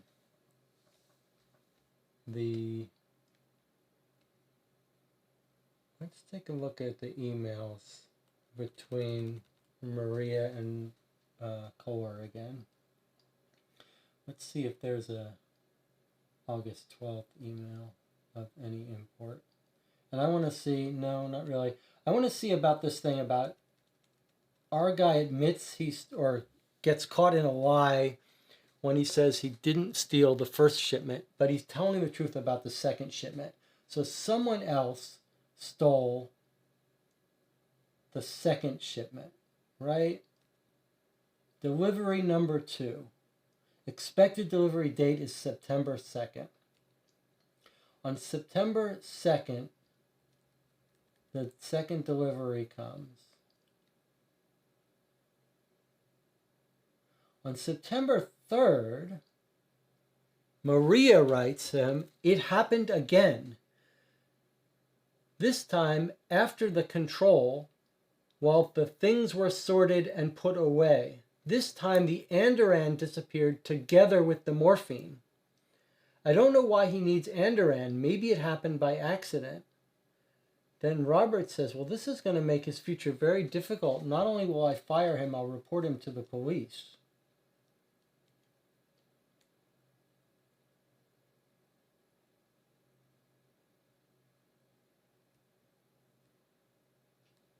Maria says, another incomplete delivery.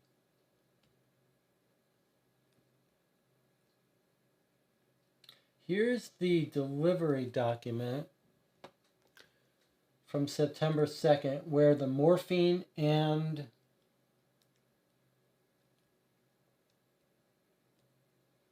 Andoran was stolen from. And presumably the gum was stolen too. That makes sense. All part of this delivery. It's also where Raul got his orthopedics and the syringe. Like everything is in this delivery.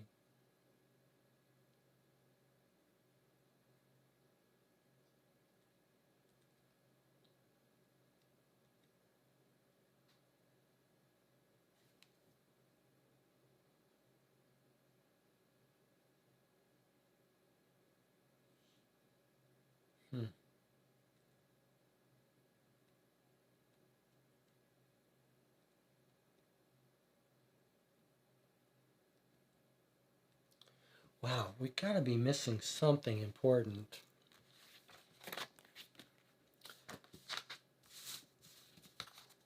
We gotta be missing something important.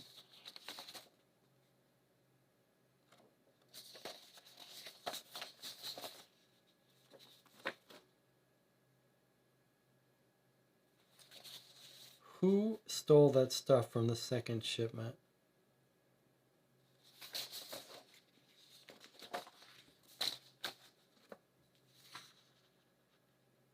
There was a syringe with Andoran and morphine traces covered with fingerprints of Martin Moore.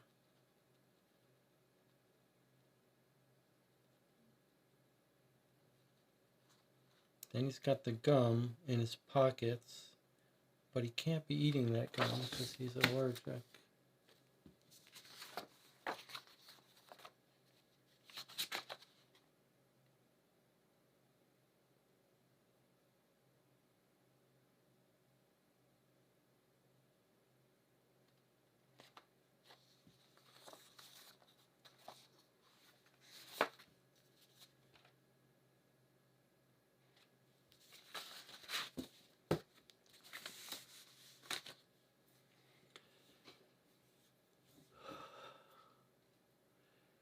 Jonathan says, yeah, last game we seen, we really ruled out most people by now. Yeah, it's kind of weird that I don't know how to rule out almost anyone. Jonathan says, we could focus on the shoe clue we never quite got. Yes. I want to look at this newspaper and see if there's something... some genetic stuff.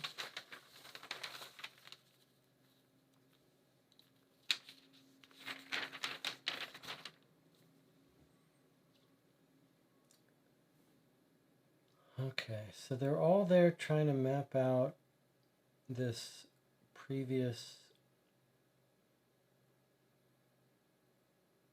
uncharted area, looking at the soil of an ancient sea.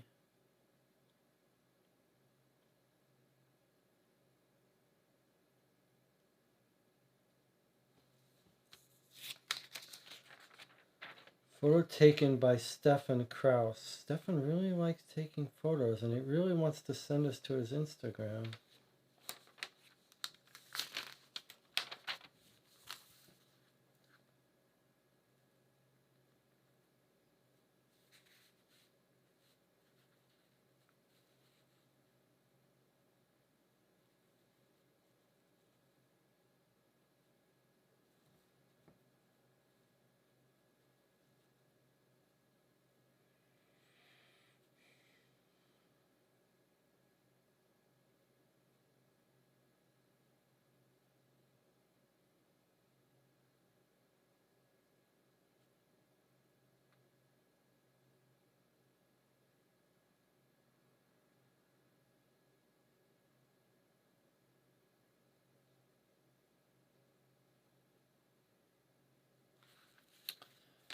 Shadow of the chefs.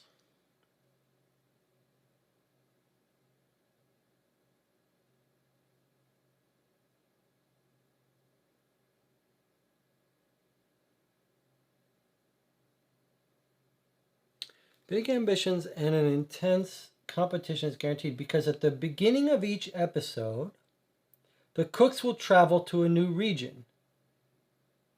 There's 3 region challenges to deal with, either based on a local ingredient or a local dish. Any challenge can bring the chefs a star. Finally, there will be an ultimate test, the preparation of a 3-course menu. Challenges will be judged by a local committee. Starts at 9:05 Rio. I suppose we could search for time zone Buenos Aires GMT -3 time zone Antarctica. Antarctic is GMT +13.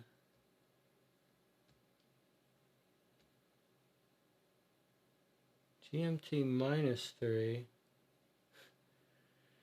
Jonathan says, Duke, how good are we making your group book right now? The time zones are very different. So just because on Buenos Aires it's at 9:05, maybe we shouldn't assume that it's at 9:05 in Antarctica. Where's his photo? What's Harare? Is that some local?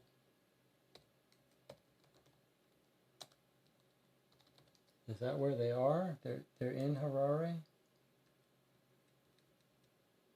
Harare, Zimbabwe. Okay, that doesn't really help us.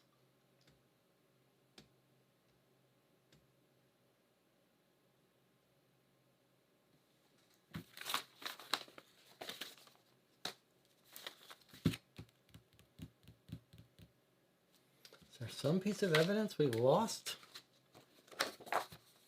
Oh, I'm not seeing on the back.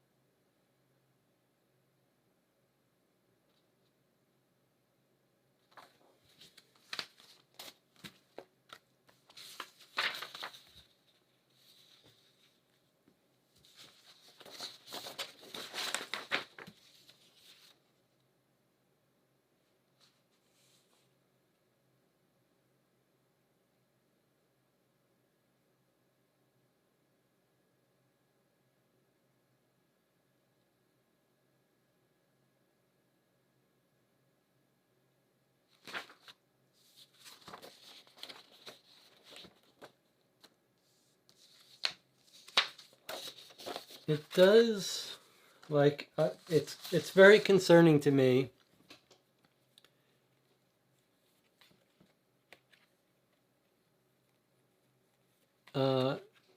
Jonathan asked, Duke, how good are we making your group book right now? And Duke says, you guys play differently to us. While I feel we are detail-oriented, we certainly were less methodical than the two of you. we were perhaps quicker to eliminate suspects with less evidence. Jonathan says, this is where the TV clue seems inconclusive. Feels like Raoul is supposed to be outside, but no real evidence of time frame.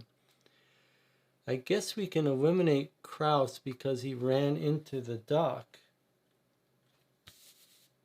Is it Klaus or Kraus? We gotta be careful. Maria alibis. I guess maybe we should be using that sheet better. Like, we should take seriously that sheet. Okay, so she meets Klaus, and we went to the storage room to get a flashlight. So she meets Klaus. Wait, where's Klaus? She met Klaus. Why do I not see a Klaus anymore? Why am I not remembering?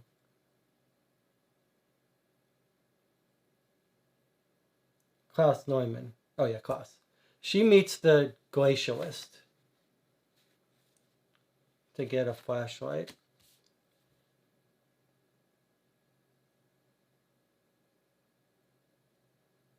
Yeah, I don't know why meeting him would rule him out, but he's got a terrible alibi. So if maybe we need to take this sheet more seriously. Where is our sheet? So maybe we can do it from here. Okay, Chris Johnson, he's off the island. He broke his arm. I believe he's off the island. And we have no motive for him, nothing for him. Martin, I think because of the gum, we know he's telling the truth about him being planted, and his lie detector shows he was telling the truth too. All right, Klaus Neumann, the glacialist, we've got no motive for him. Robert Kohler is the victim. He didn't kill himself. Okay, so who does that leave us with? Stefan Kraus, the cook, Stefan. Maria, the doctor. Raoul, her husband. And Thomas Schneider, the biologist. Okay, so let's think about those. Motive. Right? Let's go over this. Motive. Stefan's motive is that he lost money. He spent his wages. And he needs money. He needs $50,000 to care for his cancer. That does not, that seems like a terrible motive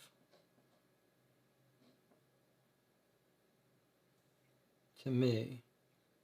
So I would rule him out based on that motive. But we have the weird stuff about the photograph of when he was watching it.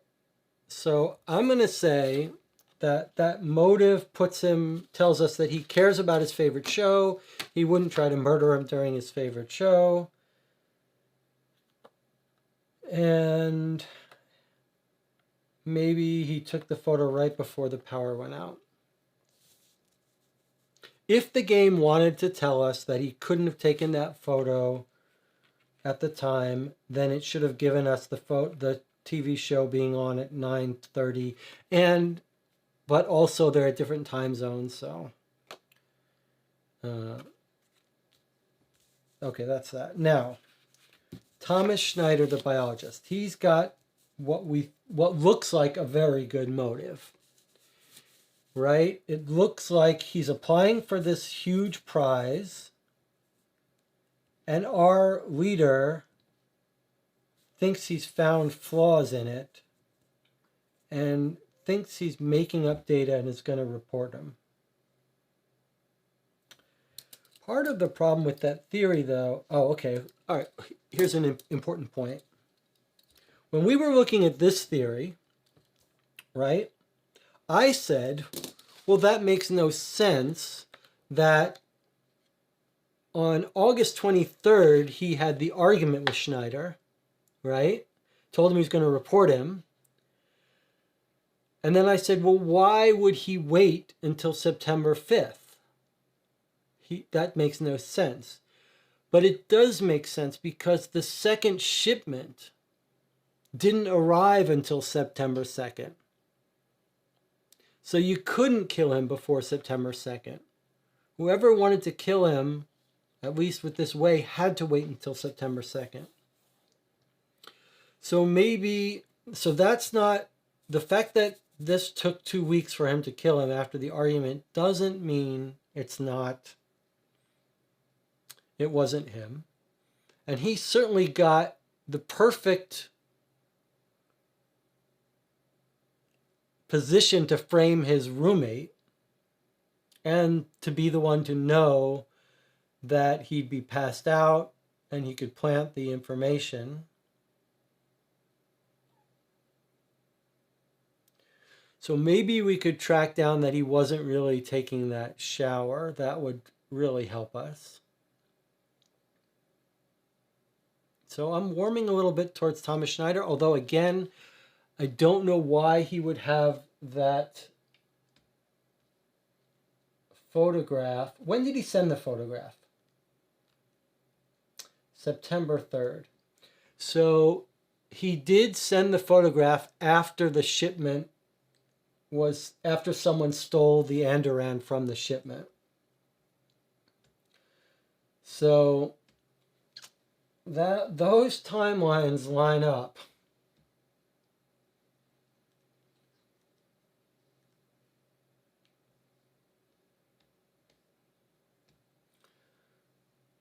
He asked for the prize on the 3rd. I'm sending you a photograph of my magic laboratory. Unfortunately, the circumstances did not allow me to take a better picture. Saving it in memory.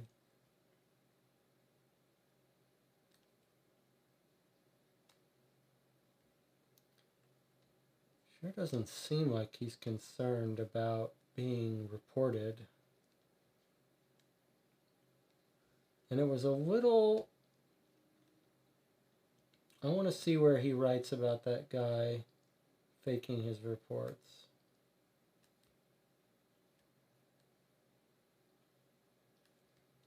Robert says, I've been watching everyone during the last few days, and I'm pretty sure it was Martin, damned addict. You can't imagine how excited I am about working with Thomas in his lab. Today he let me in for the first time. Maybe you'll see my name in the Breakthrough Prize in Life Sciences. You won't believe this, he says a week later, 2 weeks later. This scoundrel manipulates the results of the experiments. We had a serious dispute and I told him I was not going to stop there and I'll give my findings to the organization that is providing the grant.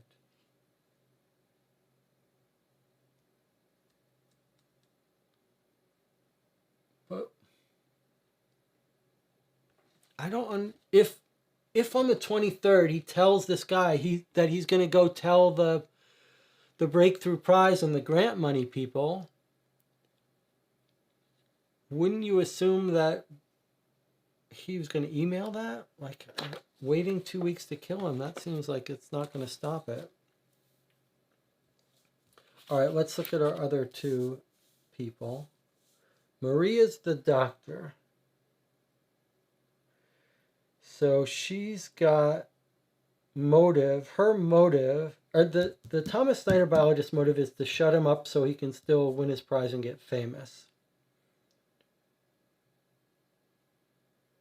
I will note, though, that everything in the diary does...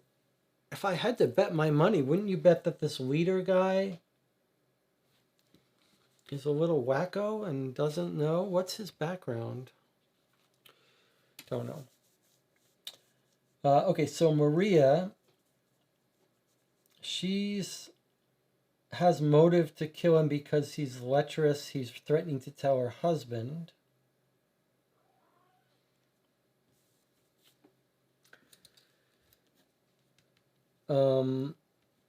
she certainly got the opportunity to have access to the drugs. Now, Raoul is the mechanic, right? Okay, can we just point out that Raoul's a mechanic. He doesn't know anything about drugs and how much to administer and doesn't have access to the drugs. So I don't think it can be Raoul. Like, that's not the way Raoul would kill someone.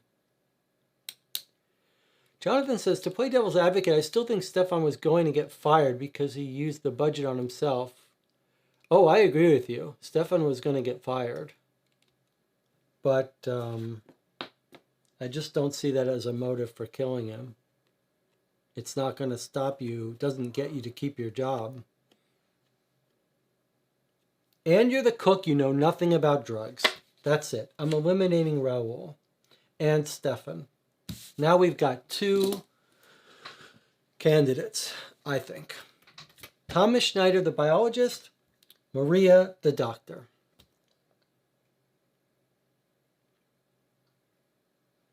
Now, this is a metagame thing, but like, we found Schneider's login through a little convoluted thing. First, we got into Kohler's email, and then we got that clue about the emails being changed and tried everyone's email, and just happened that Schneider hadn't changed his email yet. That would make you think maybe that this clue here about the photo is significant. And if the clue is meant to be significant, then maybe I'm overthinking this picture of the Andoran in his refrigerator, and that we should take as really solid evidence that he had the Andoran when he shouldn't have.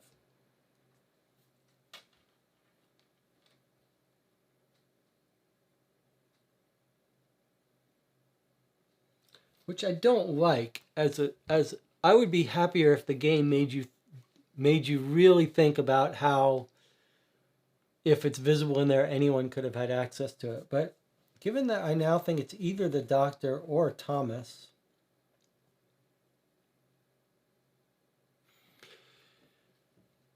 so let's think about it this way. Jonathan says, I really think it's Thomas, but once again, to play devil's advocate, Raoul is the doctor's spouse, so maybe you learned some stuff from her. I don't think it's super likely, though. Yeah, no, I don't agree with that. I'm leaning back towards Thomas as well. So we could think of it 2 ways. Okay. If Thomas was faking the data, then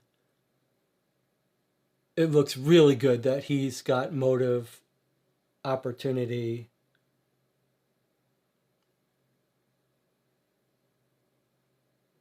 and possibly wasn't in the shower, etc. If we don't believe that Thomas was faking data, like, from this, everything we've read, like, I would not be convinced in an ironclad way that Thomas was faking that data. I'd be more inclined to think that Robert Kohler, who's this sort of, seems like a bit of a clown, was misunderstanding it. But on the other hand, he is like a sort of upstanding guy. He's like caught people doing bad things and he's trying to turn them in. All right, so if Thomas Schneider is faking the data, then that would be a good motive to kill Robert Kohler.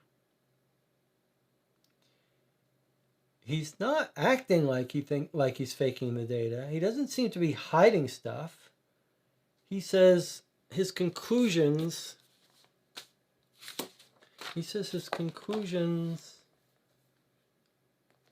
were inconsistent with the results of the experiment.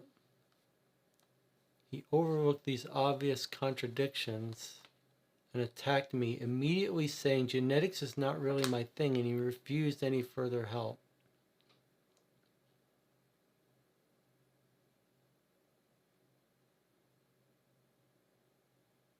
But if he was faking it, that's a pretty good motive.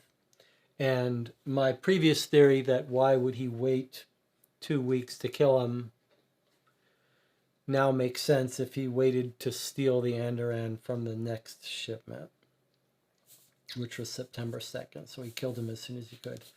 Now, Maria's motive is at least right there in the open. This guy is threatening to reveal her affair with him to her husband, who's got a temper.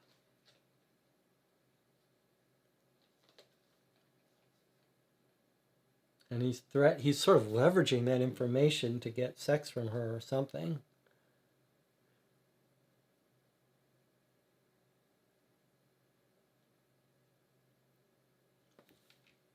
When was that conversation?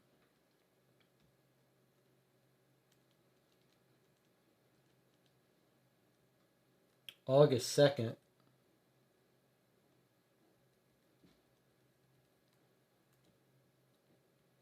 August 2nd, no one can read it, don't worry about it. That was a long time ago. August 23rd, she says, stop texting me.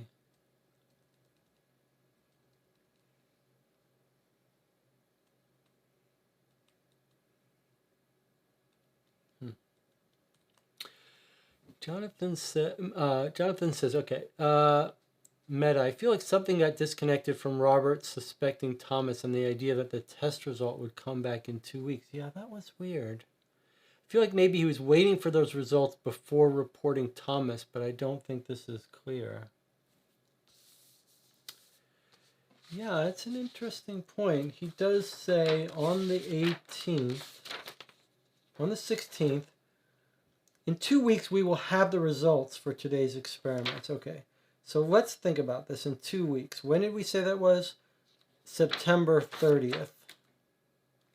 No entry for September 30th. And, sorry, August 30th. August doesn't have 30 days. So September 2nd or so.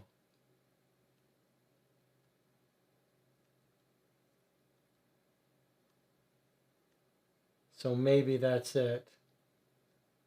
That's an interesting point. So maybe the results come back under 2018. Maybe the results come back and our guy Thomas realizes that the data is bad and that the only one who knows is Kohler. That's pretty interesting.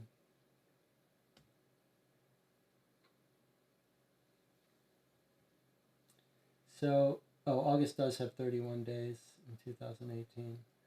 So on the 16th, in 2 weeks, is August 30th.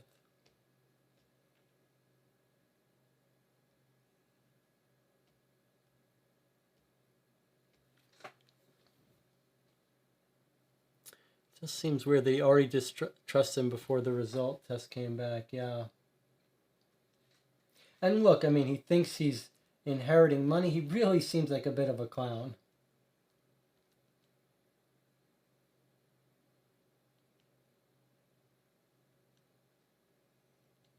Let's read again about... You can't imagine how excited I am about working with Thomas in his lab tomorrow. Today he let me in for the first time. Maybe you'll soon see my name at the Breakthrough Prize. Like he's like a child. And then when does he say? So then that's August 8th. And then August 23rd he says, you won't believe this. That scoundrel manipulates the results of his experiments. We had a serious dispute, and I told him I was not going to stop there. I'll give my findings to the organization that is providing the grant. You're the only person who can calm me down. I need to see you. Stop texting me. And in his document on that same day, he writes in his diary, I argued with Thomas. It looks like he's making false claims. His conclusions were inconsistent with the result of the experiment. He overlooked these obvious contradictions and attacked me, immediately saying genetics is... So he says obvious contradictions. He is the leader of this place, so maybe he's not a complete idiot clown.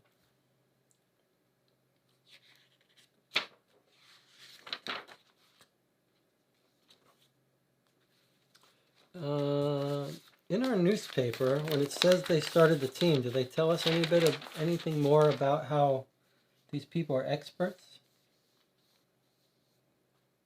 No.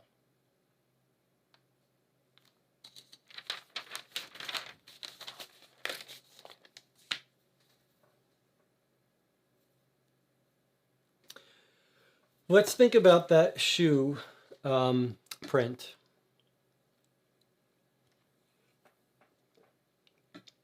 Actually, we've been doing this for a while. Let's take another 5-minute break. We'll come back, we'll look at the shoe. I think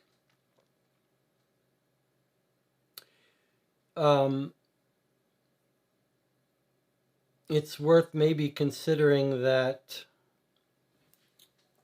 how did that shoe print get there? And does that rule out Maria? If Maria's ruled out, then it has to be Schneider, in my opinion.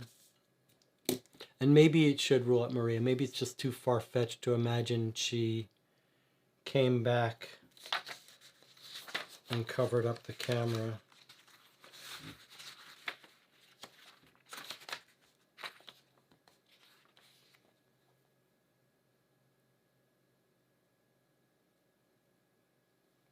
Why would she need to cover up the camera?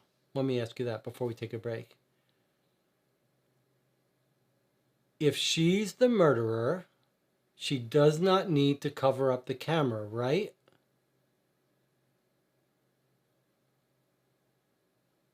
Kind of. She knows that the machine he's on is going to say exactly when he died.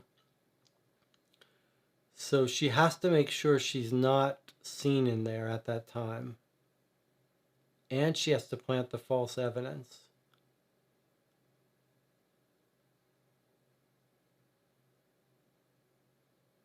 So she would leave. She has to cause the electrical failure. We don't know where it happened, but presumably it didn't happen in her office. They would report that as being suspicious. So she would have to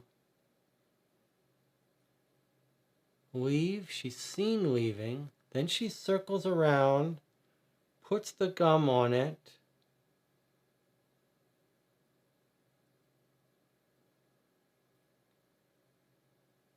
Then what? Plants the gum.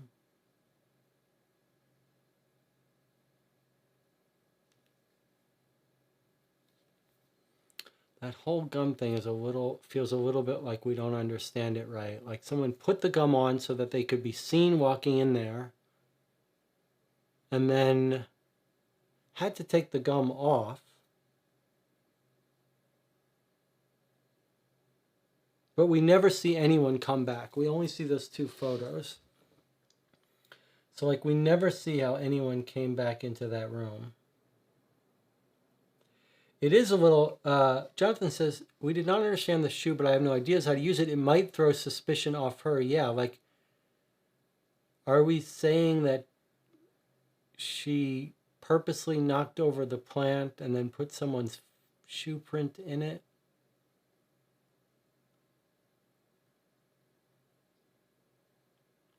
Weird. Let's take a 5-minute break. We'll come back, and I think, we're going to have to pretty soon make a guess or start looking at those hints. But, I feel like we have a less good idea, but on the other hand, now I feel like we're down to 2 suspects, and maybe when we'll just it comes down to intuition. But I'm thinking it's Thomas Schneider. But let's take a 5-minute break. We'll come back and we'll wrap it up.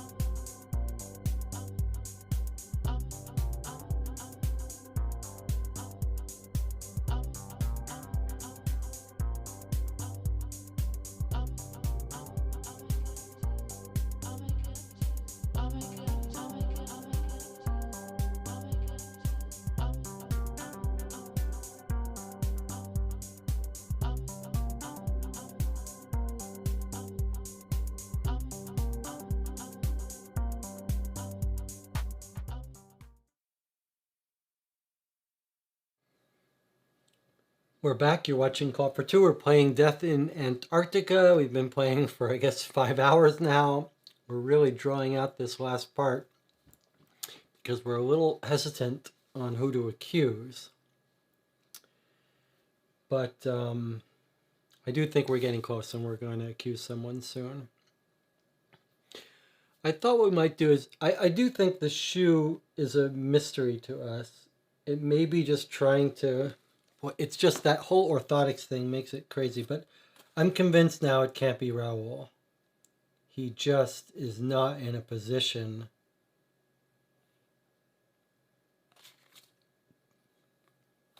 to work with these drugs. Let's walk through it for a second with both of our suspects here. Assume it's Thomas Schneider, that he's faking data. Okay? So where's his lab? His lab is either here or here. Can we pinpoint from the photo whether he's in lab N1 or N2?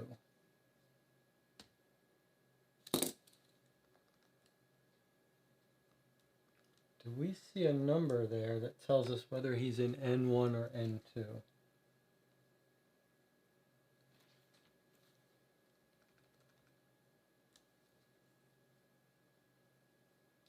Can we tell by the fact that there's a desk and another work area here?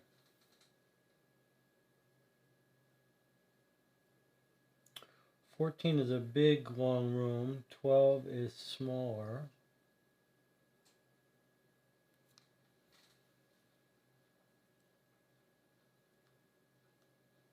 Does anything say N1, N2? Like maybe a box, delivery box?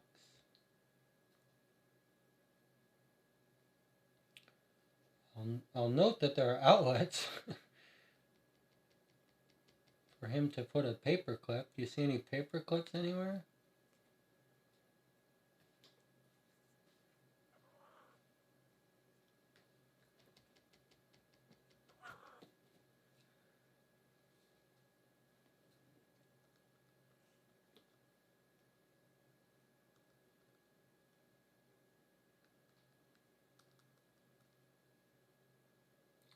I don't see how to know if it's N1 or N2. I don't see any identifier.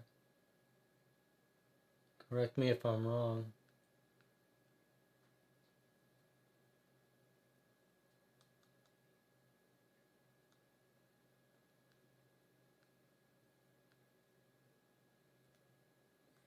And in the message he sends, he doesn't say anything, right? He doesn't name the file.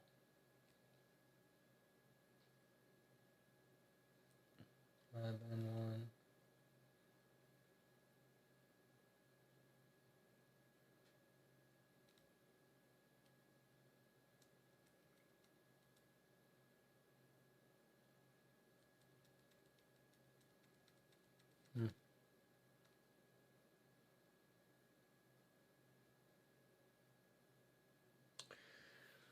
Okay, let's return to this process though of walking through it. Let's say he works in lab 12, just for the sake of argument. He knows that this guy gets his treatment, we're going to assume, at a certain time. Everyone knows it's always the certain time every month. He's stolen the stuff on the 2nd, 3 days ago, as part of this plan. He knows he's going to do this plan. He has to kill him so he doesn't... We're going to assume the motive is good, that he's faking the data and that...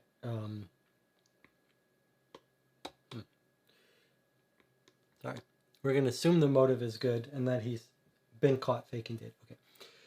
So he waits for the doctor to get for Kohler to get his treatment, and then he sticks something into an outlet somewhere. We're not told where this outlet is for some reason. For some reason, we're not told where the outlet is. So he leaves. He knows the doctor's gonna... He doesn't know anything about the doctor. But he goes down this way and he waits. Then he sees the doctor leave. Don't know how he knows the doctor is going to leave. Where's our photographs? But the doctor leaves. Okay. So he sits and he waits there for the doctor to leave and deal with the power being out. He knows it's going to be out for a while.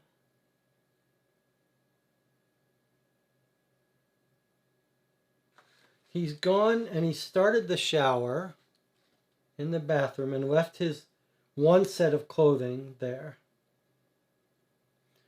He knows that as long as the shower's running and the clothing's there, everyone's going to assume he's in the shower, which he can quickly pick up from and go to his room when he needs to. Okay, so he's left the shower running in his clothes and he's waiting here. He waits for the doctor to leave.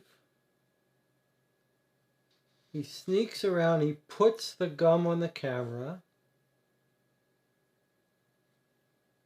As soon as the gum's on the camera, 9:05, he goes into the room, he injects him. He goes back out this way, takes the gum off the camera. On his way back, the doctor, in the meantime, has tried to fix the fuse here, right? Fails.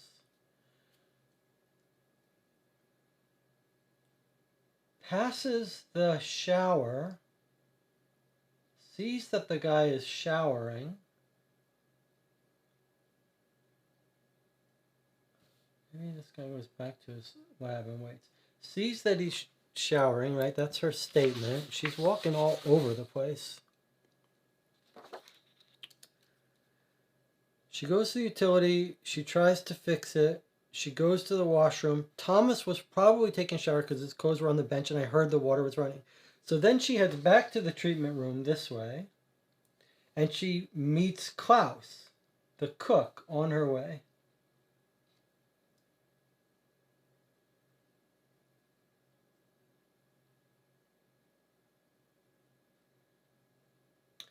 She says on her way back, after she sees the shower, she gets a mop in the bathroom.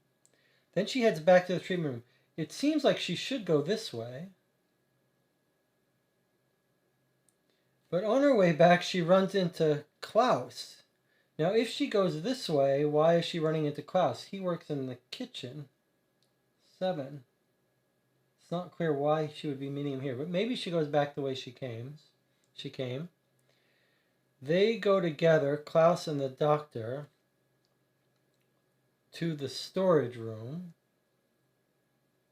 which is here. So maybe they go this way. Maybe they go this way. Either way, they get the flashlight. Then she comes back. She notices a footprint. Meanwhile, our doctor, our biologist, has run back, picked up his stuff from the shower in the dark, taken it back in his room, plants the gum, and finishes his statement saying, I took a shower and then went to my room.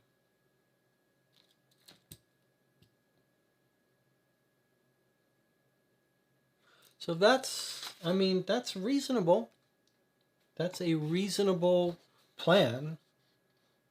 It's a little dangerous skulking about, but if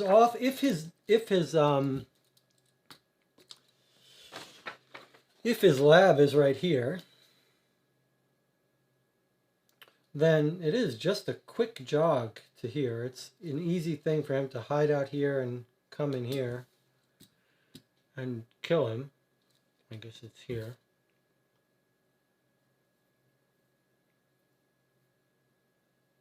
And he left a shoe print, which we're going to say is still consistent with Schneider's shoe print because we have no reason to think otherwise.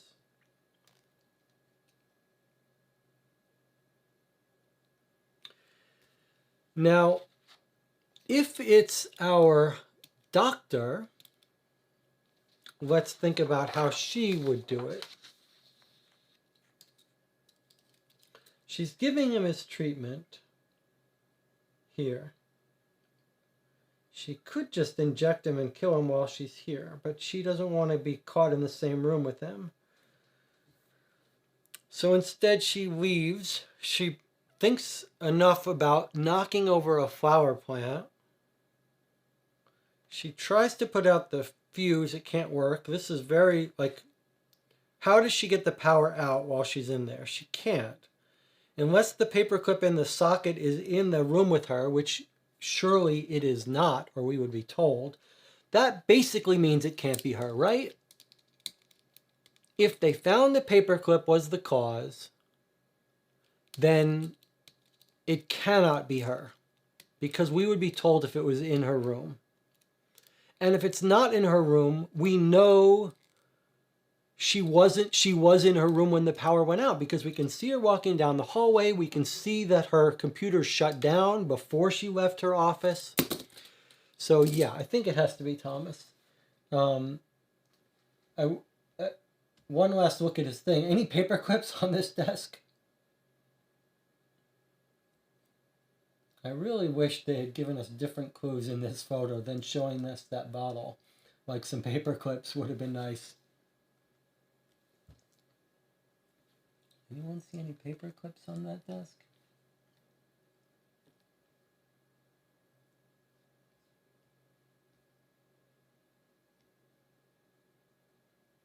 Not really. All right. I think we're ready to try to solve it. I think Jonathan agrees with me about it must be Thomas. The shoe print just had to be a red herring.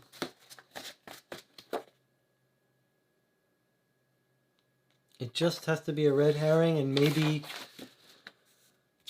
you know, to make it implausible that it was her. I sure wish they had told us where the paperclip was found, but it obviously wasn't in her room. And it might have been nice if they told us he was in laboratory 1.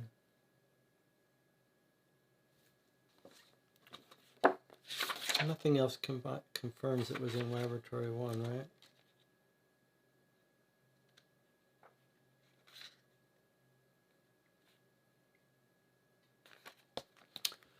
All right. There were some weird things about this that we'll have to talk about, but I think by process of elimination, I feel like it had to be Thomas. By not hard and fast process of elimination. A lot of it was implausible elimination. Like, it didn't seem plausible that someone could have done it.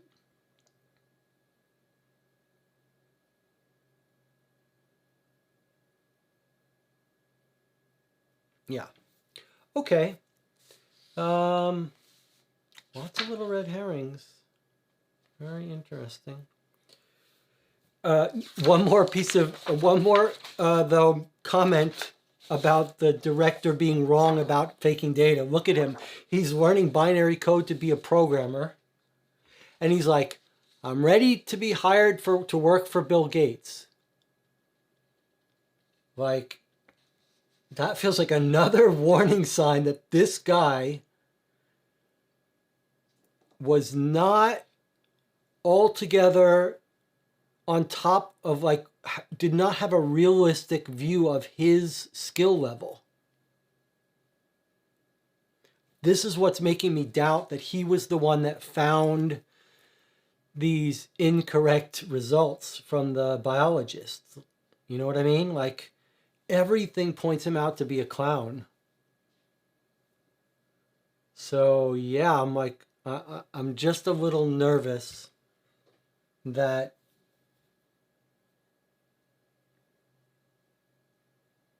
was the guy really faking data. I would have really liked to have more evidence that the guy was faking the data.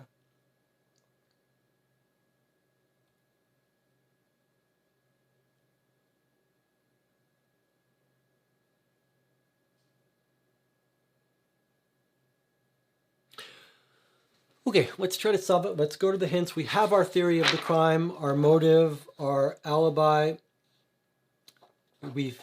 Jonathan says, we've fallen prey to the paranoia of the thing. Yes, that's true. We're all suspicious of everyone. And it's too bad we can't give them the injection to see which one turns into a monster.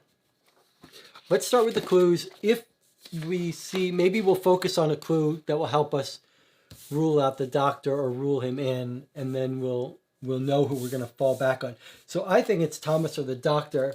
And Jonathan, you still have a spot in your heart for the cook. Is that right? Kraus, not Klaus.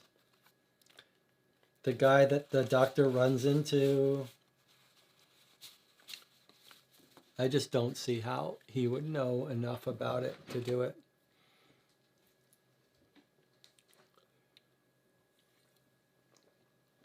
All right, now we're going to go to try to solve it, but I want you to notice something. So here's where we're going to talk a little bit interesting. So I guess we're going to close some of this stuff up here, but I want to show you something. I'm going to close these websites stuff. Mostly Thomas. Okay.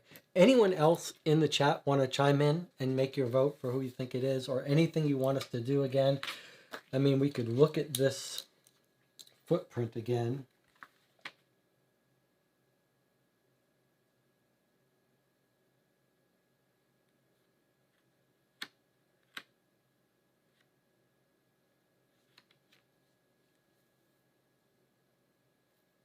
It just looks like a generic shoe print of a certain size, which is consistent with Raoul, but we don't know anything about anyone else.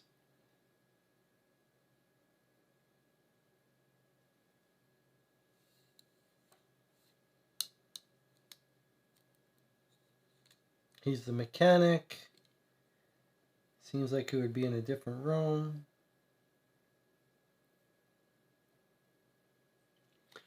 Can I make another interesting point about, and this is a little bit to do with trust in the designers, but she says in her statement, I assumed Raoul was out fixing the tower, right? So him fixing the tower is consistent with the satellite photos we have, but we don't have timestamps on them.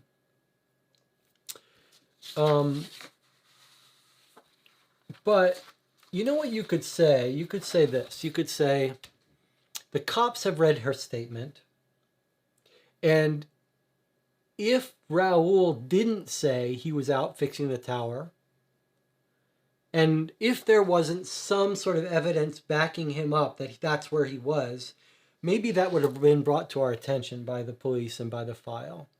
Like, maybe it is consistent with what he does. That is what he said he did, and everyone agrees. Otherwise, we would see in the report that, Raoul really fixed the tower at midnight. Some part of me is worried about a team of killers as a twist. Duke of Zill says his lips are sealed. Quick aside. The suspects that I played, which is there, had a case where I was like, it's a team of killers.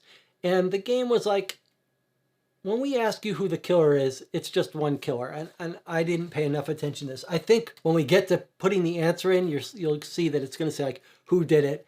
And, like, it's not going to be set up for teams of killers. Like, it's just because of the way this game wants your answers, it's not set up that way.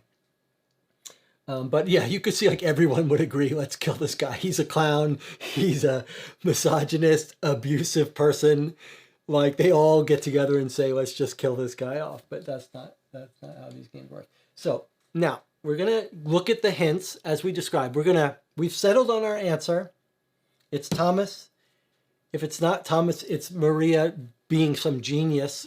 Why would she frame her husband, who obviously she cares about? Otherwise, she wouldn't be trying to keep things quiet with the thing. So, like, she wouldn't put her husband's shoe size print in there. So it can't be Maria. It's going to be Thomas. But, or it's not. Okay. So anyway, we're going to do the thing where we've picked our answer, we've picked our explanation, and now we're going to go to the hints, and we're going to gradually reveal them and make sure they're consistent with our theory. And if we get a hint that says you're wrong, then we'll pause and reconsider. But now I want to show you something. Okay, I'm going to go to the laptop, and here's what I want to show you. There's 2 pages.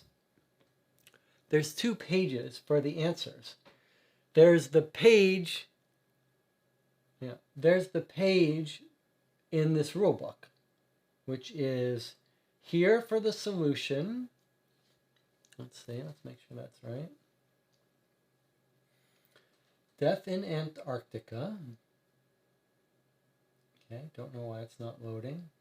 I do like that for an end of a 6-hour stream. The page won't load. Okay. Here's the page for clues. Misplaced files. And it is not loaded. Oh, is it because we're too zoomed in? No. Reset. Oh, it's not loading.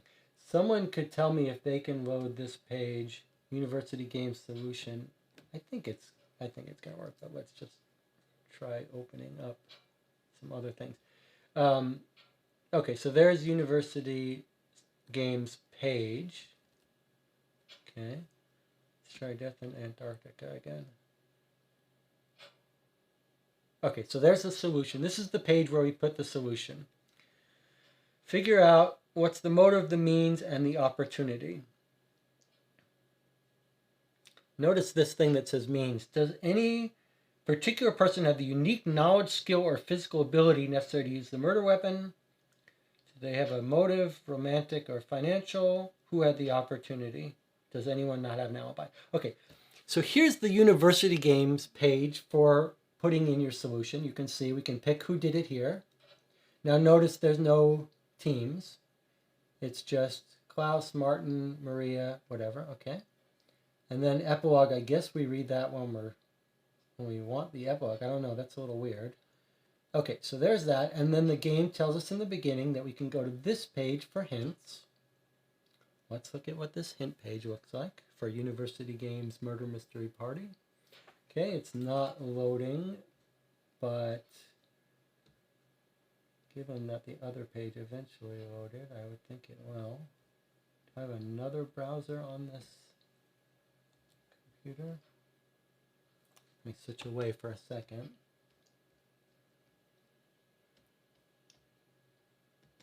Always useful to have multiple browsers. Okay, let's see if it loads in Firefox.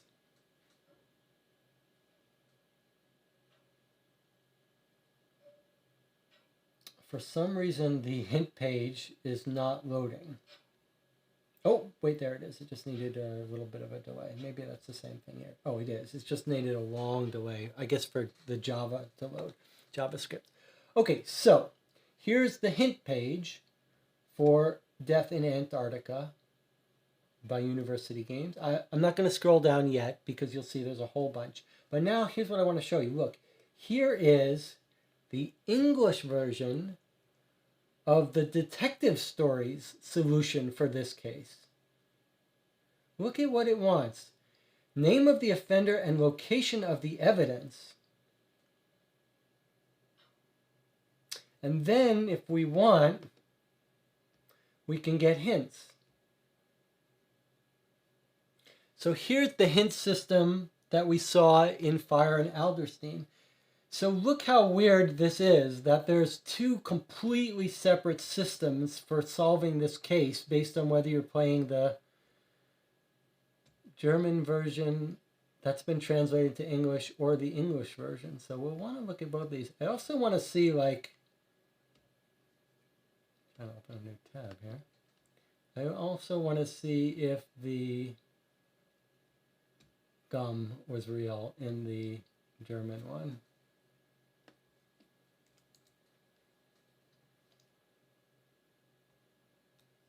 So this is the adventure page. Detective stories, more info.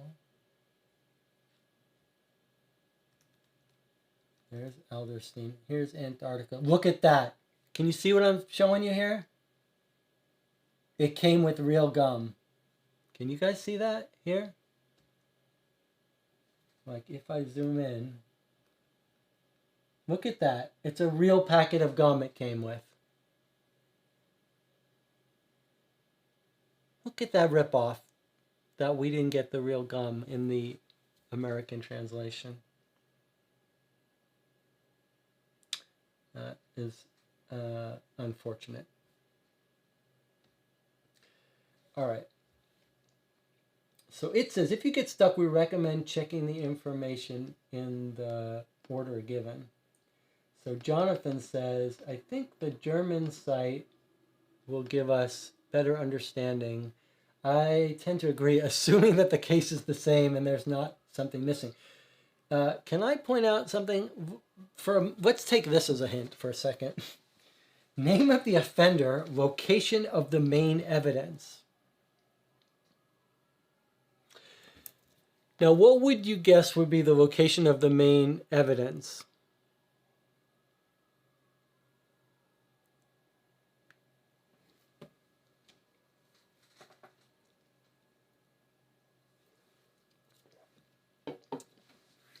I would guess it's the lab photo showing the Andoran bottle in the refrigerator of Thomas.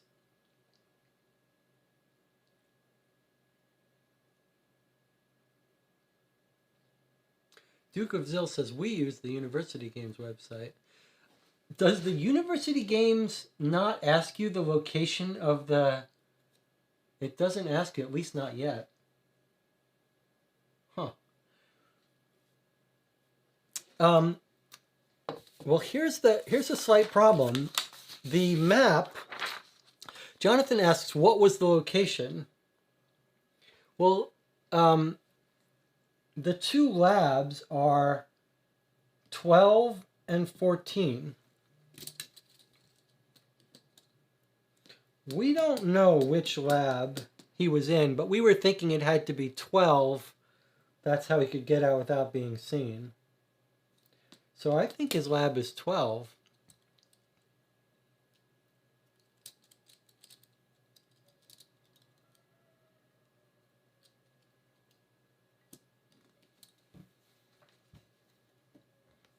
This is, okay, but we're not going to answer it. We're going to look at the clues that will, rather than try to answer it. It's tempting to just put in this information, name of the offender, that's from our previous case, Joseph Bremer, and location of the main evidence. Like, if we were going to do it, we would put Thomas Schneider and location 12. So we got a choice. We could either put that in right now and see what happens, or we could look at our hints for our second shot. What should we do? Should we just try our guess? Thomas. This is in the, remember, this is in the German one. Schneider, assuming the names haven't changed. Thomas Schneider, all lowercase, and location of main evidence 12. Is that the location of the main evidence? What other evidence would there be? The shoe print if it was Raoul. Duke of Zill says I can't vouch for the German one. All right. let's look at the hints since I do want to know what we got right and where we got held up. If we push this, do you think it's going to tell us the answer if we're wrong? I think it's just going to say you're wrong. But okay, let's look. I don't know what to do. Like, I want to just click it.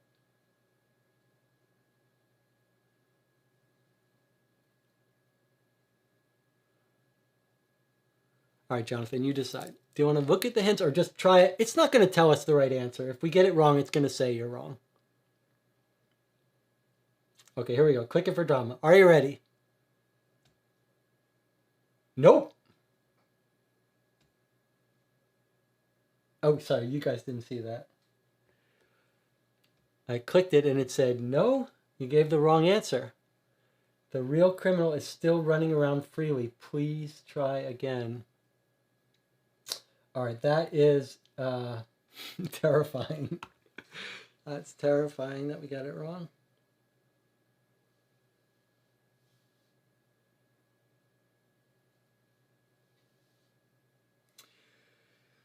Well, we can't answer that for the doctor because we, even if we were right, it's the doctor, we don't know any key location of evidence.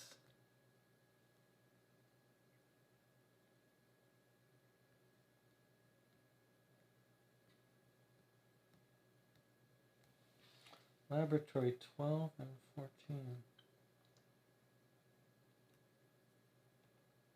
Unless it's thinking the main, we don't know. Okay, let's look at the hints. Let's look at the hints. Let's accept the things.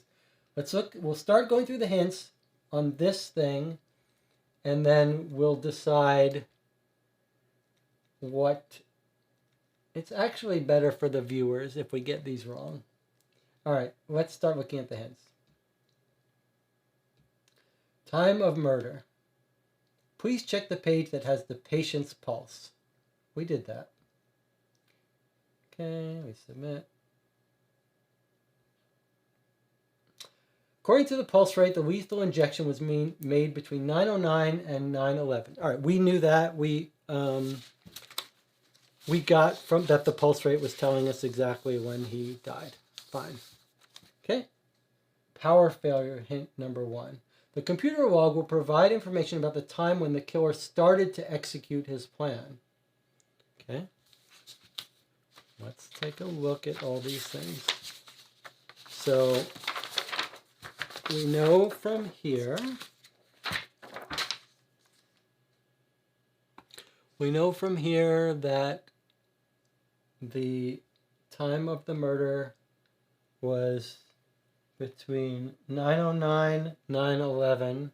That's when the plan started to get executed. 9:09, 9:11. Okay.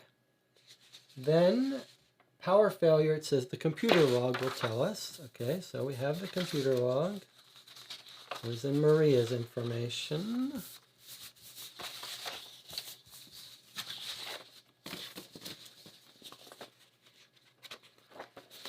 Where's Maria's information? Okay, here's Maria's information. Okay, this is when did the killer start their plan? So we know 9:02. 9:02 is when the power went out. All right, let's make sure we got this. The killer started executing his plan just before 9:01. Security camera will help exclude one of the suspects.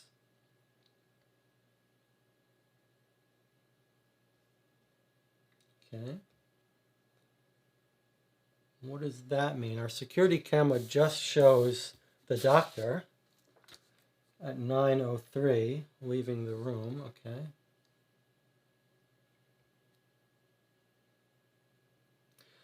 We can see that Maria first left the room after 9:03. Therefore, she couldn't have been the person who switched the electricity off. She has an alibi. Oh, sorry. Maria couldn't have been the person who switched the electricity off. She has an alibi. Okay, well, that's consistent with what we said in the end. Couldn't be Maria. Someone else shut the electricity off. And obviously, we would have been told if the paperclip was in her room. Okay? So far, so good. Chewing gum. Read carefully the components. Sorry, I gotta make sure I show you this. Read carefully the components.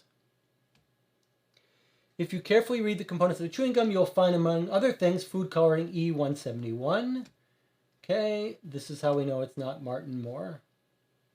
Right? If Martin Moore was the murderer, he would have had a severe allergic reaction to the coloring. Therefore, he has an alibi and is not the person who covered the lens of the security camera.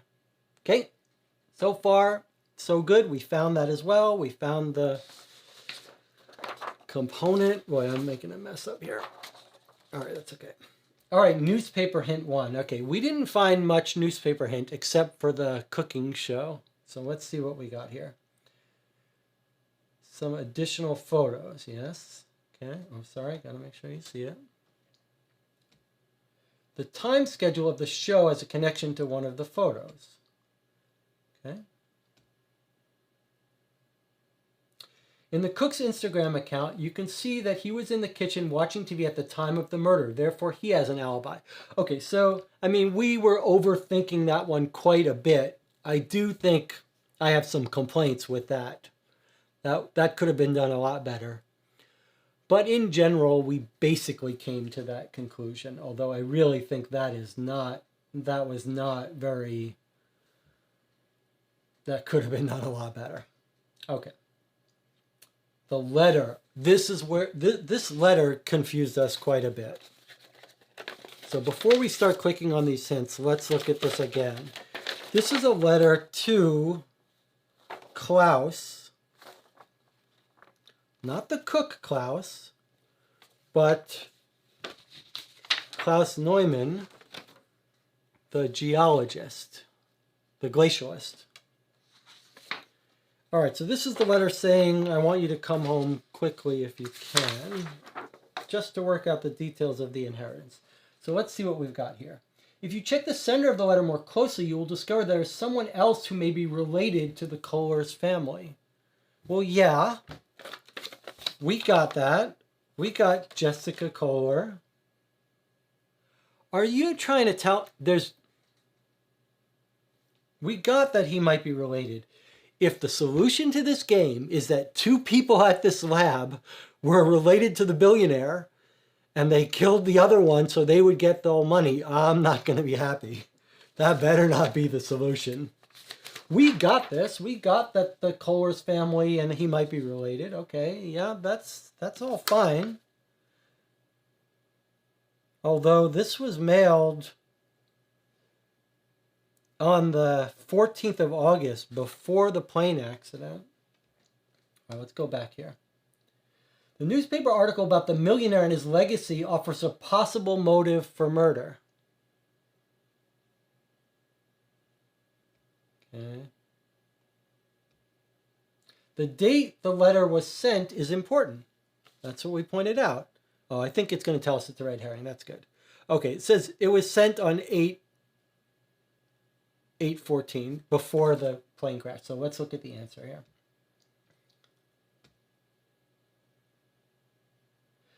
Klaus Neumann is possibly a relative of both Robert Kohler and the millionaire. Therefore, the 2 of them are possible candidates for the inheritance. However, the grandmother's letter was sent before the millionaire's accident. Furthermore, the article about the accident was in the newspaper on September 2nd, and the newspaper was delivered to the polar station the same day the Andoran was stolen. Although Maria met Klaus potentially directly after the murder, and he could be a suspect, Klaus knew nothing about a possible inheritance and had no motive. Can you guys read that okay? Okay, so whew, that would have been upsetting. But it's exactly as we read it. The date of the thing precluded the death of the guy, so even if some coincidence was not important. Thank God. Okay, SMS conversation. This was one of the fun parts. Let's take a look at what it says here. This is another one of these things that we figured out, which is going to be fun to see. From the SMS conversation, it's clear that Maria had an affair with an unknown person. This person threatened to expose the affair to her husband Raul. To know who this person is, see the next clue. Okay, we got this. Do what? Dial the phone number? Really? I'll bet that's just in the German version. I'll bet that's just in the German version. Because they don't want you to really dial a... They don't really expect you to dial. We'll look at the hints in the English version. It'll be interesting to see how they solved it. But we figured out from the emails. So that's kind of interesting. Okay, binary code. Let's continue. The binary code, we didn't need that. Answer. Okay. The description of Cora's password will result in the following. Jagger 62, yep. Duke of Zill says, this is how we got it. I couldn't believe how you guys got it. Hold on, let's see. Oh, that's how we got the SMS. Duke of Zill, are you saying you called the phone number? Okay, website hint number 1. On the answering machine, Kohler gives his email address, which is Kohler Polar Explorer. The password, which can be found decrypted using binary code, allows access to the mailbox of the port station. So it sounds like Duke of Zill saying you called the thing. Duke of Zill says we did actually make the phone call. One of us had an international caller. Okay, so you're saying that when you call, you get his email address. So you find out 2 things at once. First, you find out he was the one messaging her, and you find his email address. Whereas we sort of figured out a way to guess the email address, and then we found proof that he's having the affair. That's interesting. Okay, he gives his email address. That gives us a way. Check the delivery times, compare them with this. Okay, a website hint 2. Check the delivery times in the sent folder and compare them with the satellite images. I don't know why that's a website hint. Then it says, check the contents of the deliveries, in particular those of September 2nd. Check the conversation between Marie and Robert regarding the first delivery. Okay, that's all fine. All right, now we're getting into an area where we're a little unsure about stuff. On the maps, you can see the photographs that depict the area around the radio masts. Radio masts, not weather. Radio masts, which were taken on different days. On September 2nd, you can see the shadow of the helicopter flying toward the polar station. This must have happened around 9, as explained in a previous hint. Okay. On the maps, you can see the shadow of the radio mast, which points in different directions. This is all stuff that didn't really occur to us, but I'm not sure how it's relevant.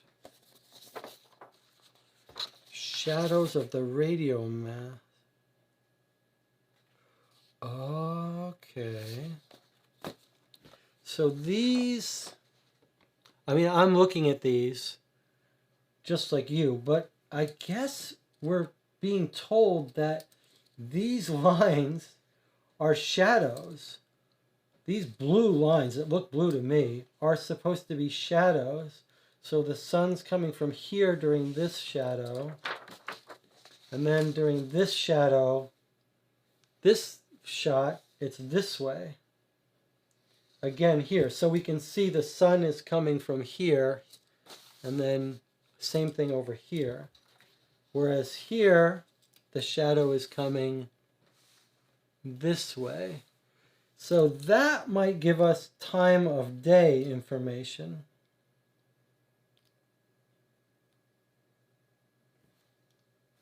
That might help us identify whether on the 5th of September, Raoul really was out there at 9 p.m., as he says. Like, does the sun come from here at 9 p.m.? And I guess you could say, well, when did he go out to change this one? If you knew when he went out, oh, this is the 6th. So actually, yeah, so if we know, wow, this is a really intricate clue. But I guess what we're saying is this. Here's where we're meant to believe, this is the 5th. Okay, this is the 5th. So this is where we're meant to believe Raoul was out repairing the station that we assume was, Maria was right, was at 9 p.m. Here is the helicopter flying over on the 2nd. Okay? So I guess let's move away from the hints for a second. Come back to the laptop. So what we're being told here, I guess, if we were to recognize that these were shadows and that this was it being repaired, that at the same time the helicopter was flying away was when Raoul was out fixing this station, whatever it was. So then we could go back to the email for when the deliveries were. Was it in his notebook, the times? Let's see, September 2nd. The helicopter brought us provisions. No date on this, but is there a date here? Okay. Delivery number 2, it's going to come on the 2nd. Okay, not here, but was it in his... Yeah, here's the receipt. September 2nd. Is there a time? No time, but I was going to... There we go, 9:05. September 2nd at 9:05. So actually, this is okay. This is a way to confirm that the repair was done at 9 o'clock, which we concluded. But if you wanted hard evidence, what it's saying is we can find the delivery happened at 9:05, based on this email. Delivery happened at 9:05. And then if you look at the satellite photos, you see the sun was in the exact same place on this day as it was on this day. So you could conclude that Raoul really was fixing it at 9:05. So, okay, we dodged another bullet there. So it's not Raoul. He was doing that when he should have. So let's go back to our hints and make sure that all... On the map of September 5th, you can see snowmobile near the farthest radio mast. By the way, it's not clear at all that that's a snowmobile, but whatever, they could have done better. The shadow of the mast points in the same direction as the one on the picture on September 2nd. This indicates the two pictures were taken about 9 o'clock. We did not pick up on the shadow stuff, but you're right, we could have used that. We concluded that it wasn't Raoul, but yeah, that's actually was good evidence, would have been good evidence about what time that photo was taken. All right, back to here. Here we go. Although the size of Raoul's foot fits to the size of the trace in the room, the satellite image shows Raoul was at the radio tower at the time of the murder around 9 p.m., which is what we concluded. But so the whole footprint, orthotics, all meant to throw us off the trail. Pretty cool. Okay, let's see. I'm starting to get a little worried about Jonathan's comment about how the wife would want to get rid of her husband too because he had a temper. Does she want to get rid of both of them in one fell swoop? She kills the doctor and she frames the husband. And yet, he's out wearing his boots. All right, let's not jump to conclusion. I still think we got it right. But, here we go. Syringe, hint 1. As reported by Maria, the syringe was stolen from the first delivery, and 5 mil, which is in the box, was included only in the first delivery. Who could know about it?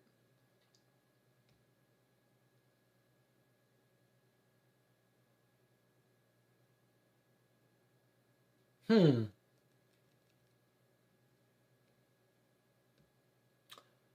that's interesting. Oh yeah, Jonathan's right. Jonathan, you're right. They said that that photo was her alibi. That photo could not be considered a hard alibi. But all right, you're right. Okay.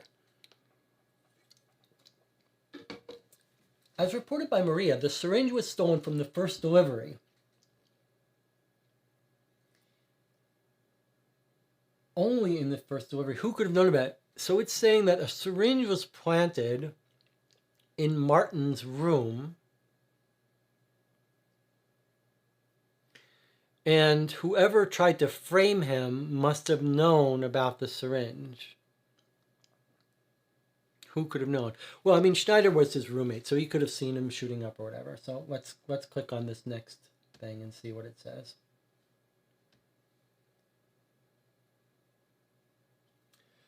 The person who planned the murder didn't steal the syringe from the second delivery, as he knew about the syringe owned by Martin and had access to it. There is only one remaining. Yeah, we got the murderer. We got the murderer right. We just technically got the room wrong. That's fine. Okay, murderer, here we go. What? Check the email conversation between Maria and Robert. Oh yeah, this is one where he says he stole it and he's going to report it, I guess. Is everyone still okay with me clicking ahead? Check the contents of the notebook. Yeah, this is where he says he's going to tell on him. There is only one person who has no alibi and motive. Here we go. Thomas Schneider seems to manipulate results of the experiments. Robert informed him that he would report this to the organization where Thomas is applying for the grant. The amount is $3 million, which is a serious motive for murder. He also didn't have an alibi, as Maria didn't see him, but only his clothes. In addition, Thomas was a roommate of Martin and had access to his belongings and could take the syringe. According to all indicators, he is the only one who has no alibi and a serious motive. I don't quite agree with that conclusion, but we did get it right. Now, where is it going to say what the proof was and what room it was in? There is an additional potential proof which supports the fact that Thomas is the killer, and the key to this is in Robert Kohler's email.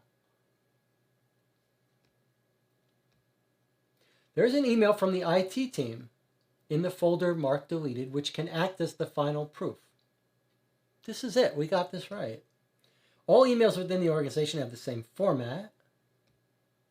Try to access Tom Schneider's email. There's a picture of his room. It should have what we are seeking.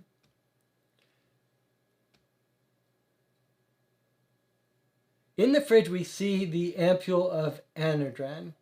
Thomas was sure that no one could access his room. It's stated in the email from Robert, but he accidentally included the stolen medicine in a photograph he was sending for the magazine article. Thomas was sure no one could access this room. It's stated in the email from Robert. Well, Robert does say he let me do it. We remind you that we're not making conclusions about the killer, but rather helping police to find potential suspects. The course will make the final decision. So what did they want to... So we actually got it right. We got everything right. But whatever it wanted for that final location, we put in wrong. Like maybe it didn't want the number. Maybe it wanted us to write his lab. Let's read the final solution and see what the German solution says. And then maybe Duke of Zill can tell us if there was any difference with the American version. Okay, here's our solution. Nice long solution.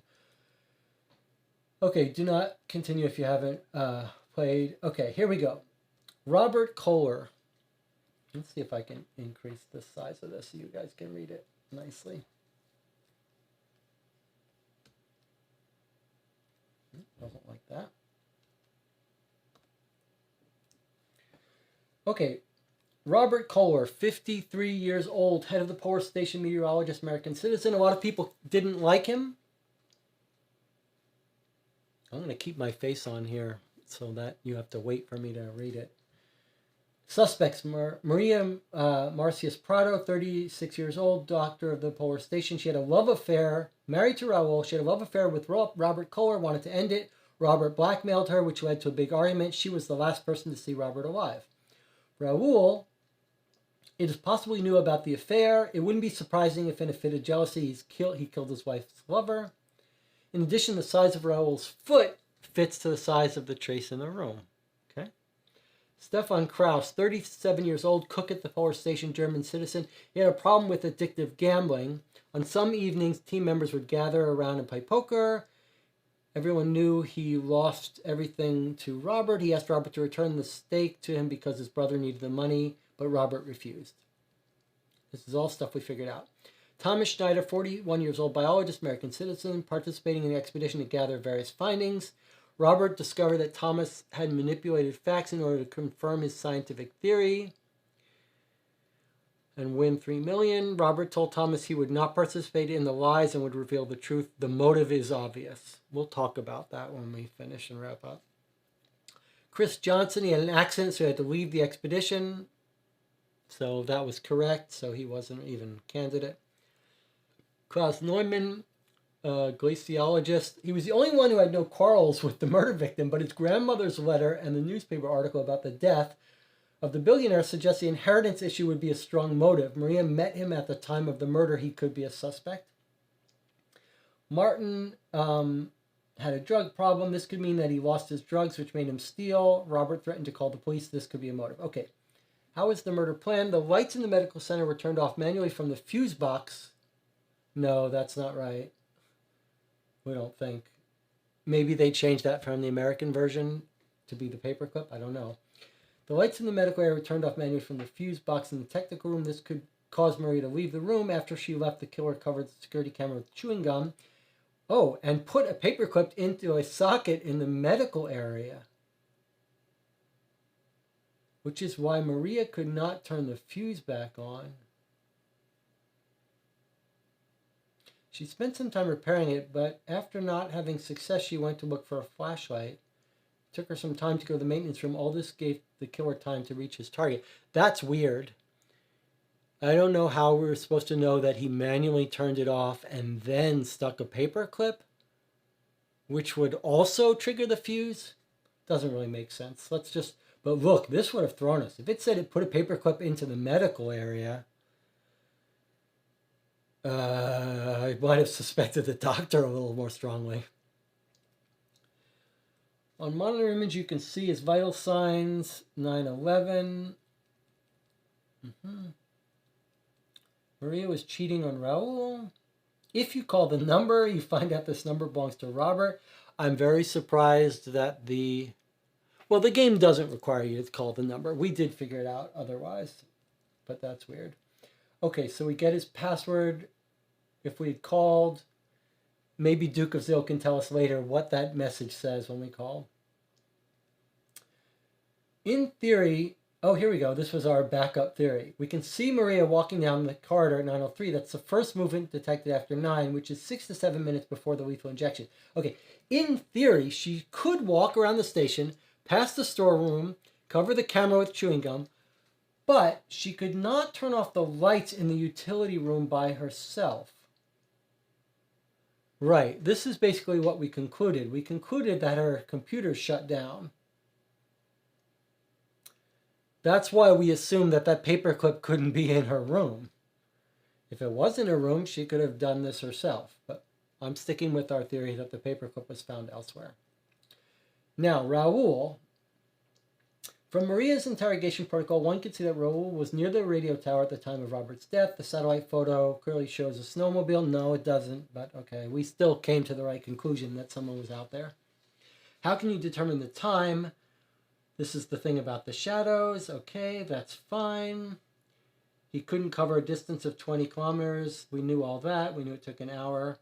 Okay, despite the fact that the size of Raoul's foot fits the size of the trace in the room, he has a clear alibi. Okay, that was kind of cool that alibi, that shoe was made as a misdirection. Okay, in the newspaper article, you find Stefan's Instagram account. Okay, we did this same thing. He took a selfie on the same day the expedition leader was killed. In the photo, you can see an advertisement of Stefan's favorite show, and he mentioned that he would watch the show soon. According to the TV timetable, which is in a completely different time zone, according to my check, the show started at 9:05. That means Stefan did not have time to turn off the lights in the utility room and commit the murder. That feels weird to me. Didn't we figure out that the lights went out at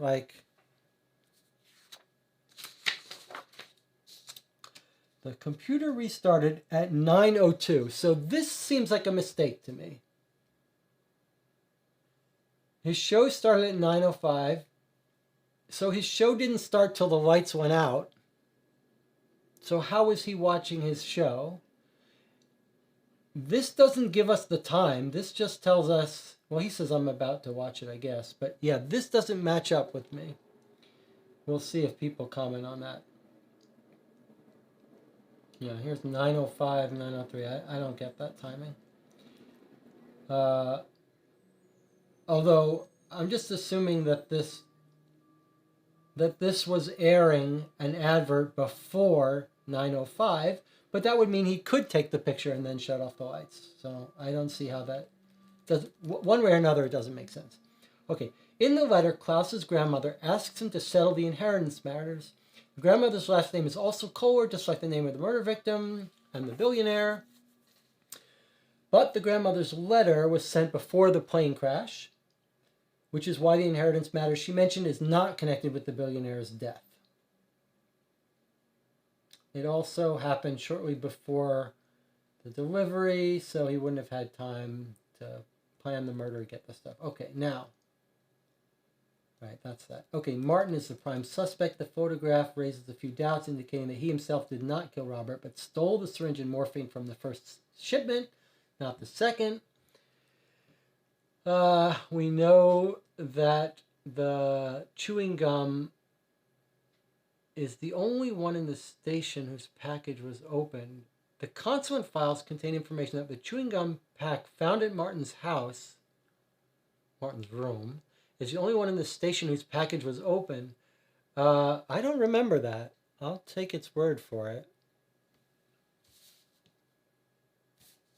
I don't remember it saying that, but okay. We did know that multiple packs were delivered, so it doesn't matter. The point is, I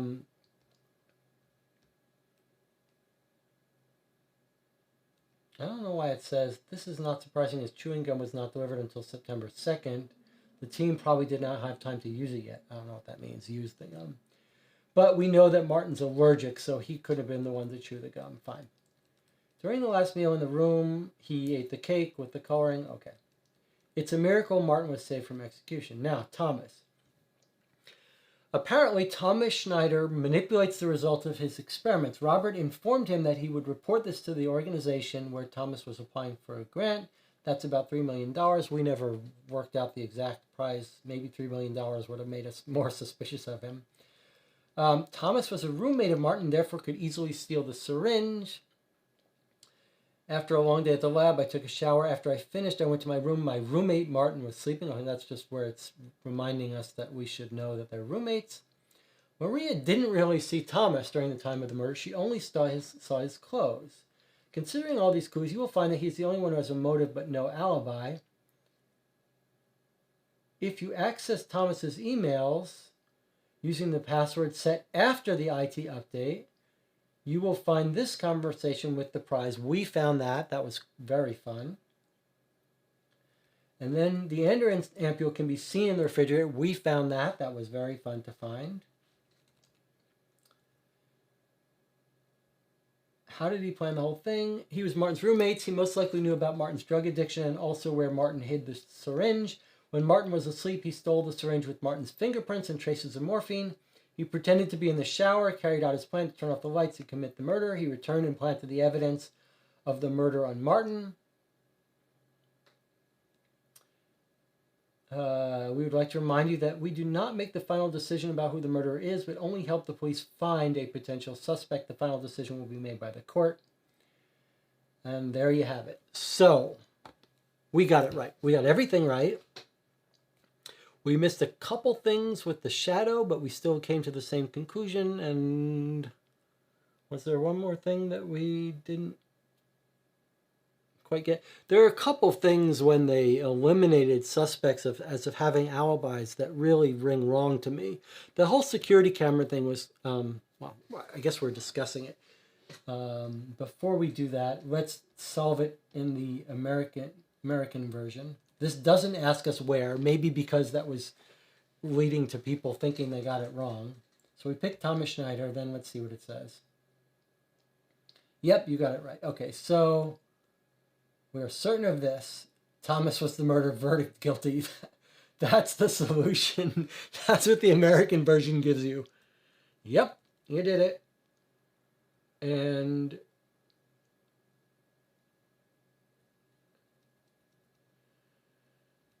he's the murderer. They don't ask you where. They don't need you to find the key evidence. And then I guess if you click this, it's going to give us the whole story. Yeah, here's the whole story. This looks like verbatim from the... Oh, I'm sorry. So if you get the solution right and say it was Thomas, then you just get a thing that says, yep, it was Thomas. He's guilty. That's it. Doesn't ask you where the key evidence, but gives you a brief summary. And then you could go back. This is weird. You could click epilogue, where it gives you the exact long story that same exact thing from the German American version. The case is closed.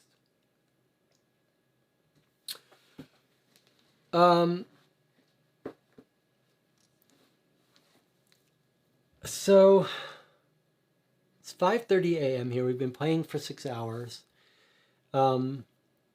Let's talk about it a little bit. So Duke of Zill was really biting his fingernails, hoping we would get it right. Yeah. So Duke, you guys used some hints a little bit. Did you find you got the right answer, the same answer as us? Did you find that key evidence of the Andoran in the refrigerator?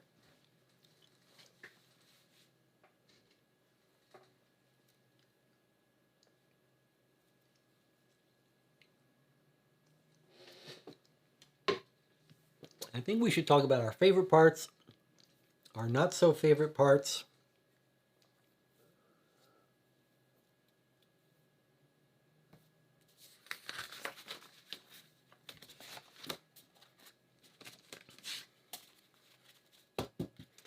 Our playgroup had almost the exact same result. We basically narrowed it down to Thomas being the most likely.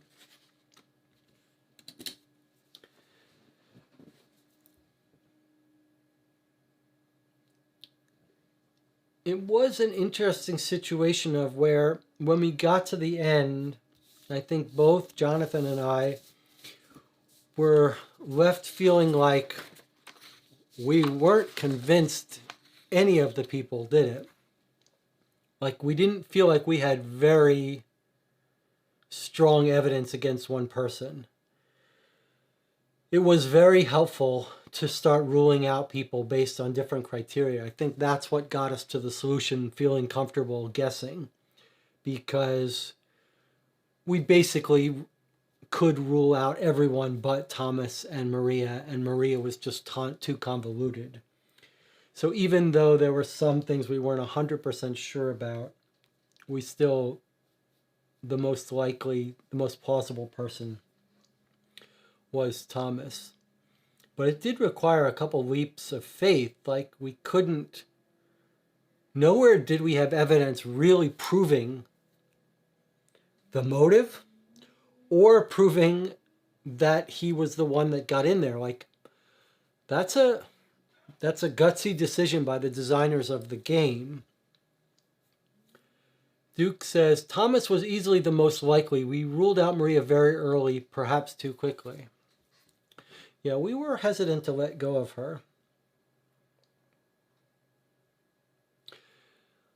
Finding the jar in the lab photo was great for us. So you did find the jar, so you were like, this cements it, it is Thomas. Well, it's that is absolutely a case of, at first glance, that seems to lock it in. It's definitely Thomas. We found the key piece of evidence. But as happens in these kinds of games, I was starting to overthink it. Like, I was starting to think, I was thinking, well, it's obvious. It's visible. He's not trying to hide it. It's in this glass refrigerator. Maybe it's telling us that anyone had access to it. So I was starting to get us in trouble by overthinking it.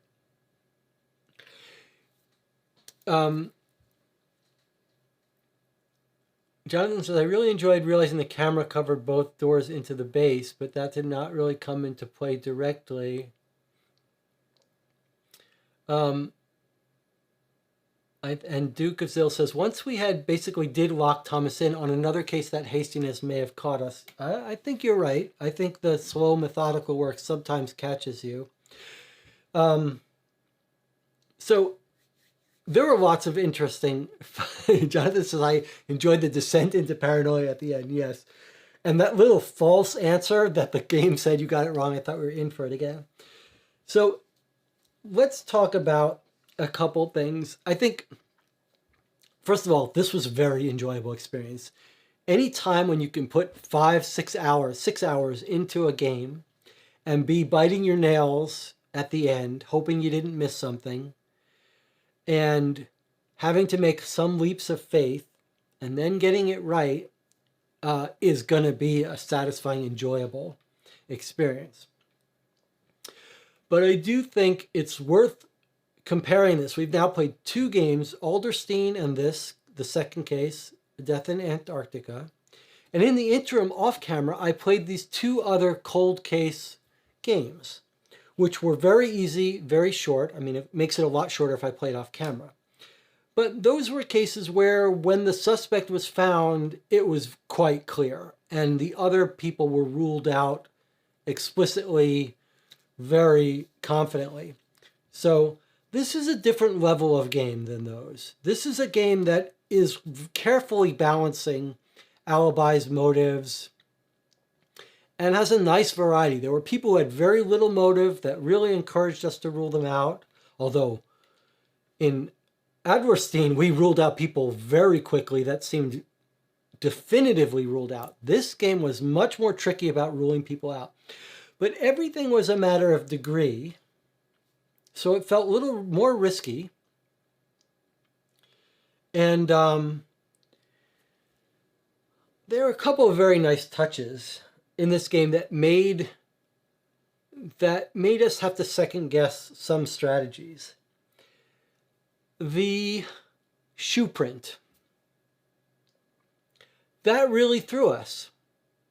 Okay, I'm not going to discuss any specifics of Adlerstein. Thank you for reminding me. No spoilers of Adlerstein. It's not important. Okay, let's talk about that shoe print, because like sometimes you look at a game and you say, this is the difference between experts designing a game and amateurs designing a game. Now, when we got that shoe print, this game did another of that chain of reasoning that is so satisfying. We see the shoe print, we don't know how to make sense of it. Then we see a piece of evidence that tells us that one of our people, Raoul, had orthopedic shoes ordered. So then we say, well, can we connect that to the shoe print? Then we had a third part of that chain when we discovered the orders came in, and we found out that the orthotics got sent, and one of the emails we found his shoe size. Then we lined up with the photo and found out that it was consistent with the shoe size. Now that multiple chain of reasoning that required us to work suddenly ground us to a halt. Because rather than eliminating Raoul, which you would think that's how these games work, like, oh, shoe print, it's not his size. we suddenly hit a point where it was his size, but logically that didn't help us much. And that was a real confusing moment for us. I know it was confusing for me, and I'm pretty sure it was confusing to Jonathan. Like, we've really worked that hard putting all these pieces of this chain together only to find, like, you had to find in the manifest of deliveries where his orthotics came in the midst of all this food and stuff. So it felt like we found something. But then to find that his shoe was consistent, and I really think that was a real pro move by the authors of this case, and a gutsy and key part of this case, that the game was telling us, trust us, trust our reasoning, and use logic. And the logic is that just because you find a shoe size that's consistent with someone's shoe size is not evidence for their guilt.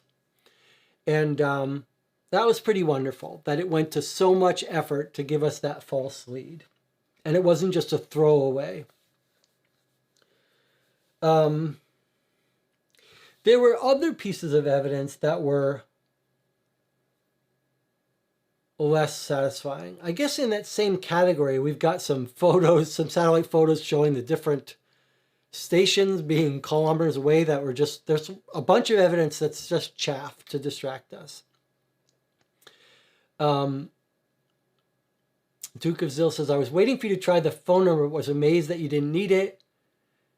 The TV alibi. Okay, so yeah, let's come to a couple of things that didn't work as well. The TV alibi was one of them. Like, there's a case where the game is giving us information that seems clear. It's trying to use it as an alibi. His Instagram page has a photo. It's, again, this another case of some of these games where we've got a photo and it's got a time and we're trying to use this as an alibi, but there were just too many unknowns. Like, the photo didn't have a time, but we knew his show started at a certain time. So we thought that information was going to give us his alibi, since that happened so close to the murder. But the times were so tight that even if you know the exact moment of death and the exact moment the TV show aired, you still wouldn't be able to make it a solid alibi. Because was he watching a promo? Was he watching at the end of the show, at the beginning of the show? If he was the murderer, was he taking that photo and lying about when it was taken? It was just too many possibilities that would make that photo a non-alibi. I mean, if he's not the murderer, then it's a pretty reasonable alibi because he would have no reason to fake it. But if he is the murderer, he's got a million ways and reasons to fake it. And the fact that the newspaper article is from Buenos Aires, which is a completely different time zone and time. So, like, you could have read that the same as the shoe and said, this isn't really a solid alibi. We don't know enough. And there's a case where if the game wanted us to treat that as a hard alibi, it should have done a better job of presenting that evidence in a way we could be confident of. In the exact same way, that exact same problem was the thing that almost threw me off this case from guessing that it was Thomas. When we read the solution, it tells us Thomas was faking his data. And our guy threatened to turn him in. Now, I was really thrown by whether I should trust the judgment of Robert Kohler that he caught him faking data, getting data wrong, because I really saw lots of clues that Robert was a clown and thought he was some genius and just wandered into this field he had no information about. So I felt like the game is to think that Thomas was the murderer. You had to assume You had to assume he was faking the data. And I just was not ready to believe, to take Robert's word that he was faking the data. Now, in the end, it still was the most plausible, and you could say then the game worked, because it was still the most plausible solution. So we did take the leap of faith and accuse Thomas. But I feel like I wonder, like, okay, there's two ways that this could go. You could imagine the designers sitting down there after playtesting and said, everyone knows it's Thomas because Robert catches him. Like in an early version, they write up the clues, and it's clear in the clues that Thomas is faking the data. Like everyone at the station agrees he's faking it. Or Robert confronts Thomas, and Thomas admits that he's faking it, but says, don't you dare tell on me. In that scenario, and then the designers get together and say, we have to throw the suspicion off Thomas a little bit. So let's make Robert less trustworthy. Let's make it not so clear whether you believe Robert or not. If that's how the case got designed, okay, fair play. I give credit to the designers for carefully figuring out how to throw suspicion off Thomas. But the solution doesn't make it sound like that. The solution makes it sound like it's obvious Thomas was faking the data and that's his motive. And that rubs me a little bit the wrong way. I do not believe it was clear that Thomas was faking the data. I think we needed more convincing that Robert wasn't just imagining it. And you can't have it both ways. You can either say purposely it was vague and you had to make a leap of faith, but then the solution should say that. The solution should say, you're not sure whether Robert was right or wrong, but he was right, and that's why it happened. Okay, Duke of Zill says, doesn't Antarctica have multiple time zones depending on exactly where their base is? Buenos Aires time zone is one of Antarctica time zone. Okay, well, maybe that's plausible. I just did a quick search for time zones, and I got completely different stuff, so I don't know. Maybe I got that wrong. Either way. But I think we've pointed out several flaws with that show time zone problem, that I think whether with the show airing time problem, even if the time zones were exactly the same, I don't think that would throw us off. What other clues felt weird? Or did we like? I mean, I loved the satellite photos of the radio station snowmobiles. Those, like, because it wasn't clear what you were looking at, there's probably a name for this phenomena, but there was a certain case where we were like,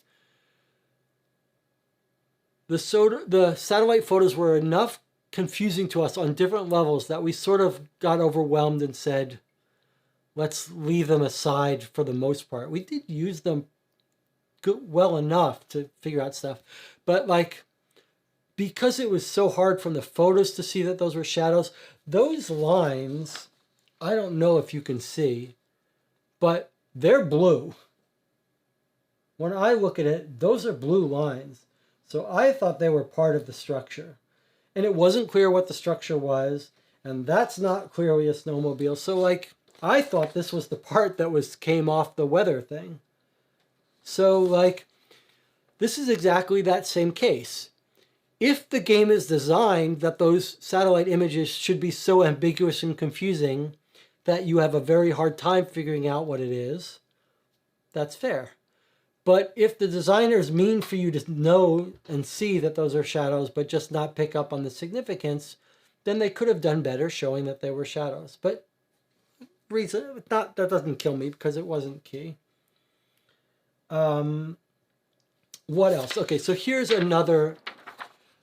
Jonathan says, I really like the idea of misunderstanding a motive with Stefan.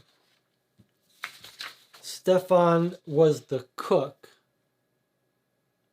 Misunderstanding a motive. Yeah, I didn't feel like he was too strong a candidate. Losing his money, being reported, I guess I never fully bought him as a motive. Some of these little pieces of evidence are very cool, like this shutdown of the computer log was a very clever way of seeing when the real power went out. Now, on the category of and the dye in the gum pack matching the dye that he had shock to. I mean, there was a case of it's a bit far-fetched. It's pretty darn far-fetched.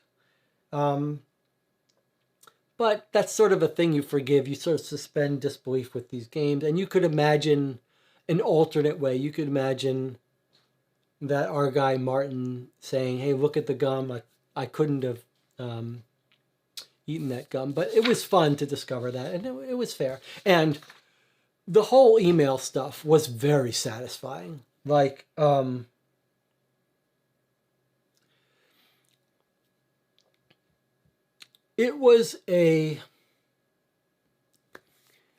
an interesting way to break the system.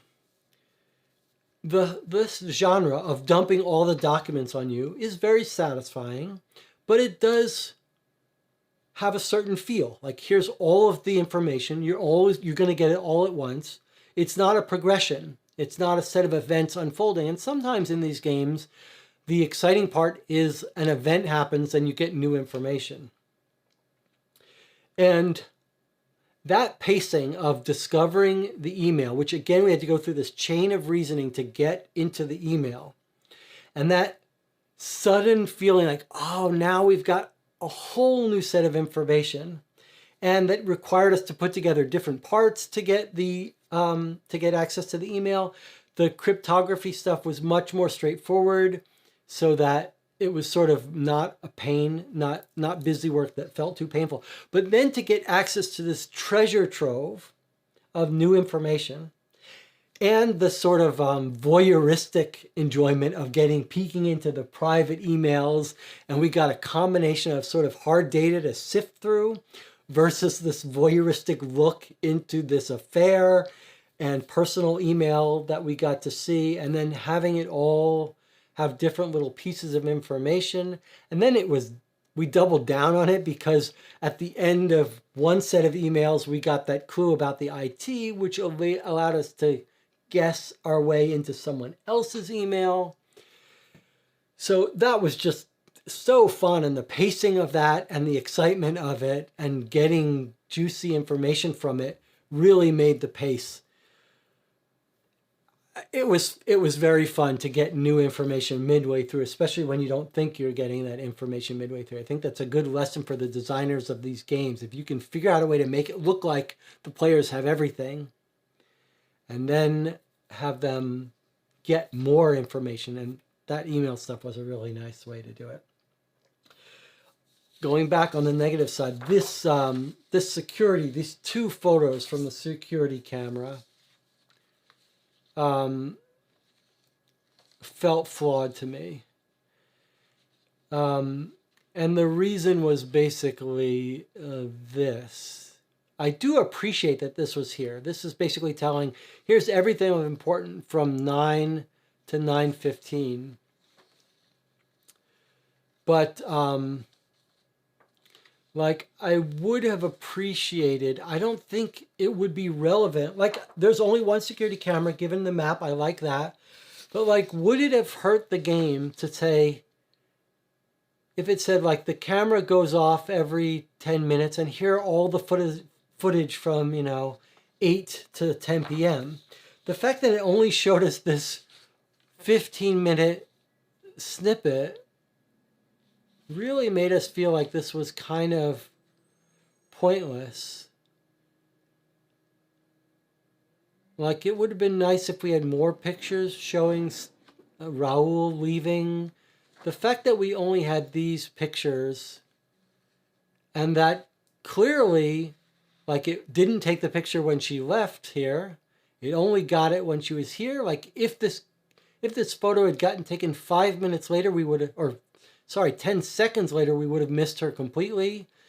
And this part about the gum on the camera and then the gum was taken off. There were just like, we couldn't tell if this was gum being put on, taken off, when was it taken off? Like, why wouldn't you, if you see gum being put on the camera, why don't we see gum being taken off the camera? And I guess it's potentially because the camera is only taking a snippet, it's not recording video. I would have liked a little more explanation of why we only had these two images, and maybe some story to back up why our images are so untrustworthy. And I was not thrilled with it saying that this is her alibi. Although the game did say at the end she could have come back around, but then she couldn't have turned off the power. That was much more believable, and that's the conclusion we came to. It said couldn't find gum for the phone call. Duke of Zil says the phone call and email hacking was our favorite part too. Did they state if the gum was ever removed from the camera? Is that a pic of it being applied? Jonathan says it said it could not find gum for DNA testing. Yeah, it said that they couldn't find saliva on the camera from the gum, I believe. I don't think it said they found the gum. Let's see if we can find that statement.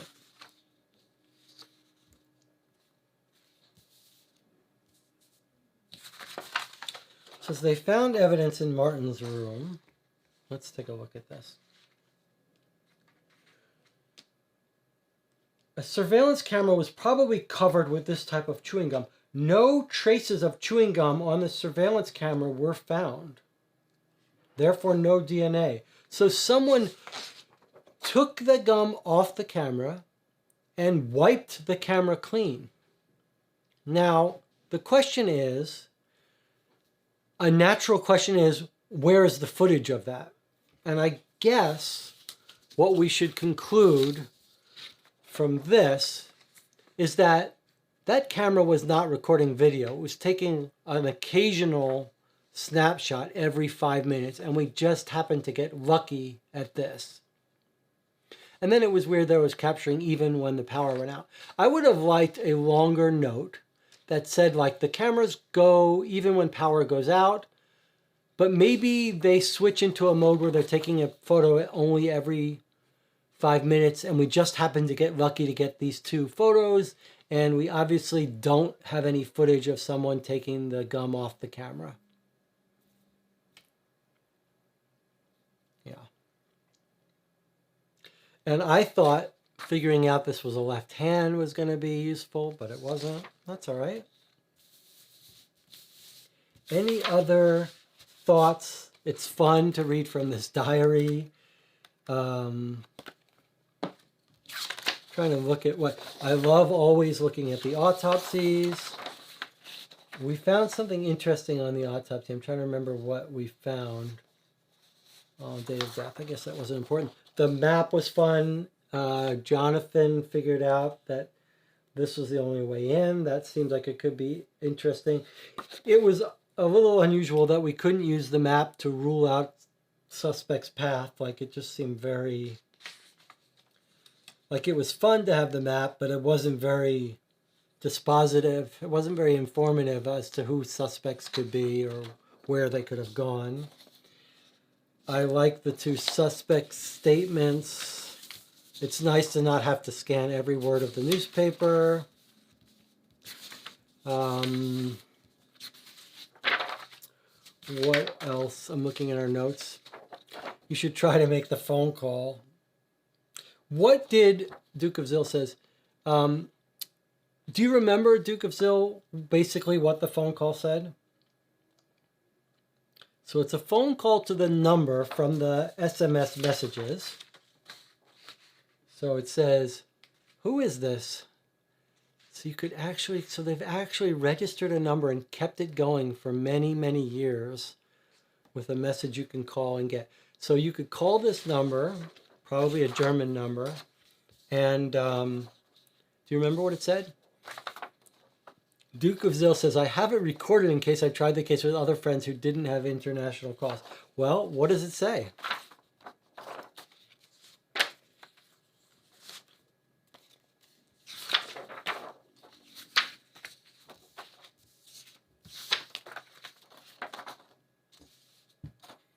Well, that's all of our evidence I've looked at.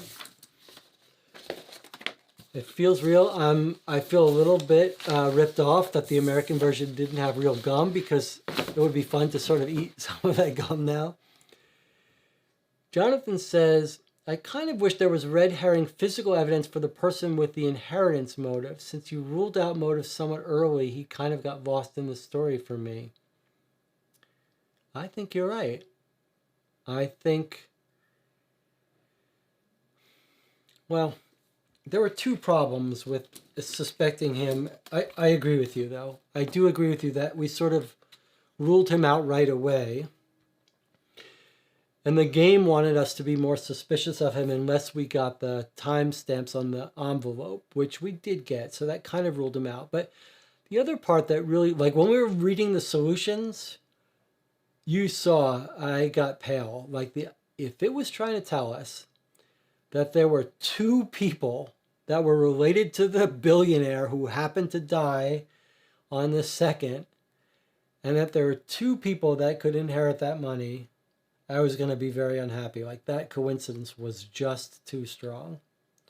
But maybe we could have, like, so getting to your point, Jonathan,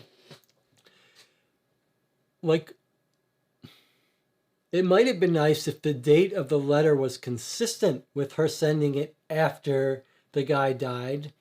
And if the letter just said something like, this person died, check this newspaper, maybe he's related to you.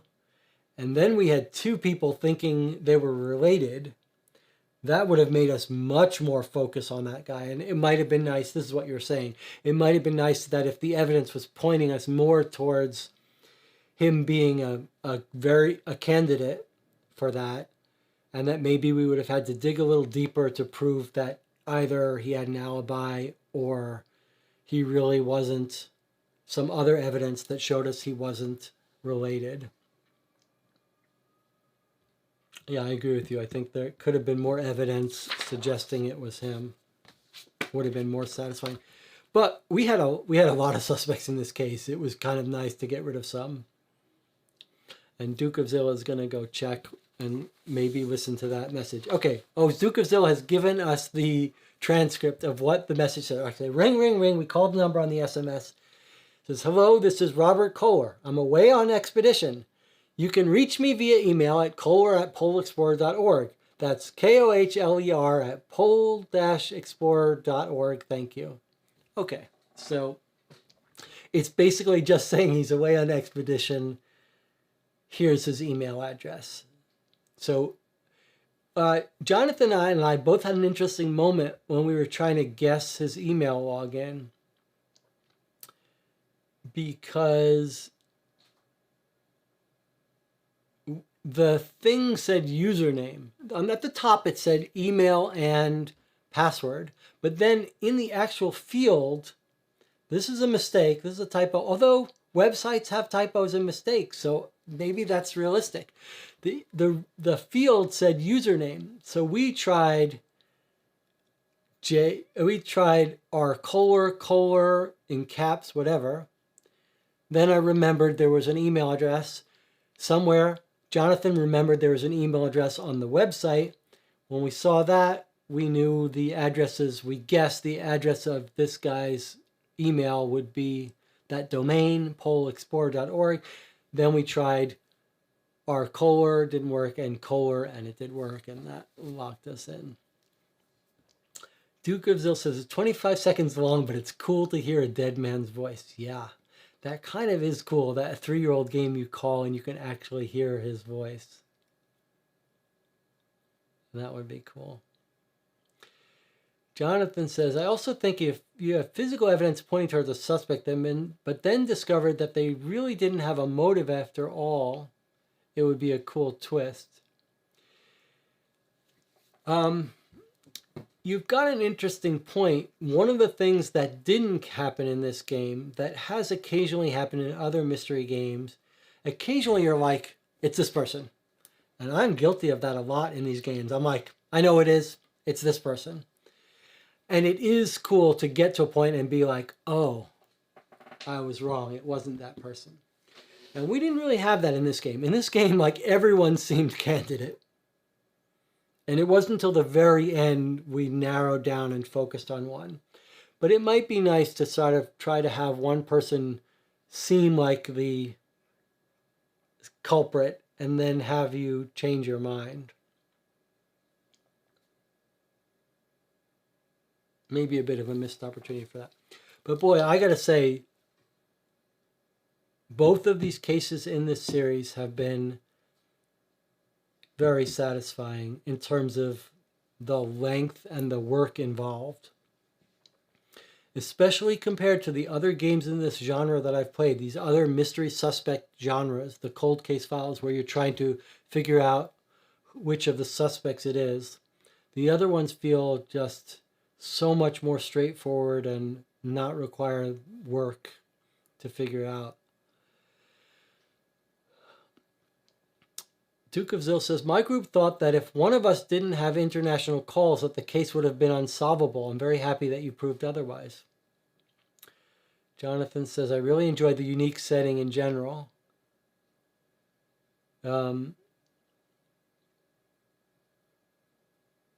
I did as well, like the setting. I think, Duke, if you hadn't been able to make that call, or if it was out of order, you would have known. The game was very clear that you're going to have to log in with his password, right? Once you discovered the crypt thing was his password, I think you would have gotten stuck there for a while, but eventually figured out that you'd have to guess his email address based on the email on the website.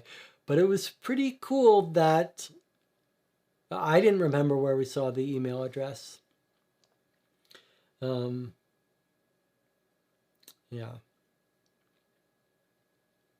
Enjoyable. Now, remember, this was case 2 of 3 cases in this adventure series made by the same people. The third case, Still Lake, was sent from England to me, is back on the original German version, so we'll have the real parts. And it's marked as expert level compared to this one, which is standard. And I remember one other thing. On the German website, it's got Fire and Alderstein Case 1, standard level difficulty, and has a time length of like, whatever it is, 90 to hour and a half to 2 hours.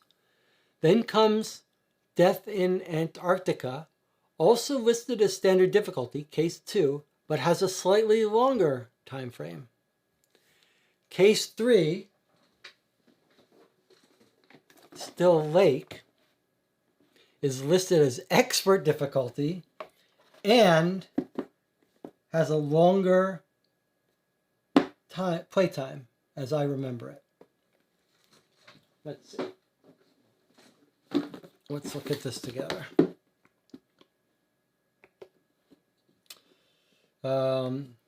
This one's Alderstein. Well, according to this, it's 90 to 120 minutes for both of them. 90 to 120 minutes. But you know what? The back of these boxes don't say the difficulty level. On their website, they say different time lengths and one is expert. So I'm going to read you the back of this one for the next playthrough as a teaser. The mysterious death of Russian football star Tchernov is making waves around Still Lake. At the center of the investigation is the journalist Karl Notebeck, in whose boat fingerprints of the corpse were found, and who recently reported suspicious links between local politics and Russia. Is it a coincidence, or is someone trying to silence Notebeck? Use the evidence he has gathered and conduct your own investigations to bring the truth to light. Cooperative deduction, internet connection required. Now look at this. Fire and Alderstein says not appropriate for children under 3, danger to choking. The last one says not appropriate for children under 14. Hey, look at this. Something else I didn't realize. We've got authors' names here. Same authors. Denis and Ekaterina Ternichev, Georgy Shugel, Alexander Chris, Christoph Cassandri.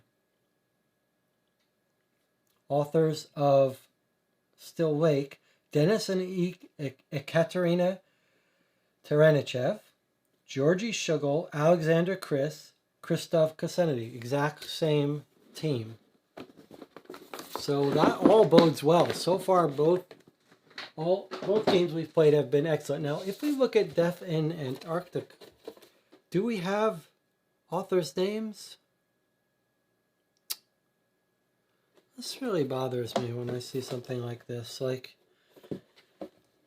you know they made the deal to not have to put their names, but why? Like, why? Why not have the designers' authors' names on here? I don't understand that.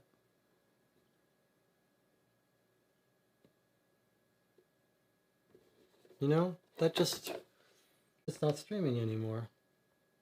I see. Maybe I hit a button.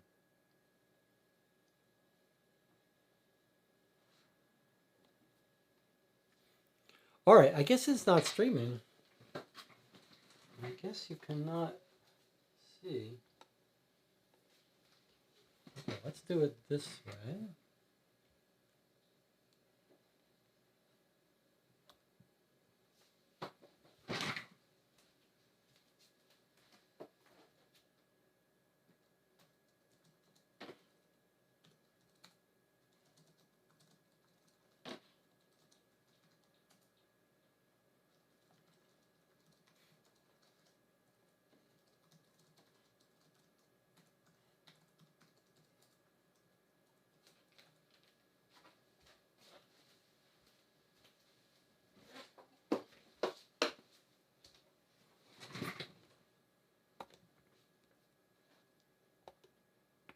Okay, we were offline for a bit. Looks like I hit the wrong button to stop streaming, but it's nice to know that I can resume it. I don't know how much we missed. I think we're going to wrap up soon, but I want to, when you were saying how the authors were not present on the US version. Okay, so US version didn't have authors. And then I talked about this other case in the murder mystery case files not being part of this same team. And this actually does have an author. Right. Okay, so this one is Bruce Whitehill. And then in the channel, Duke was saying about these other cases, and you can see I actually bought them. I actually bought the Chef's Knife and Mile High Murder to see how they compared. These are designed, these don't have a designer on them. Okay, point is, these are not done by the same team. And I was asking if Duke of Zill has played this one, if he can tell us how it compares to Antarctica. Is it of the same caliber? I have severe doubts that it is. But we've got at least one good one, Still Lake to play next. And the idea that it's expert is scary. Okay, so Duke says, I haven't yet, I'm afraid. Okay. I'm going to do some reviews about comparing this genre. So I've played a couple of them, and I'll probably try to play a couple more and see how they compare. But look for my review soon about the cold case and unsolved case, because actually there are some interesting things to talk about.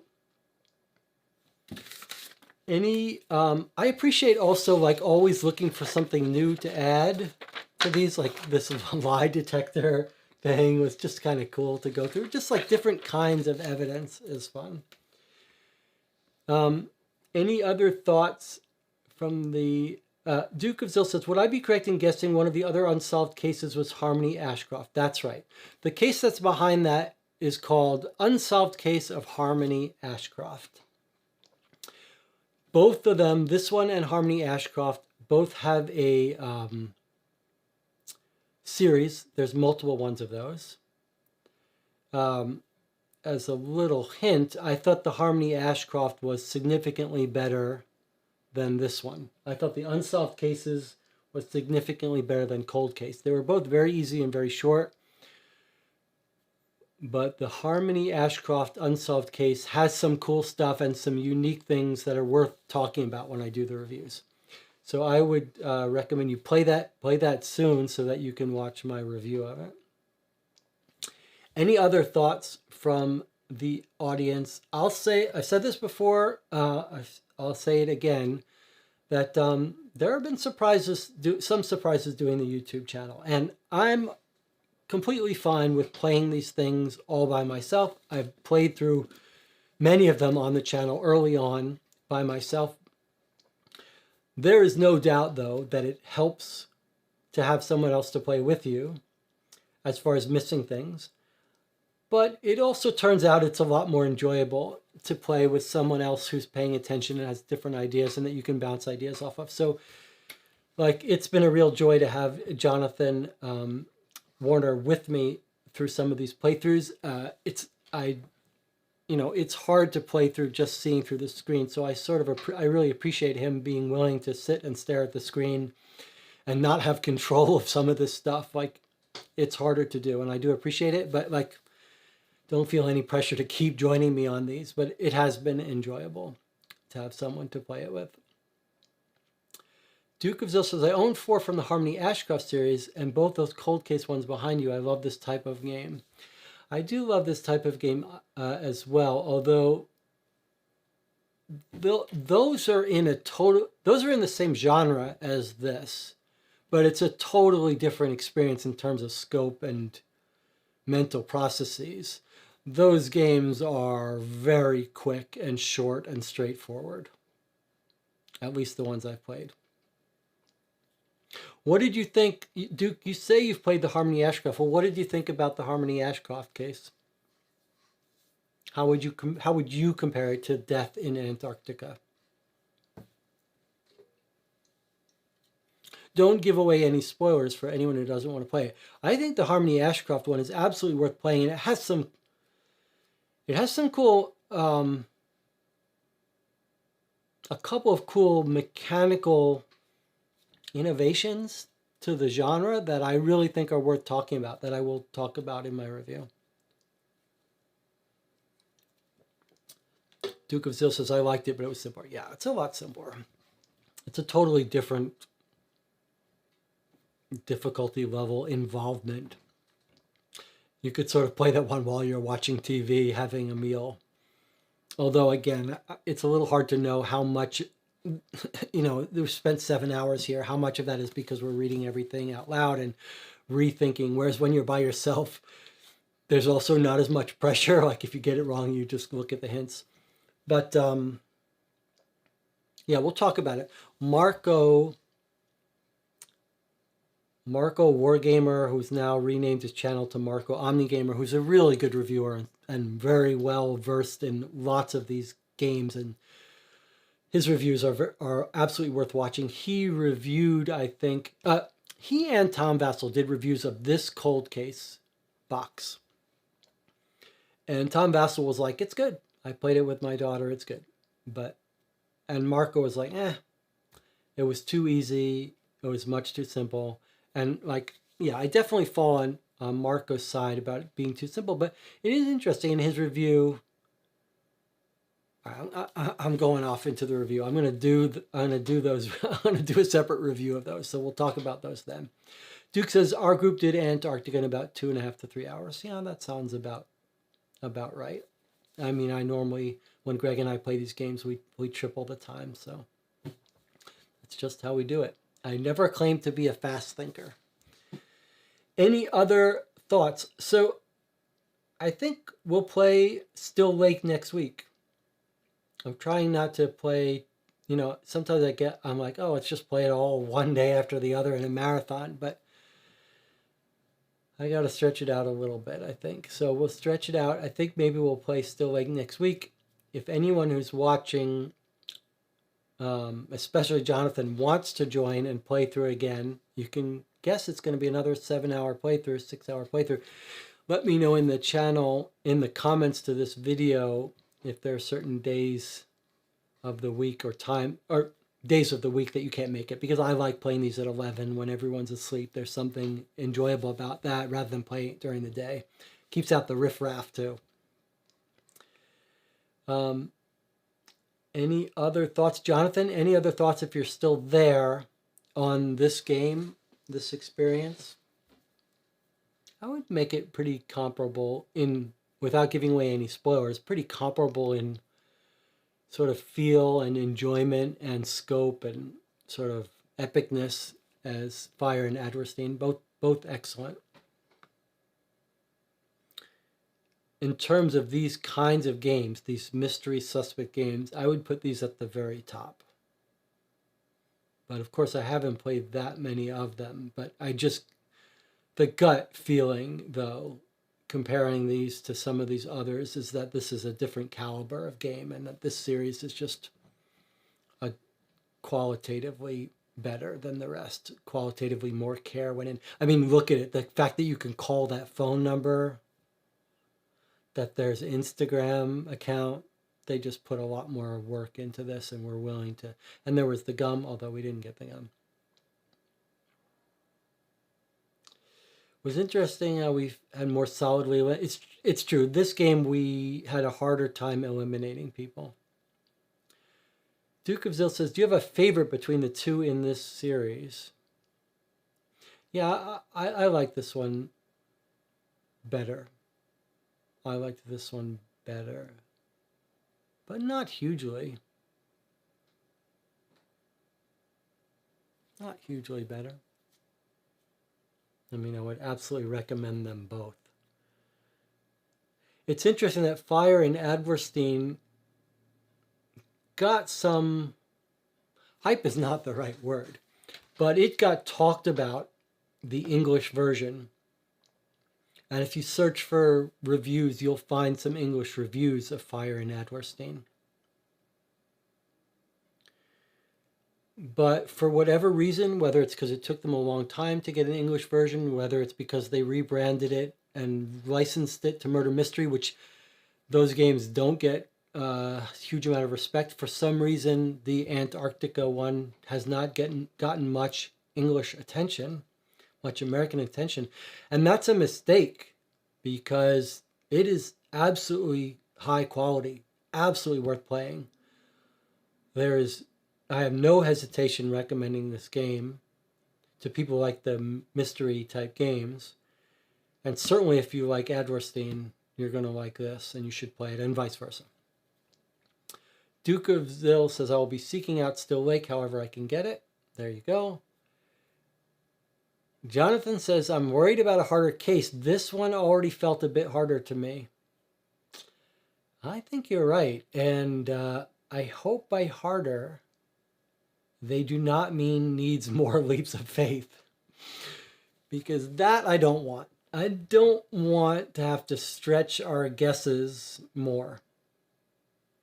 And but I do think we might have to be prepared. It's 6:30 a.m. here. I wonder if we're going to have to be prepared to start earlier, or... I was prepared during some of the breaks for this one to be like, okay, I think we're going to have to come back and have me sit in silence for 10 minutes just going over the documents.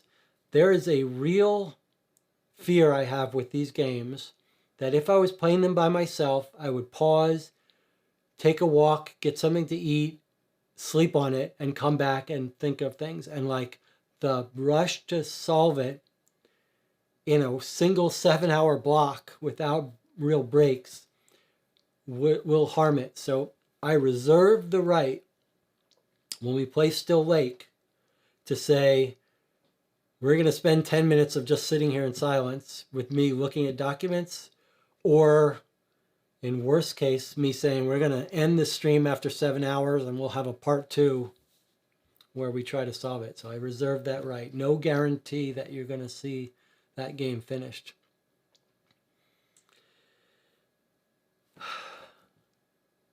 Any other thoughts? Anyone have plans for Thanksgiving? Anything else to talk about? I've got a list of 10 videos that I want to make showing all the filming hardware and software. I've already recorded 6 videos talking about the Adobe Premiere extensions I've written to help me edit. But I do want to do some videos perhaps videos before the channel goes away and goes into hibernation or ends. Feels like the right thing to do is to make videos showing all the behind the scenes stuff and talking about the hardware and what limited stuff we've learned in the almost 1 year since the channel's been around. Greg's time is much tighter these days, so it's harder to get to coordinate that. But hopefully, I'm not sure whether those behind the scenes videos will be interesting, but I'm going to make them anyway. Duke of Zill says, are you planning to do a review of these types of games, shedding light on them? I'm not saying the channel is going to end. There's no going to be any dramatic end. It's just difficult to... All right, let's put that aside for a second. Let me answer your first question. I'm going to, this week, do a review of this genre, including these two cold case files, Harmony Ashcroft and this one, and Fire and Adverstein, and probably Antarctica now, as this genre of mystery suspects where you're trying to figure out and rule out people versus alibi. I'm going to talk about that and talk about the 3 different cases and where I would rank them and some of the cool stuff in the Harmony Ashcroft. And then maybe I'll do all 3 of those in one video, I think. And then maybe I'll play these other murder mystery cases so that I have a better idea of if they're anywhere near the caliber of Fire and Adverstein and Antarctica, which I suspect there won't be. But so yes, I'll be doing some reviews of these games. Now, as far as channel, it's not that the channel is going to end. That's not the right way to say it. But if you look at the videos Greg and I record, it's a totally different thing. Like, I see those and I feel like those are watchable. Like, it's interesting to watch 2 people debate and argue and sort of interplay and review board games. What you're seeing now with these mystery 7-hour solo playthroughs are not really watchable.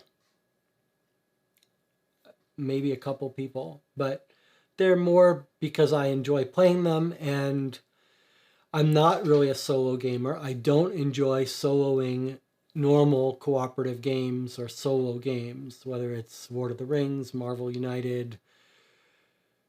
I just don't really enjoy soloing those games. I do get some enjoyment of playing these mystery games, though, which are basically just talking for 7 hours, and they're the one game, the Sherlock Holmes. These games are the one games that there's some enjoyment playing them solo. It feels a little bit like there's a higher risk. There's a little bit of adrenaline, so it's a little bit of a tight wire act and a risk of getting it wrong. So whatever that provides, I'm sort of recording those for my own benefit, for the fun of doing it live. But I have no illusions that they're watchable and they're good content for the channel. So, be that what it would be. Jonathan says, random thought, I was thinking if Portal wants to do another licensed game, Ghost in the Shell seems like a good franchise to me. Nice mix of mystery and tactic missions. Well, contact them. I don't really know what's going on, how Ignacy is thinking about this spinning off detective modern board game series. Jonathan and I played through all of the Dune cases on day 1. Since then, and I put out my review, which was very harsh, very hard on the game. I thought it was quite bad and talked at length about why. But I did say, this is the first review. I wonder what other reviews are going to look like. Well, the reviews have started coming in for Dune House Secrets, and they're pretty negative. 2 YouTube videos got posted, 2 reviews. I don't remember what channels they were, but they were sort of lowish viewer count, subscriber count more than this channel, but fairly low. But both of them were very negative about the game. Not quite as negative as I was, at least one of them, but so it feels like the reviews are coming in pretty negative for that. And they've already announced that they're going to do it in the 3-box set. I really, I wish I could this is just, wild speculation, but like if I had to guess, I would guess that they had that game planned for one box. They didn't make it in time and they split it off into 3 boxes. And so the content within each game is so skimpy and thin and unsatisfying, and that maybe if they had put 9 cases in that one box of Dune, maybe it would have been more satisfying. Duke of Zill says, the only positive comments I've seen of Dune House Secrets is the odd post on BGG from people who have only done the prologue of Case 1 or Case 1. Yeah. I mean, there are some slightly more positive, quick little paragraph mini reviews, but I've yet to see a big, long review. There are lots of unboxings, positive unboxings on YouTube, which just goes to show how ridiculous and useless those are.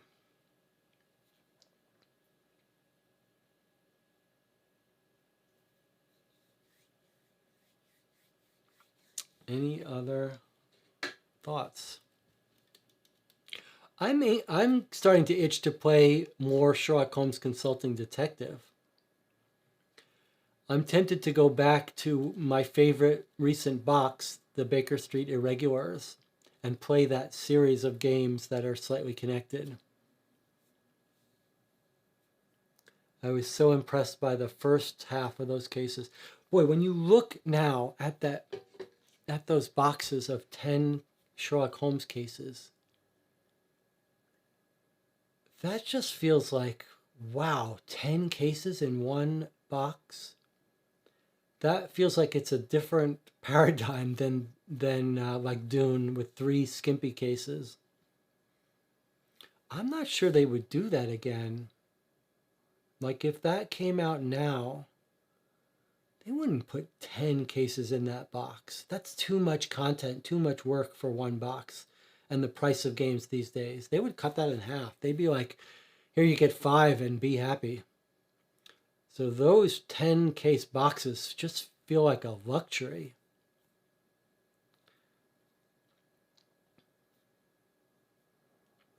Jonathan Warner says, another thought about Dune House Secrets. I think that the risk bag should have been used as a save tactic. You draw a bad card, draw from the bag, get a green, no negative consequence. Yeah, maybe. Saving roll would have made it feel more like an RPG, yeah. Duke of Zill says, will you be getting Petty Officers, the new expansion Detective? I don't think so.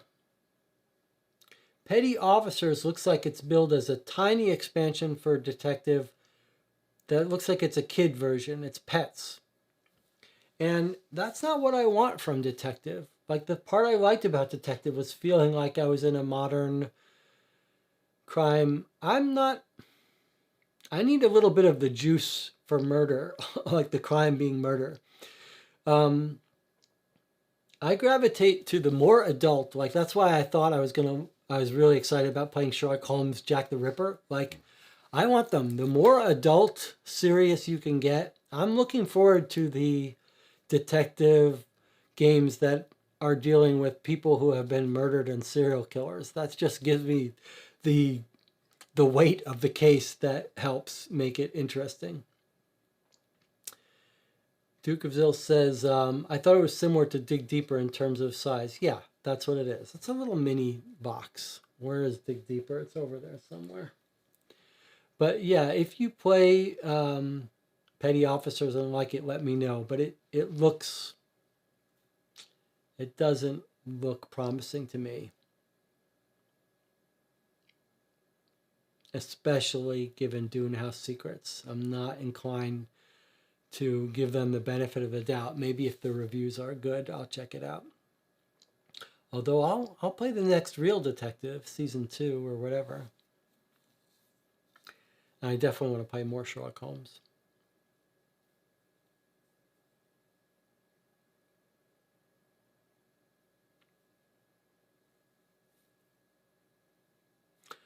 I'm also very curious to play more Chronicles of Crime. It's just been stacking up without us getting to it. That one, Greg and I have more fun playing together, so I'm inclined to wait for Greg to play those. But I'll tell you what I might do another live stream of is more of the fan cases of Chronicles of Crime. There's a whole bunch of fan cases for Chronicles of Crime that there aren't videos of. I'm more inclined to do videos of games that don't exist on YouTube yet, just because maybe there's some value in someone wanting to see that or seeing their game up there. So very soon I think we'll do more Chronicles of Crime fan scenarios. There's The Worst Date is one that I think is up. If you've watched any of the other, we've played through 2 fan scenarios on the channel. One Greg and I played together, and one I played by myself. They were both good. And they're both, we just follow the lead of Sean Clothier, who wrote a big, long BGG thread ranking the fan scenarios and talking about them. So if I play another one, I'll just go back to Sean's post and pick the next one out in his list. Yeah, Duke of Zill, you're mentioning the thread I'm talking about. That's Sean's thread. And yeah, it's very useful. And so yeah, I'll just go back to that and play the next couple on that list. He actually wrote that there's a relatively new fan scenario that uses the noir cards and mechanics. First fan case to do that. So I'm curious to try that one as well, since noir was our favorite expansion for Chronicles of Crime. Duke of Zill says, will Sherlock Files get a play? Sherlock Files is down there. It's smaller card-based mysteries. I went and looked at it again last week because I thought, oh, maybe it's time to play that. And it does list for 1 to 5 or 1 to 6 players. But my memory, and Rebecca just commented on the channel, Rebecca got the sample version of Sherlock Files, not the previous Gen Con, but the one before it. And my memory of that was a key mechanic was that it was multiple players deciding what card to play to show the other players. So I'm a little hesitant to play that solo if a key mechanic is this multiplayer, each have a hand of cards deciding which clue would be most useful for other players to see. If that is the case, I have to go and remind myself if that really is the case. If that is the case, then I won't be playing it solo. I'll wait for someone else to play it with. Jonathan Warner says, crack the case with the chat. That would be a great game to play over the chat. I've played Crack the Case over IRC, Zoom. It's a great game for playing with a group. People just ask questions. But you wouldn't want to play it over YouTube chat because the latency delay is too painful, I think. Although people could just ask questions and you could reply, there'd be a little bit of a delay. I guess it would work. I guess it would work okay. You just have to wait 5 seconds before you get an answer to your question. But actually it would work. Maybe it would be good. It would discourage people from just shouting out a million questions. So yeah, maybe we'll try that. Maybe we'll try playing Crack the Case live. That would be one that it might be nice to have a bunch of people in the channel trying to guess. Duke of Zill says, yes, you do decide what evidence is relevant and what is not, but once all cards are out, you can freely speak on what you didn't reveal, as long as you can remember. Yeah, I think you're just confirming my feeling that it feels like a key mechanic is multiplayer in that game. And that if you take that away, you're losing some of it. Try one game of it, but we've got so many games, you might as well wait. I keep waiting for more reviews of Suspects. Right there. I played Suspects 3 cases and got key things wrong in all of them. Some of them due to a fault of my own. But I want to hear what other people think of Suspects. That's one that there are going to be positive reviews of. People are going to have very good experiences with Suspects. But Duke, if you like these kinds of games, you might want to try Suspects if you can find it. I'm not sure if it's really in retail release yet.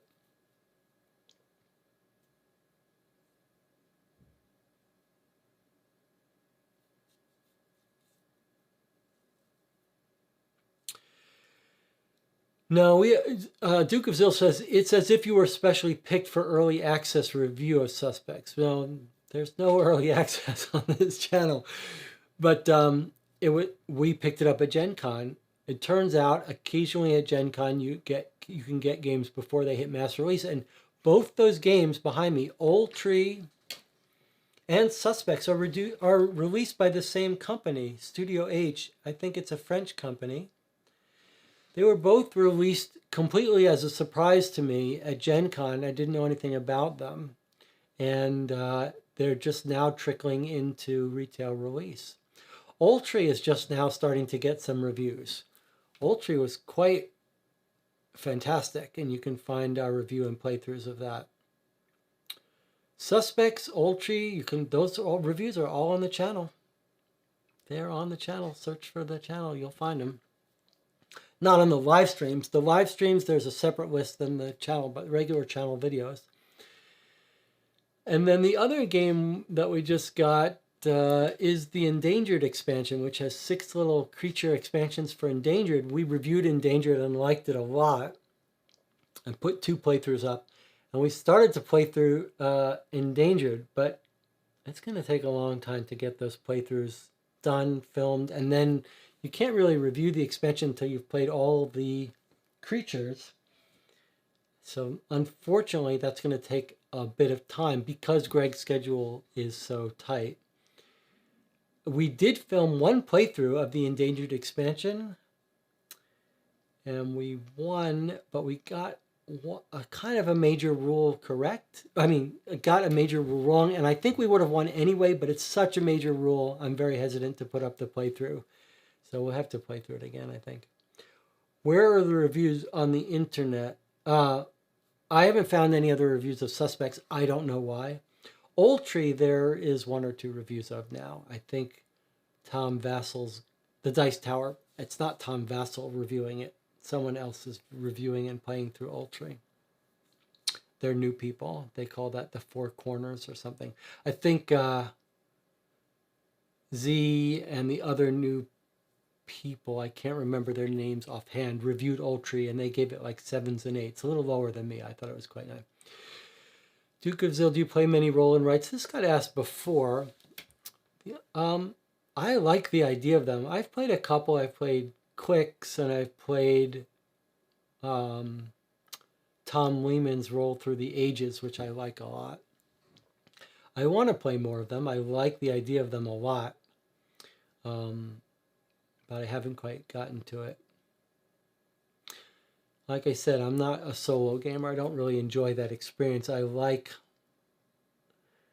Part of the interesting thing about board gaming, this is a little psychological diversion, but so I'm a very strong introvert. I don't generally I don't want to hang out with most people, but for some reason being talking to a camera is a little more enjoyable. But one of the things I like about board games is it's like a structured social interaction. The idea of sitting down for dinner, talking to people without structure is not very appealing. But the idea of getting together with people and having these structured rules for how you play a game is very enjoyable. But that's sort of what I get out of board gaming. I'm not in there to solo the game and win and beat it. I don't get very much enjoyment out of that. I get enjoyment out of the interaction of playing with someone that I enjoy spending time with and talking with. And the mystery games are sort of the only exception because I'm basically talking to myself. Hadrian's Wall is an epic version of a roll and write. Impossible to stream or film, unfortunately. Multiplayer solitaire, as they say. Yeah, I don't mind multiplayer solitaire, but yeah, it sounds like it's not really a game for the channel. All right, I think we should probably wrap this up so that we could save something to talk about for next time. Any last comments by anyone before we close this stream after 7 hours, 7.5 hours? Any final thoughts?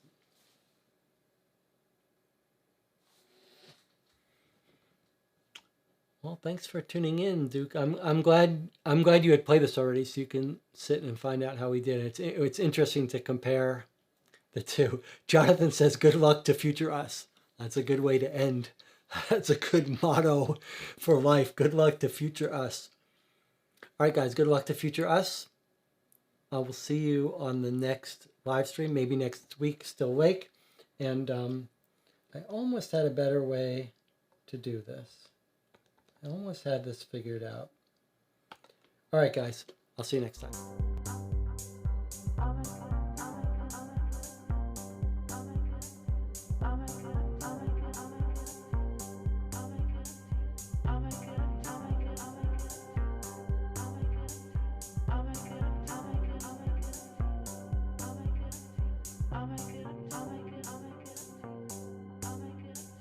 I'll make